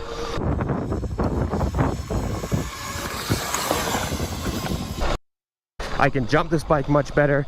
It's just all around easier to ride and less fatiguing on your arms because there's not pick, you know, in your minds which bike is gonna be best for you, and I'll just give you some ideas. So painting, I think, one of our better videos, but dude, you have to be a midget to have a Sur-Ron actually fit you. you'll see this is where I overheated my motor and had to hike my Suron way up this, and I ended up losing the race, and we kind of added up all the time that one section. Haha, alright, I got to switch to the Ultra B for the way down. We decided not to go on that crazy gnarly steep hill that Lance went on. I lost a lot of friends. Let's see, this might be interesting. I had to leave a lot of people behind. It's going to sound selfish, but if you would... We got Side, one of the legendary OGs of the fitness industry and the quote-unquote aesthetics movement.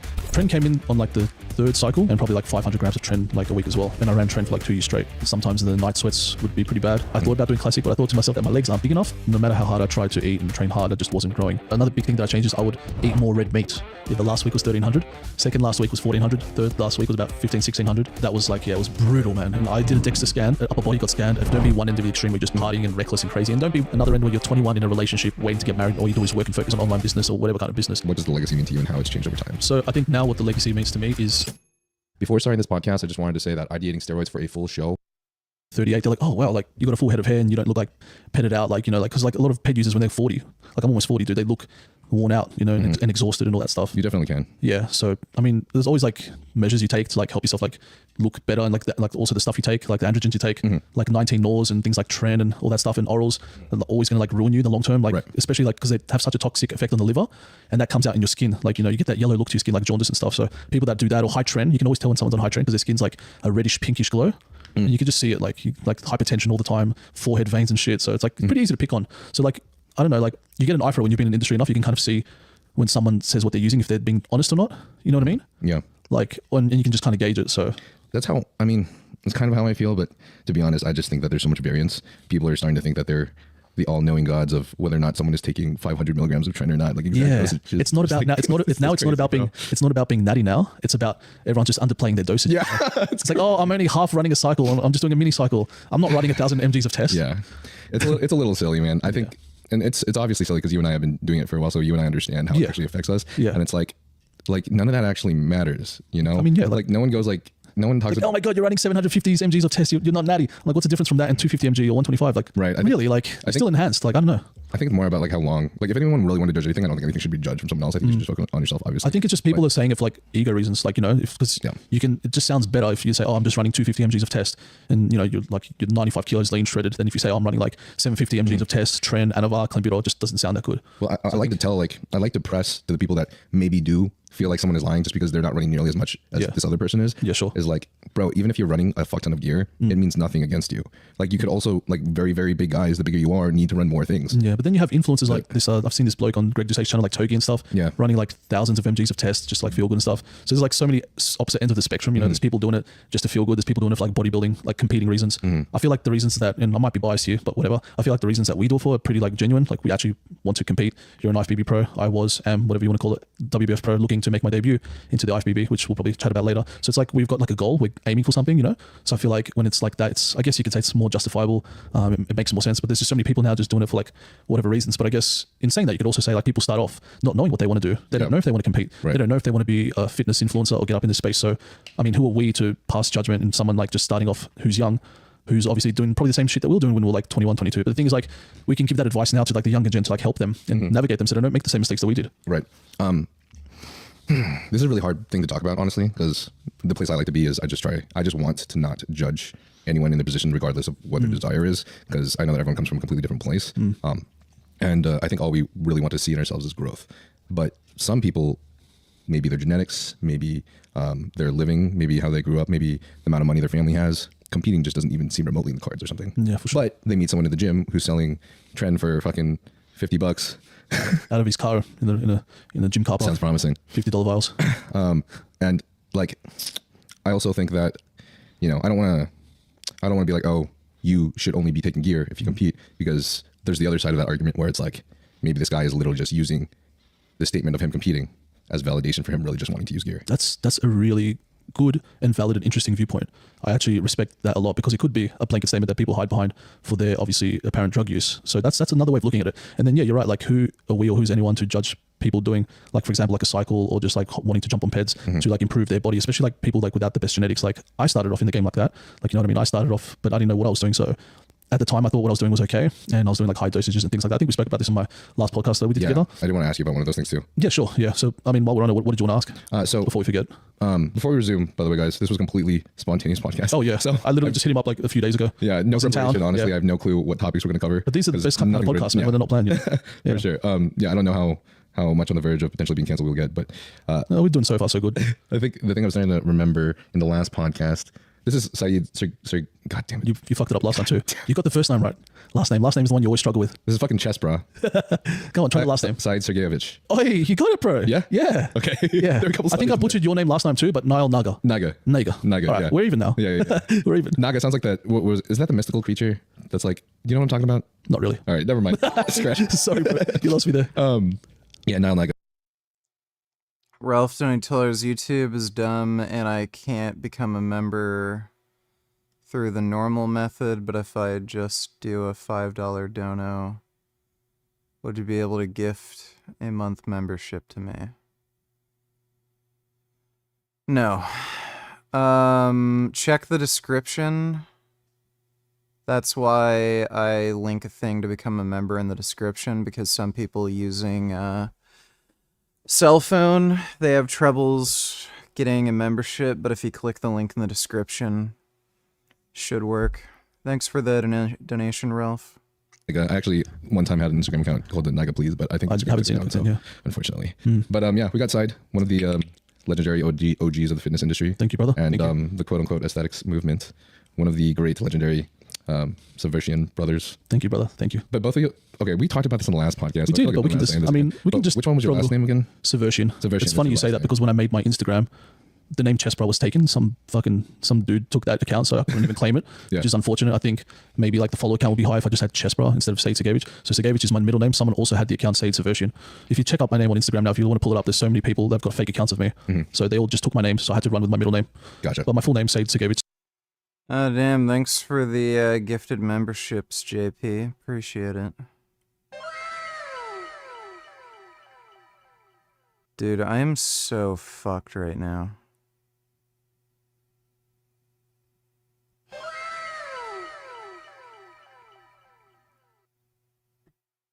Dieting is rough. Very rough.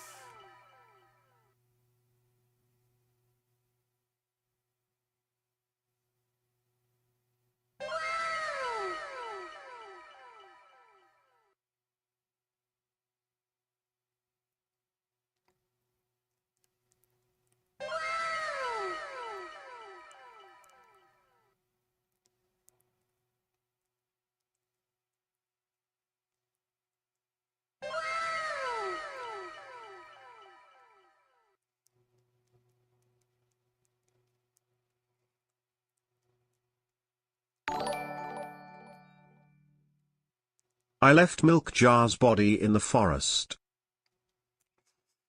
Somebody actually messaged me. Apparently Milk Jar made a fuck ton of money off of Ethereum. And I think he's a millionaire now? Thanks for the donation, Gatus. Subversion. Okay. But yeah, what I was going to ask from the last podcast was I remember you saying that you first started taking PDs when you were 22. Yeah, around 22. 23. Then you were taking, I think you said, ridiculous amounts. 500 megs of test off the bat, and then maybe 400 megs of Tren. Tren came in on like the third cycle, but yeah, I started about 500 megs of SUS 250. And that was around the age of 23. When I hit the age of about 25, I went a bit haywire and I started doing like a gram of test a week and probably like 500 grams of Tren like a week as well. And I ran Tren for like 2 years straight. So from the ages of like 25. Yeah, bro. From the ages of 25 to 27. But a lot of it was like peer pressure, just wanting to grow, just not the right information, not knowing what's good and what's bad for me. And yeah, just a lot of it was trial and error because I grew up in a time where there wasn't too much information on this on social media, and the places where we'd go would be like just bodybuilding forums, like the Misk and stuff, RIP. The Misk forum just recently got nuked. So it was like forums like that where I'd get my information. So a lot of it was like trial and error. Like obviously looking back now, it's just like, well, how stupid was I to be running such high dosages? And I didn't really make any gains because I wasn't training the correct way of a bodybuilder or eating the correct way of like a bodybuilder should. So really I was wasting all those receptors for nothing. But I mean, that's what we were talking about before, like seeing all the young kids doing it now. Yeah. And they're just doing the same thing that not all of us, but most of us gym heads were doing back then, you know? I think some people are probably going to, people like to argue about verbiage, and I can understand that because communication can be important. I'm sure when you mean like wasting your receptors, because people are going to also make the argument about, you know, androgen receptor uptake with the presence of androgen use. So technically your receptors don't downregulate, but I mean, is there scientific proof on that? Because I know the higher dosages you run, it's kind of like a risk versus reward. Exactly, so running more is not doing anything more for your gains. You're getting more side effects. And yeah, like the body does have receptors, and there's a certain point where doing more is actually not doing better for like your physique. You're actually doing like the opposite. It's like Tren. Back in the days, you would think, or young kids would think that, oh, running Tren for a long period of time is going to make me grow. It's 5 times a stronger test, yada yada yada. But now we know that Tren is ideally used as a to stop muscle catabolism in the last 6 weeks of a bodybuilding prep. That's what it's most useful, and that's what it's like actual like best usage will come out of Tren for that reason. Most effective for the results versus risk ratio. Yes. I think that explained it really well. I think one of the problems is a majority of us that do use this for like bodybuilding purposes or whatever understand this, that like as you increase the dose, you notice that at some point you kind of have to increase it a little bit more after using it for some time. That's true. You have to increase it just a little bit more. And that's something, sorry to cut you off, that's something that I try to like keep always at a minimum these days, because I don't want to get to the level of increasing. You know what I mean? Yeah, which is also a great reason why a lot of bodybuilders will come off, whether or not they cruise, or whether or not they come off completely. Yeah, true. They'll literally lower the dose. Yep. But so it continuously increases, and then also if you go past a certain point that your body can take, you start being susceptible to a lot more side effects. Correct. And the risk to reward becomes greater. So something I was talking about with Dr. Todd Lee was basically like, I think sometimes the whole upregulation, certain people, not everybody, maybe just a tiny 10% of people use the whole upregulation of the androgen receptor as almost like an excuse that they can take more gear or an excuse to take more. Yeah, I'd believe that too, yeah. But it seems, so you have a certain amount of receptors, and then you take, say, a certain amount of gear, say it's 500 mgs of test, and say like you're a beginner or something, and you only have so much muscle to saturate your receptors at like 500 mgs of test. If you go up to 600 mgs of test, 700 mgs of test, a lot of that doesn't have any receptors to, like, once your receptors are already saturated, then the propensity of the rest of that anabolic that you're using is going to increase the susceptibility for you to have side effects. So like, what's the purpose of like increasing after a certain point if you're only going to be prone to more side effects? And I think it's completely unrelated to the upregulation of androgen receptors. But if you keep taking over the course of time and you keep gaining more muscle, then you're going to be able to take even more gear. And that's where that comes into play, if that makes sense. So it's all, would you say that it's all dependent on obviously like how much muscle your body has and how much muscle you're holding would be a determining factor of like how high your dosages should be? So obviously a 100 kilogram bodybuilder who's been in the game for like 10 years is obviously going to need a higher dose of androgens than say a 70 kilogram bodybuilder who would only need a fraction of that to get good results for where he's at. Yeah, so hypothetically saying that they have the exact same genetics, then, yes. yeah, I think that would be valid. Okay. At least that's what Dr. Todd Lee and I were discussing. So interesting. Obviously, none of us know anything really. Yeah, but, yeah. I mean, based off anecdotal evidence. I have to watch that podcast with you and him. I saw that pop up actually. That'd be a good watch. It was cool, dude. Yeah. He's a smart guy. Yeah, wow, okay. I mean, we kind of clicked right off the bat because he saw my Final Fantasy sword at the thing we just started talking about. Nice. Video games. But yeah, sorry, we like kind of went on a tangent. But the main reason that I was asking is I was curious, like in that period of time that you were running this much gear that you feel like was, I assume, just like way more than you needed, at least to your own perception. What do you feel like was the outcome of that? Do you feel like you experienced certain side effects from taking Tren for that long? Yeah, definitely in the mood. I was a lot more erratic. The sleep wasn't as good, wasn't as deep. Obviously, the hypertension. So I just felt like more on edge, and I didn't feel as like relaxed and as calm as like I am now. And on top of that, sometimes the night sweats would be pretty bad. So just sweating during REM sleep, if I even achieved REM sleep, to be honest, I don't think I probably did. Yeah, those were the main ones. And I felt like I wasn't really putting on weight or muscle. I was just staying lean. So no matter how hard I tried to eat and train hard, I just wasn't growing. And I don't know, I still don't know at this point if that was because I wasn't eating enough or adequately enough in the correct foods, or if it was because I wasn't training in the correct way, or if it was because I was genuinely like fried my receptors from being on androgen such as Tren for that long. I still don't know the answer to that, to be honest. I'm going to say it's all three. Because when I took Tren away, when I dropped the test and brought it super down to like 250 mgs on a cycle, 125 mgs cruising, and just focused more on the food and the sleep and training hard and then properly and got a coach, everything changed. My doses were like a fourth of what they used to be, and I just grew so much. I like the thought of me now, if I was to run 1,000 mgs of test, would excite me. But I have too much fear to do something like that for like the obvious side effects, the bloating, the hair loss and things like that. If those things didn't exist, then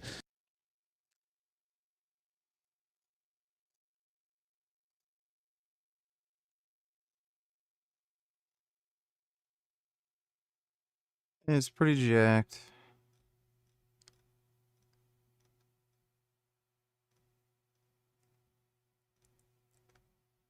Yeah, shit, dude. He's pretty fucking lean.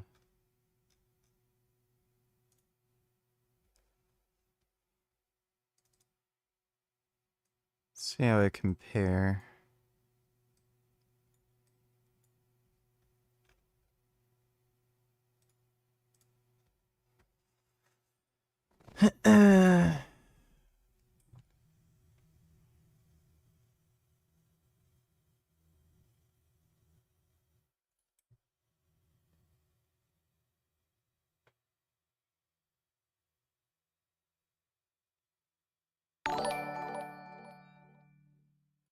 Good evening, VG.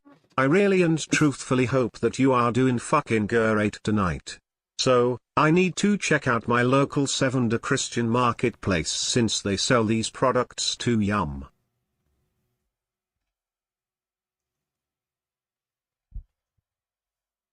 I'll take a look at that in a second. Thanks for the donation, Ben.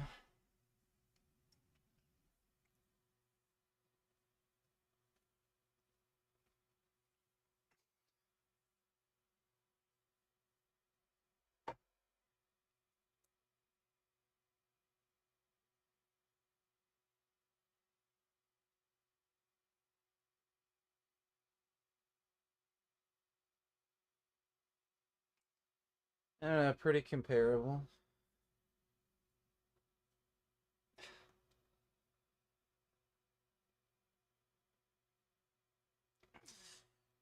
Yeah.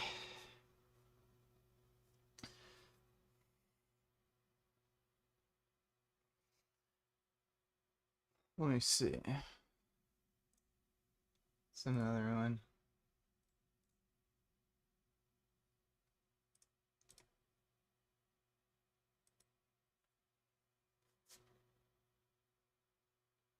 Yeah, the delts aren't... I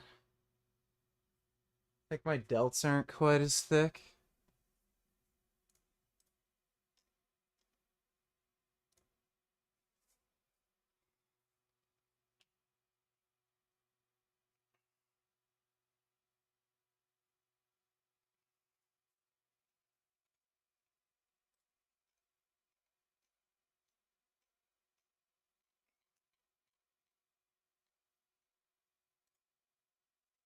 Yeah, pretty comparable though. I think if I took gear...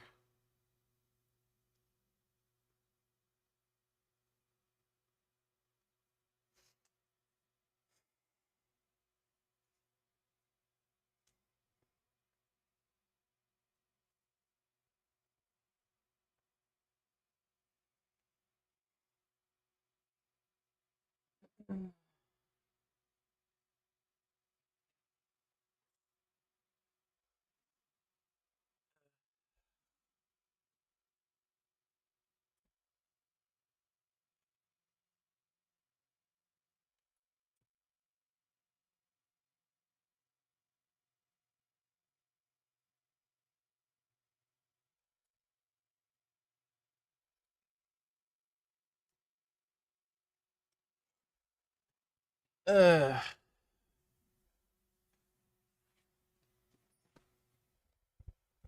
think if I took gear, I could definitely compete with him.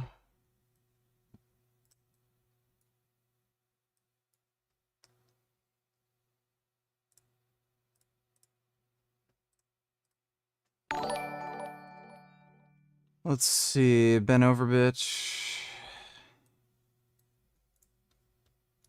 The mother load of vegan meats in a can. Hot dogs in a can. Tender bits. Hamburger in a can. A super tanker of Big Franks here in Glendale at Christian Books and Veggie Foods. Now, Seventh-day Adventists promote a mostly plant-based diet as the best and healthiest way to live their lives. And the brand Loma Linda has been around for over 100 years. A pioneer of vegan proteins in a can. Some of their items do have egg and milk, but they're clearly marked as vegetarian. But most are vegan. There are signs of turmoil as Loma Linda's parent company has filed for bankruptcy, leaving the future of the historic company in doubt. Its parent company has a letter posted in the store apologizing for disruptions. And they promise to come back better than ever. They even have some great vegetarian plus items, rare seitan in a can, and soy curls, TVP, soy chunks, and even wheat gluten. I found the mother load of vegan meats in a can. That looks pretty nice.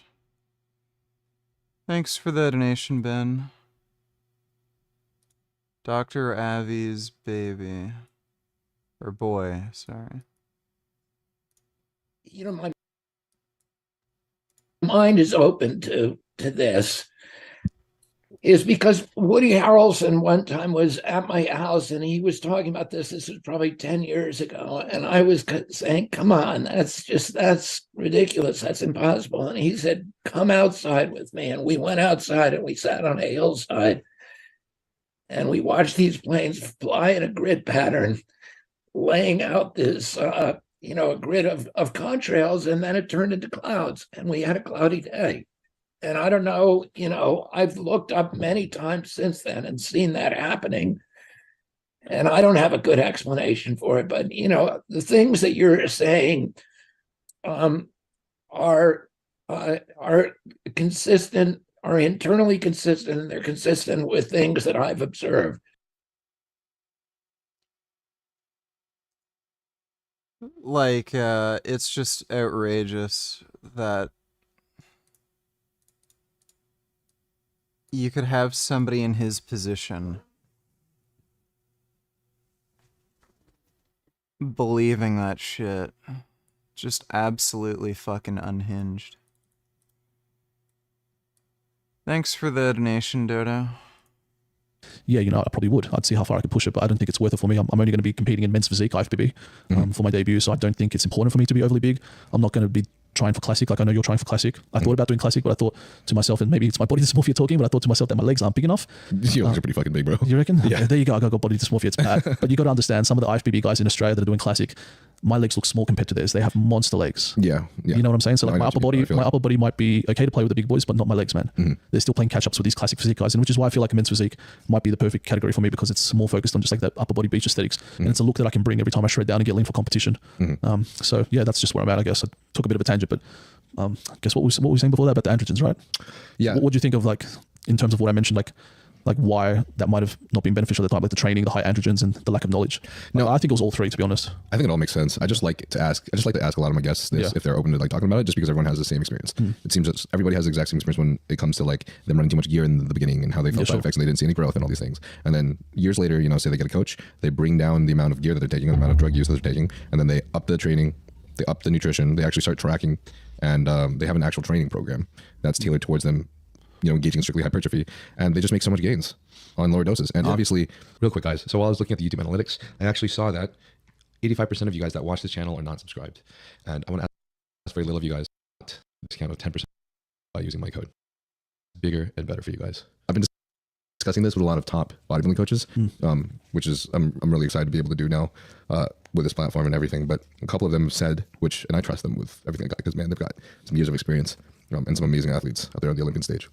But they all say the same thing. Like, if you want to keep your waist small, part of the thing that you need to do to keep that waist small in the off season is, one, focus on good digestive health. That's probably the most important. Focus on good gut health, right? If you're always stuffing yourself, you're always bloated, this like internal pressure versus the external pressure is just going to continuously make your stomach huge. And you can bring it down, but as you keep building like that over the course of like what a year. You have a question? Well, what's the question, jackass?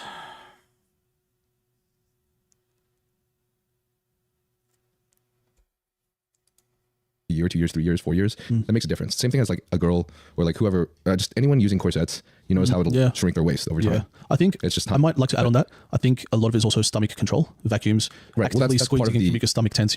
Like every time I bulk, personally, my stomach bloats out a little bit on my bulk, but every time I shred down, I'm known to have one of the smallest waists with the tightest midsections on stage. But I think a lot of it is also genetics, to be quite honest. Genetics is first. Yeah. But now, like whenever I talk about my podcast, this is us considering like we all have our own genetics. Of course, if you're going to upsize and grow, of course, everything's going to grow. Like you say you put on 20 pounds, or, as you guys like to call it, pounds in America, and we call it kilos. Let's say we put on 10 kilos in the off season.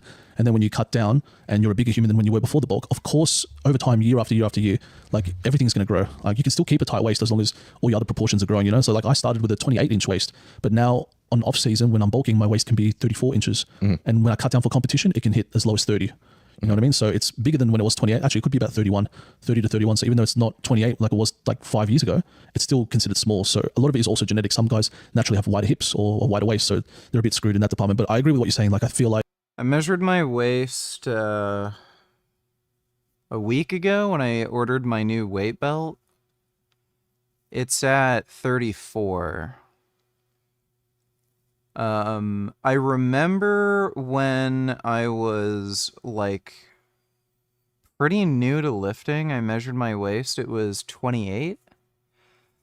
But I was also shorter back then. That was when I was like way younger, still in my teens. So I'm 6'3" now. Back then I probably would have been like 6 foot, 6'1". So, but my waist still looks pretty small. Like gut health, so like also like taking things like sauerkraut and things for like digestion helps a lot. I also think stomach control, doing vacuums helps a lot, which is something that everyone should do even in the off season. Yeah. What would you say about ab training and oblique training? I'm actually just what you say about that. That actually goes along with what I was discussing earlier, was internal versus external pressure. Is if you're doing vacuums, then you are focusing on that external pressure to bring your waist back down. Yep. So if you're always having this internal pressure of like food and other shit going on in your gut that's pressing out your gut, I mean, obviously what's going to result from that? You know what I mean? Our thing is like a rubber band, so it will go back down, but it takes time. If you're growing it out over the course of 4 years. Freeze the donators, please react.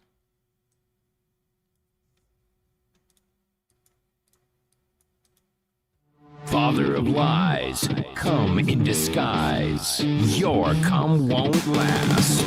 There's a snake in my ass. The cum father's secret stash. Come stomp me flat. I'm going to fuck your dad. Coming high into the morning sky. Vape cum from my bum till I die. Watching Arthur with a cock in my ass.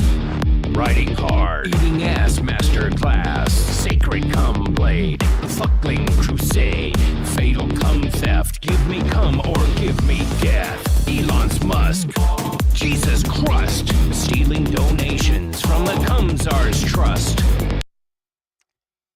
That's one of my favorite songs. In this video, I want to talk about my thoughts on Wes Watson and who he's become, because I actually really like Wes. A couple of years ago, he spoke at my event, and when he was just like on the rise, coming up, and I wanted. Vince Del Monte is a very dumb guy.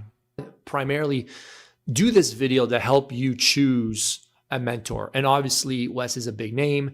He's an easy guy to talk about because a lot of people know what's going on. And I'm not here to bash the guy. In fact, you know, if you're a believer, if you're a Christian, I believe that we should be praying for him every day. And we should be praying for all of our brothers. You know, I think what I want to just caution men with this video here is that when you're picking, don't be a retard. Picking a mentor, you have to ask yourself a fundamental question. Would you trade your life with theirs? And what I see a lot accomplished, and it's really neat, but I understand that when you're picking a mentor, you have to understand that we're not one-dimensional human beings. People are losing their fat. They're, you know, raising. Dude, this guy is one of the craziest noses I've ever seen. Like, his nose literally looks like it could be a weapon. It kind of looks like a barbed arrow. Like...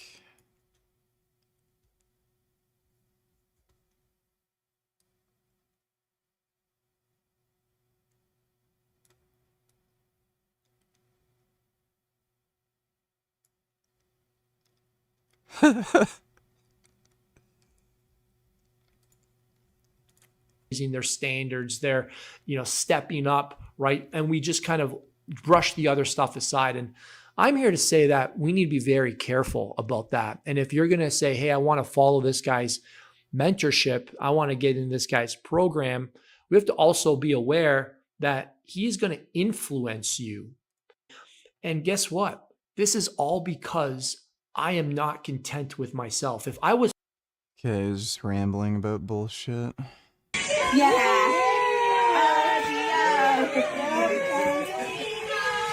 Gross. Thanks for the donation, Frieza.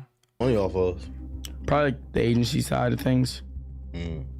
But so what's that consist of? Like, how do you get new girls to work with? Just DM them? Just happens, I don't know. Just meet them? It's different.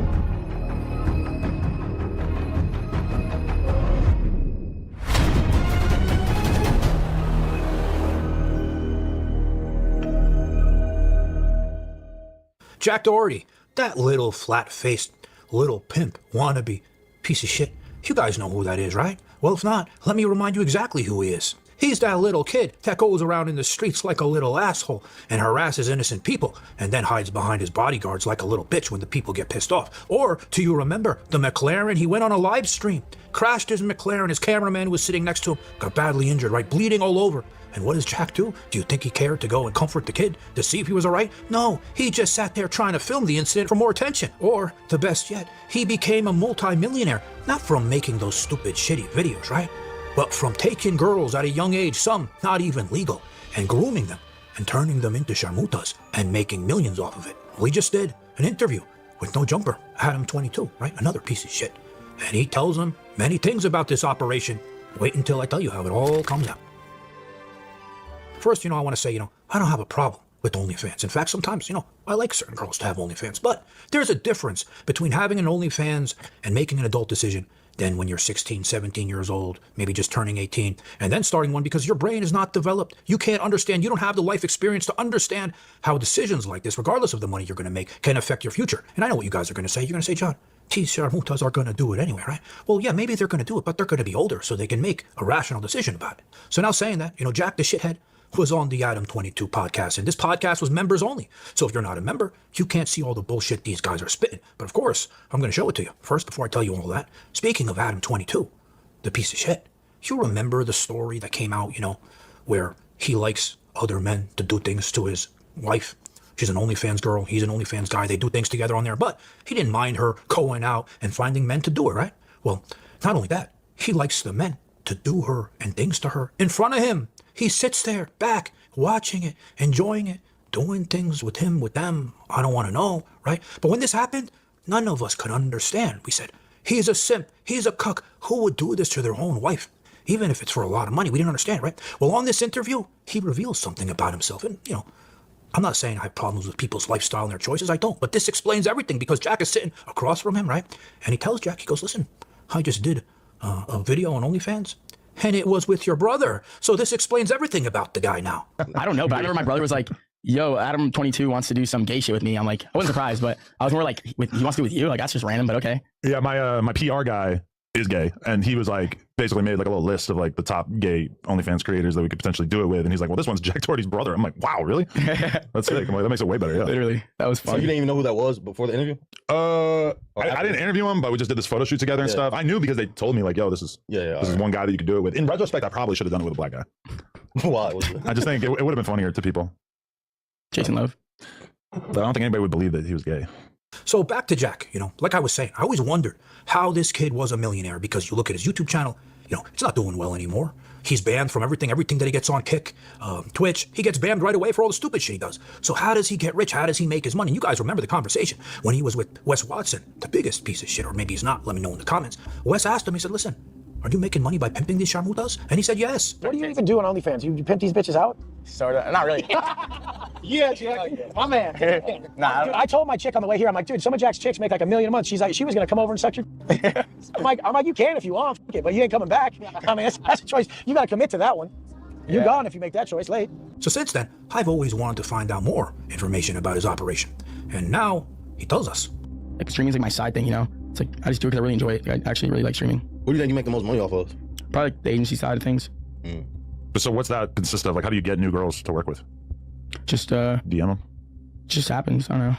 Just meet them? It's different. Out and about? Yeah. So go to parties, meet girls, ask them if they want to start OnlyFans? Sometimes just friends with the other girls. Just depends. But you don't have your girls do actual sex stuff for the most part on OnlyFans, right? No, they do whatever like they're comfortable with. Okay. And then the story starts coming together because he starts bringing up Sam Frank. You guys know who Sam Frank is? Yeah, she's an OnlyFans big-time sharmuta. Yeah, but not only that. Neon, the biggest nerd, piece of shit, just like Jack going around doing stupid shit for fame because he doesn't have any talent. That's his girlfriend now that he simps for 24/7. So if you wonder why Jack and him, they hate each other, right? It's because they share things between each other with the same girlfriend. Did you used to manage Sam Frank? Yeah. Before he was dating her? Yeah. I want Sam to be here, obviously, to, say stuff for herself so it doesn't look like a one-sided thing. And I want Sam to be able to explain herself as well. So, Sam? Hello, Jack. Honestly, don't hate me. I broke up with her, if anything, so. No, this was mutual because... I broke up with her. Nah, I said it first, honestly, but he was just like, okay, I agree with you. Like, and now the story gets interesting. He starts explaining that he met Sam as kids in grammar school, right? All right, so yeah, break that down. So how did you even discover her? We grew up together. We lived like really a minute away from each other in the same neighborhood. We went to like elementary school together. Oh. Yeah, so we've known each other forever. And then they went to high school together. He moves her in. They start dating. He tells her he loves her. All right, so you guys, elementary friends, grew up together and shit. So then you started bringing her around and like, hey, I can manage and help your career out. Like, how did that? Or it was just a friendship?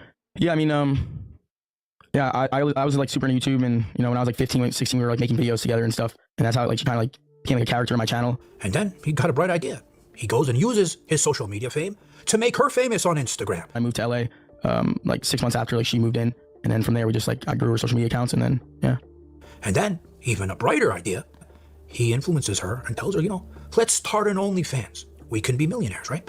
So that's what he does. She starts an OnlyFans. She makes him hundreds of thousands of dollars. They end up breaking up, and he's still collecting money because she signed the contract. And then after how he saw it worked with Sam, you know that recipe? Nick Gers donated $2. I'm not playing the audio because I know what that's going to be.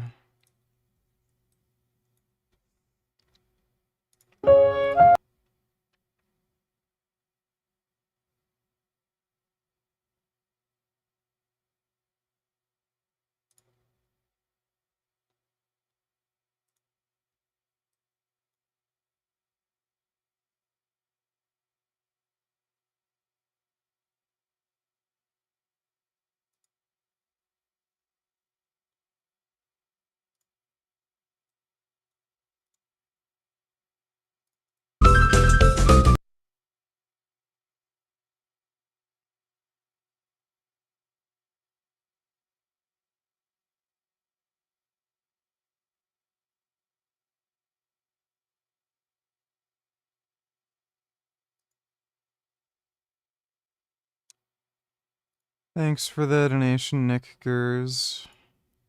He said, I need more, you know, I need more money. So I need to find more sharmutas. So one by one, he started gathering a bunch of girls and started grooming a whole army of sharmutas. He blew up their social media. He started them in OnlyFans. He made them sign a contract, and he made millions more. And then he has a new girlfriend, which they just broke up. Some of you may know or you may not know, right? What did he do with her? The same as he did with Sam and all the other sharmutas. He moved her in. He built her social media, her Instagram following, started an OnlyFans with her, did things on those OnlyFans with her so his fans can watch. I don't understand why till now why anyone wants to watch that shit. She signed a contract, but now they're broken up, and he's still collecting hundreds of thousands of dollars. You know, I always say, you know, I've spoke about this before, that money isn't everything in life. Yeah, it makes life easier, right? But it's not, in the end, it's not going to make you happy. And with these two pieces of shit, which I didn't even get into that much with Adam 22, but Adam 22 and Jack Doherty, these two people will literally do anything for money. I mean, Jack, look what he says here. You guys know the Highland Boys, those sick brothers that, you know, they do things. I gotta be careful with how I say it over here. Well, he managed them, and they had OnlyFans, and he did things on there with them, and he's sitting there bragging with Adam 22 about how much money he made, and he's proud of it. So she said that that you made out with the Island Boys. Was she just lying? Who? McKinley. No, I kissed him. Wait. Come Like. on, it's not that gay. Like, but did you get anything out of it? Yes, bro. Are you kidding me? I made fucking millions of dollars off that shit. Like, we all did. Like, it was insane. Like, it's on video? Yes, and I was getting a percentage off them at the time too, which was like. That's really weird. Couple $100 grand a month. Yeah. And then fucking what I was making off it too was just like stupid. It was just like retarded fucking money at the time. Like, as gay as it was, like fuck, that gay money was good. Like fuck. That's fucking crazy. You said that fucking gay money was good. Making money off. Yeah, it was lit. Respect. Bro, I was just off my cut. I was like, holy shit, like this is lit. And then fuck, they got banned. I'm like, god damn it. I would have done it. I would have signed them up. Yeah, no. So, you know, I was thinking, you know, what's the saddest, you know, the story is sad if you really think about it, but what's the saddest thing? Where's the parents of this Jack the shithead? Where's his parents, right? Where are they? They're collecting money. That's what they're doing. Do you think they care what their son's going out and doing in his life? No, they're pimping their son for money because where do you think, you know, this the expression, the apple doesn't fall far from the tree? Well, what do you think he's doing? He's pimping those girls just like his parents are pimping him. Okay, well, I mean, to each their own. How much time is it going to take for it to go back down? Probably less, but it's still going to take some fucking time. Well, this is There's why some bodybuilders, some top bodybuilders that have gone through literally a period of time where they've a year only had 3 meals, reduced their calories significantly, and they got smaller overall, but their waist got a lot smaller. And they were able to fix their proportions. Of course, yeah, of course. The second thing the reason I brought this up in the first place is the second thing that these coaches said that was seemingly really, really important is the more anabolics you do, the harder it is to keep your waist from growing. More anabolics or higher dose anabolics? The higher, the more, whatever, just the more gear you take for your body, the harder it is for you to keep your waist from growing. Interesting. Okay. So, and you think the longer bulks are obviously a culprit for like that kind of stuff. So what would you, in your experience, what would you say like a long bulk is? I've never bulked any more than say like 9 months in my whole life. Yeah, so I don't. This is probably my longest bulk ever, and I'm already like kind of like not happy with like being bloated and having like a bloated belly and things like that. But I know every time I've done a bulk, the most I've gone is like 6 to 9 months, and when I cut down, my waist is super tiny, super tiny.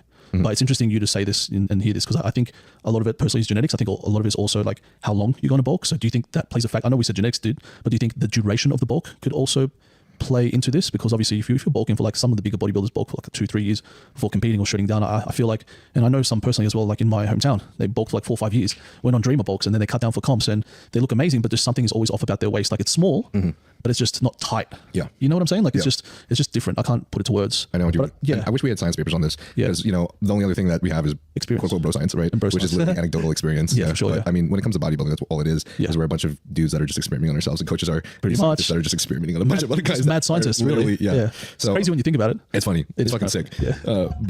Yeah. So Coach Patrick Tuor, who's the coach of Keon Pearson, the current 2-time 212 Olympian champion. 212, yeah. He believes in no long bulks. So like nothing over like 2 years is just too long, is what he believes. So basically, say that he was going to take you on as a client. Likely, hypothetically, he would have you, if you had 25, 30 pounds of muscle to gain, he would not want to do that in one run of 3 years. Yep. He would probably want to do one run 1 year where you gain maybe 8 to 10 pounds of muscle, hopefully, and then go into a prep. So then you'd have 1 year, almost 1 year bulking, and then you go into a prep, and then you cut down really lean, and then you take advantage of that rebound point of that insulin sensitivity. Correct. Come back up, make a lot of gains in that period of time. He's not really more, I think he's less of a reverse dieter, more of a rebound phase kind of guy, but that depends on your blood work. If your blood work looks like shit, then you're probably gonna have to take a health phase and then do a reverse. I really like what you said about that. I think the best time to grow is obviously after being in a, you don't even have to be competing. It could be. Yeah, Rich Piana definitely has the biggest arms I've ever seen. Like, they weren't really real. He had some sort of filler inside his arms, but they're still just ridiculous. Like, you really have to see it in person to get a sense of how ridiculous his arms looked, because they were just fucking stupid.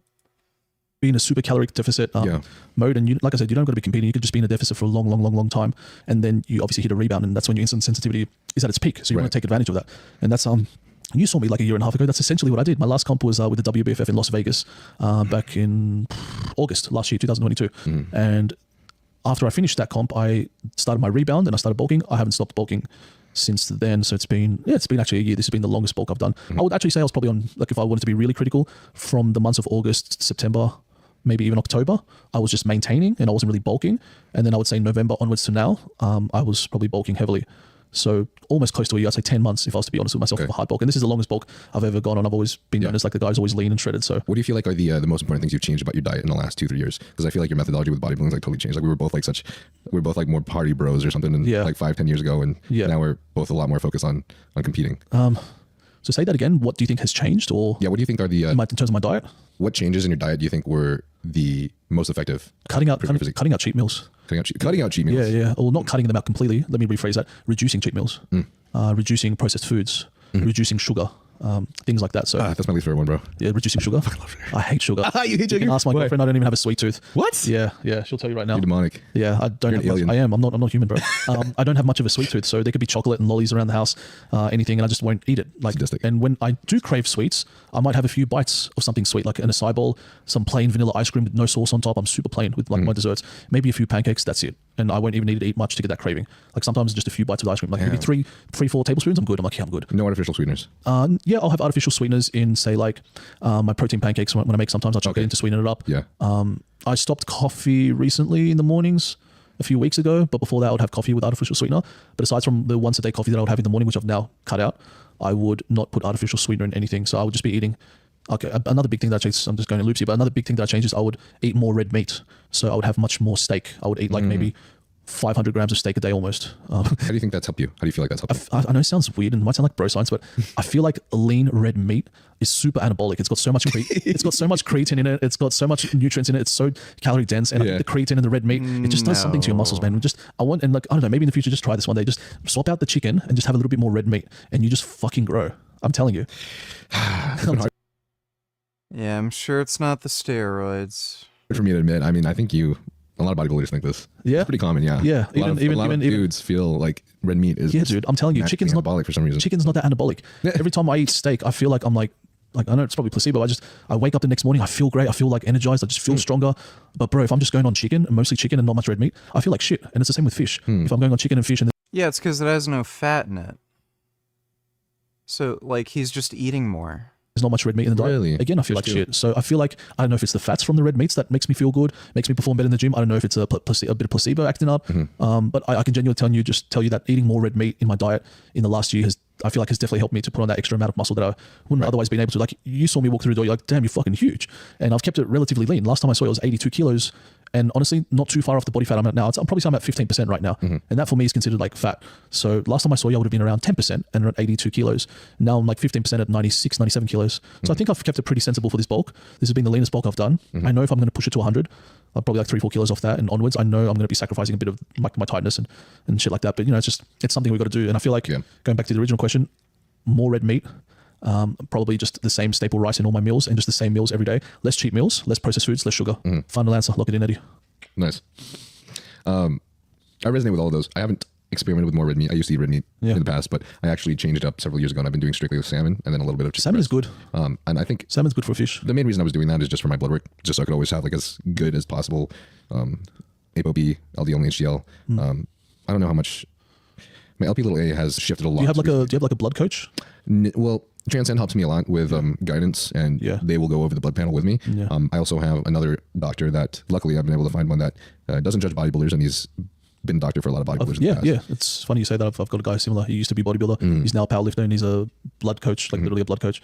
He'll do like my bloods and send me like natural supplements of what to take and what to eat to get my levels to normal. But that's good. Yeah, so far, knock on wood, everything's fine. But I'm due for another blood test soon, to be honest. Yeah, to be honest, I've just kind of learned most of it myself, but I will always That's really consult good. with. I just go straight to the specialist, just less guesswork. Like having a coach, less work, having a blood coach, less work, and I can just focus on like just the eating and the training, which I'm good at. Just makes it easier. When's the last time you got your blood work done? Do you remember? Yeah, I do. It was right before a year ago now. Okay. I'm due for another one. Do you remember if you were taking your blood work when you were first taking your cycles? It was towards the end of my cycle, right before my comp. And surprisingly, the levels weren't that bad. So I took it as a Was this the first time you ever got your blood work done? No. When was the first time? Do you remember? The first time, like when I started competing on that, not that long ago, but like 3 years ago. Okay. 3-4 years ago. Okay. I do it once a year, but now I'm trying to do it every 6 months. I'm actually due again. Thanks for reminding me. It's been about almost a year. I'm like so curious because a majority of us, like who have probably jumped into this, who don't even like. They're the weirdest ones. They don't even go to the gym. It's strange, huh? Like, most people know me like for obvious reasons or my Instagram platform, this and that. But then I've had some randoms come up to me like, "Hey, you're that guy off TikTok that's like done those like muzzing videos at the festivals, this and that." And I'm like, they have no idea who I am. They have no idea who my brother is. They've just seen like a viral video of me on TikTok. They don't lift. They're like super young, and I'm just like, what the hell? Like how? It just trips me out. Yeah. The internet is a very big and wonderful place. A big and wonderful place. Yeah. What can I say? Lots of characters. If you feel like any of the medications that we. I don't think I'm gonna game tonight, dude. I'm just too fucking whacked. Kid Boot on $8, would you say this is good parenting?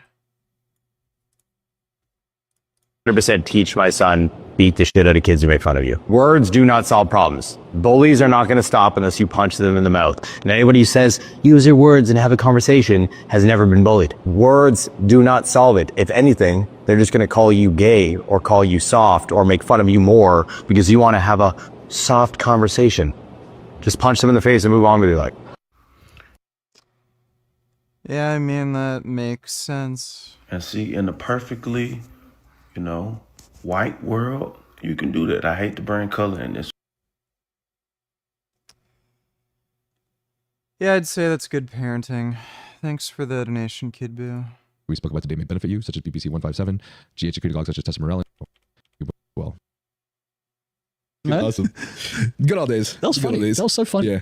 People trashing us for our haircuts and piercings and shit. Jumping back to a previous topic, just since we're about running out of time, but what were your calories at when you were at its lowest, and now what is your nutrition looking like now in terms of macros and calories? Cool. So my calories leading up into my competition on peak week got as low as 1,300. Damn, yeah. Yeah, so that was super low. Yeah, the last week was 1,300. Second last week was 1,400. Third last week was about 1,500, 1,600. That was like, it was brutal, man. And I did a DEXA scan, and my body got scanned, upper body got scanned at 4.9% body fat. Nice. Lower body got scanned at 8.6% body fat. My legs always come in the last. So that gave me like a medium body fat level of like 6.3% on stage. I was one of the leanest guys, if not the leanest in my category. But that's a topic for another day. My calories at the moment, I would say, are closer to around the 4K mark. I don't really track too much of the macronutrients like proteins, carbs, and fats. I kind of just eyeball it through experience. I know that I just have to get like, at least 200 grams of protein a day. And then the carbs and fats, I kind of just eyeball it and just go by experience. So I don't like to track in my off season because it's just too meticulous for me, and it just kind of makes me go a bit crazy. It takes the fun out of eating, out of training. It just takes the fun out of it. So for me, risk versus reward, it's more of a, benefit versus like reward kind of like scenario. Like there's less in it for me to start tracking in my off season and track everything like a meticulous madman. It's more important for me just to like have my mind at peace, train hard, eat good, as good as I can, and get the adequate rest and everything like that. And I think that's more important. And then when it comes to prepping time, I can really knuckle down and track everything from workouts to foods to macro and micronutrients, everything, and it makes it more enjoyable. And I go 10 times harder. So off season, I'm a bit more lax. I just eyeball everything. Gotcha. I'm a little bit more meticulous when it comes to those things. I enjoy the meticulousness of it. So some people that for me, for example, it's like, oh man, I gotta fucking figure out the number. I gotta make sure the number, or else I feel like I'm off and stuff. Yeah, for sure. So it's kind of fun to always see how people can work differently, but I think what's most important is to make sure that like you're not stressed or your body's not stressed through the process. Correct. That's something that I've been undervaluing a lot, is making myself remain in this like rest and digest state, which is so fucking hard when you're just trying to progress in life as a man. You know what I mean? And not only that, when you're like calculating everything, writing everything down, weighing everything, like whether you know it or not, you're building up cortisol, dude. It's stressful. When you just go to train like a gym bro and just smash a session, smash a big steak and rice. Which I think is a benefit to if you're used to and okay with just getting a plan from like a coach and you just prepare at the beginning of the week, just eat it, not have to worry about it at all. Yes. I think that's where it can help a lot. What about your training? How's your training changed from like back when you were blasting grams of tests for Lord Gaines? Why the fuck should I care about a chicken? Who gives a fuck about a fish? I'm going to eat these things, you fucking retard. Your pet cat agrees with me. My fellow predator. Gummy's a sweet boy. You wouldn't kill a chicken. Thanks for the donation, Majin Buu. for 2 years versus now that you're competing? Mate, completely different. Back then, I would say I didn't even train properly. I would say I didn't even train properly till the age of probably like 27. How so? What does that mean? Just not hard enough. There just wasn't enough passion in how I would train. The tempo wasn't the best. The form wasn't the best. There was more of an emphasis of lifting heavy weights over correct form. So even though I was strong and I had strong lifts and I was like dumbbell shoulder pressing 50 kilograms, incline barbell pressing like 140 kilograms, like the reps were fast and the joints got sore and the tempo wasn't great and the muscle contraction and the stretch with each repetition wasn't good. So now I've actually moved more into like feeling the stretch on every rep, getting that long like flexion and like movement. So like if I'm doing like a lat pull down, I'll like pull out my arms all the way and just get that deep stretch, hold for a second, squeeze really slowly. Whereas back in the day, I trained with more pace, more fast, more aggressive, heavier weights. And I feel like maybe that's a lot of that was ego. Like I would pre-exhaust legs by like my coach would make me do leg extensions, like 30 reps, 40 reps to just get the blood pumping and pre-exhaust them. Sometimes 50 reps back in the day but it worked. I had chicken legs and they really grew. Do the exact same weight. Then when you get failure, do the 20-second rest. Same thing, repeat until you get like 1 rep left, for example. Yeah. So you're hitting failure every time or 2 to 3 reps before failure? I go to failure every time whenever I do this one, whenever I choose this one. And it's pretty crazy, but I can tell you I've had the most intense workouts in my life. Okay. And I've tried a lot of different types of training, and I've also got my genetics done. So now I know that according to my genetics, I have more type 1 fibers. So technically I would respond better to higher volume or higher reps. Interesting. Or whatever. Can you link whatever where you got that genetic test? I'll be interested to do that for myself. Yeah, I can do it later. Dope. BPS. But nice. What I've noticed is for me, for example, whenever I've done higher reps on legs, it's been very stimulating for my body. But I've also noticed when I did the low reps and it wasn't as fatiguing as the higher reps, nor as painful. But then I proceeded to do the metabolite training in that same exercise before moving to the next exercise that say Patrick or Hanny has. I felt both types of that training being engaged. So I got that crazy pump at the end. Yep. And like just it's hard for me to even explain because this is very anecdotal and bro sciencey of me to say, but I'm just trying to express my experience for guys who have not tried it. Yeah. I just feel the most sore. I feel the most wrecked, but for a training session that is not as long as I used to train. And it's really eye-opening to me because I used to be doing almost as many sets as you did. Yep. And I'd be like, man, I feel like I'm in the gym for like a long fucking time and my brain is fried. Oh, you'd be surprised. I'd be there in an hour doing, but that's just quads, an hour just on quads. Yeah. So yeah, but that's the argument is basically, I like their idea of training because it seems to put both types of training in the same session. I kind of do that. I kind of do something similar with my coach. So like not every week we're going to go super high volume. Like we might do 3 weeks out of the month like that. And then he'll just gauge by how I'm feeling and how rested I am, how sore I am. And then 1 week out of the month, we might just pull back on the volume and go more heavy and just get some quality sets on heavy weight. So it's not always high volume every week. It's kind of like teenagers and young men grow. A lot of them like they're still growing into the man that they want to become or they envision of becoming. They look at like people on the screens like the Tates and the influencers and this and that. And like I want to be like these guys. I want to like mimic what these guys are doing. But you can't. You just got to be yourself at the end of the day. And you just take what you see on social media with a grain of salt and just work on your craft, become confident, learn to like speak well, learn to be approachable, be friendly, give a firm handshake, look someone in the eyes, like engage with people, smile, just things like this that you can't really teach, that you just learn over time as you grow as a man. So that would be my advice. But on the topic of girls, Alright, I'm gonna have to go to bed. I am way too exhausted. But thanks for sticking around this long, even though I'm kind of fucked up tonight. Big thanks to everybody who donated on Streamlabs. Really appreciate it. I should be on tomorrow night around the same time, so we'll see you all then.